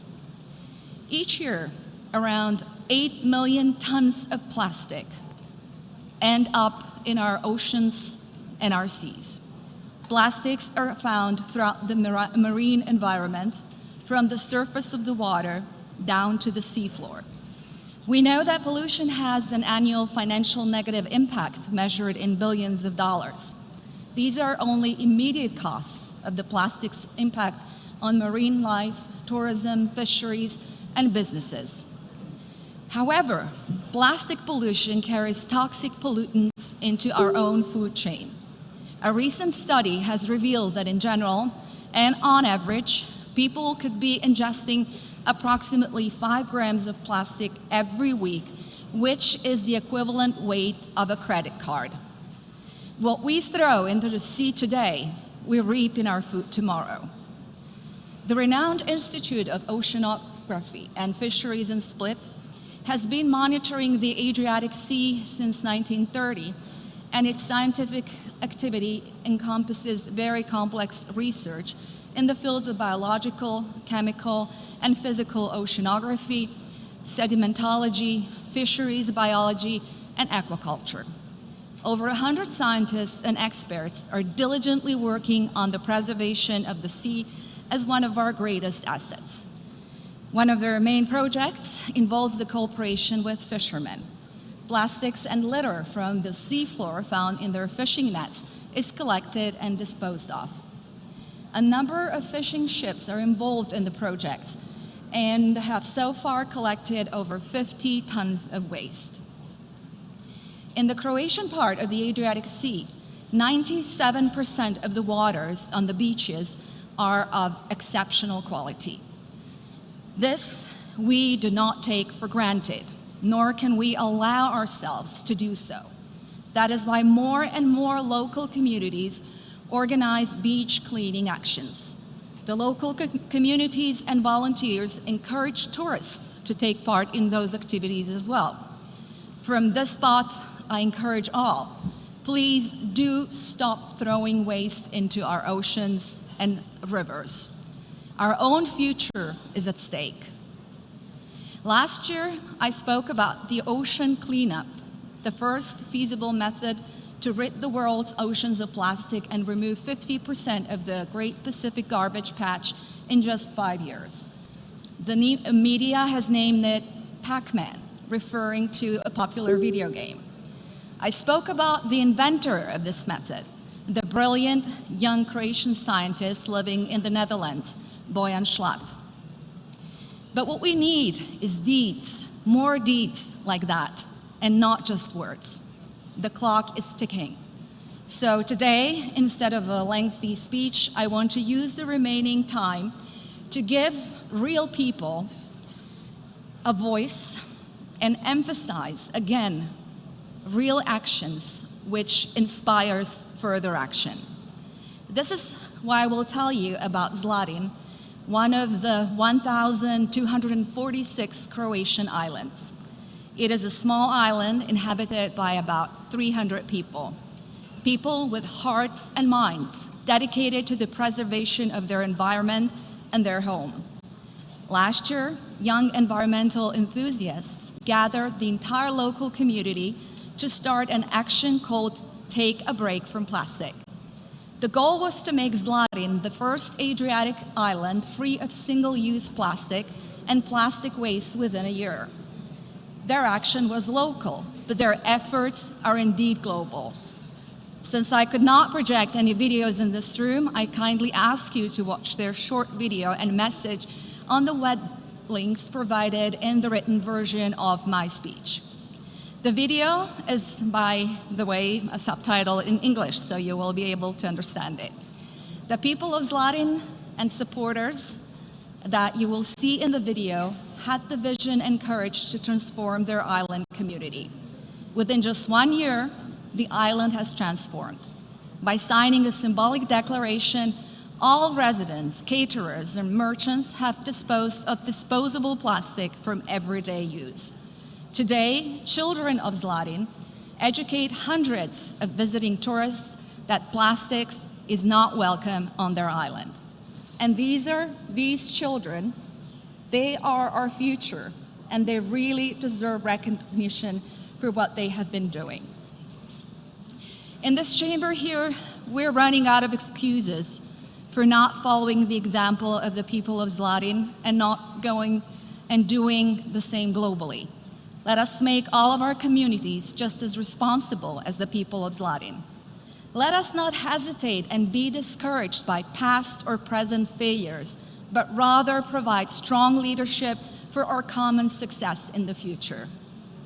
Fear is a time thief, and time is scarce. In the words of St. John Paul II, be not afraid. Thank you.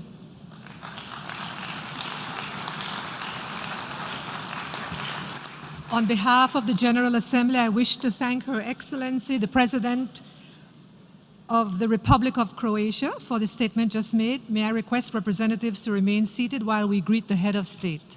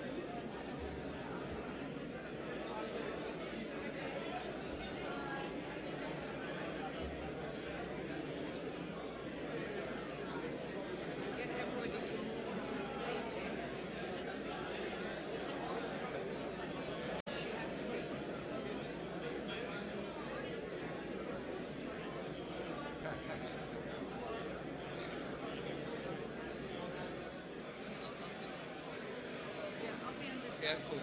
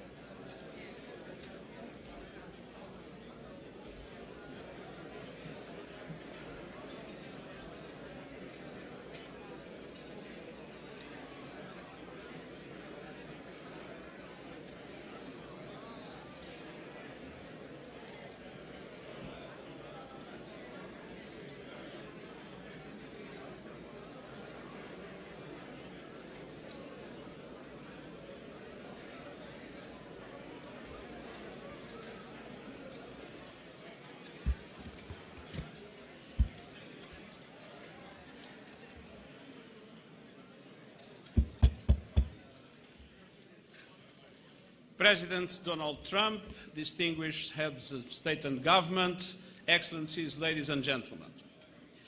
It is wonderful to be again together in New York. This city is a wonderful city, a wonderful inspiration for us all, and I think if there is a privilege to be Secretary General of the United Nations is to be able to work in New York. I know, Mr. President, New York is your city. You are a New Yorker. And indeed, that inspiration is vital for the success of our work. On the other hand, we have many other sources of inspiration coming from your country, the United States of America. The Charter of the United Nations starts with the sentence, "We the peoples." That's exactly the sentence with which your Constitution starts. And on the other hand, if we are going to celebrate tomorrow, next year, the 75th anniversary of the UN, I would like to remind us all that we are celebrating this year the 50th anniversary of the moon landing. I'm sure one of the most remarkable achievements of humankind in the world. Now, after the moon landing, immediately after, the astronauts came to the United Nations. And the crowd was so big that they had to go to the North Lounge. And there, Neil Armstrong, that was a man that wouldn't speak very much, but usually very wise in what he would say, said the following sentence that I dare to read to all of you.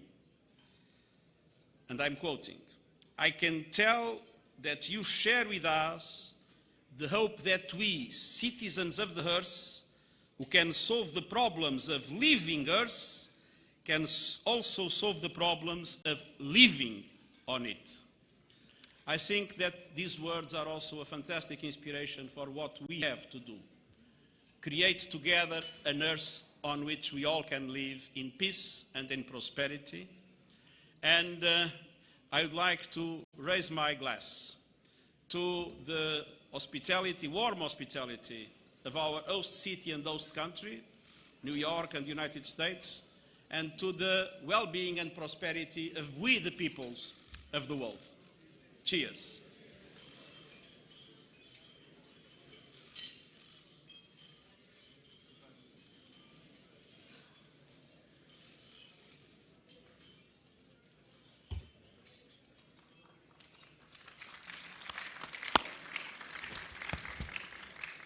Well, Mr. Secretary General, you've become my friend, and we have had a lot of time together, hours and hours, talking about world problems, world events, and a lot of progress has been made. You know, I've long said that I think the United Nations is an institution with more potential than virtually any institution I can think of.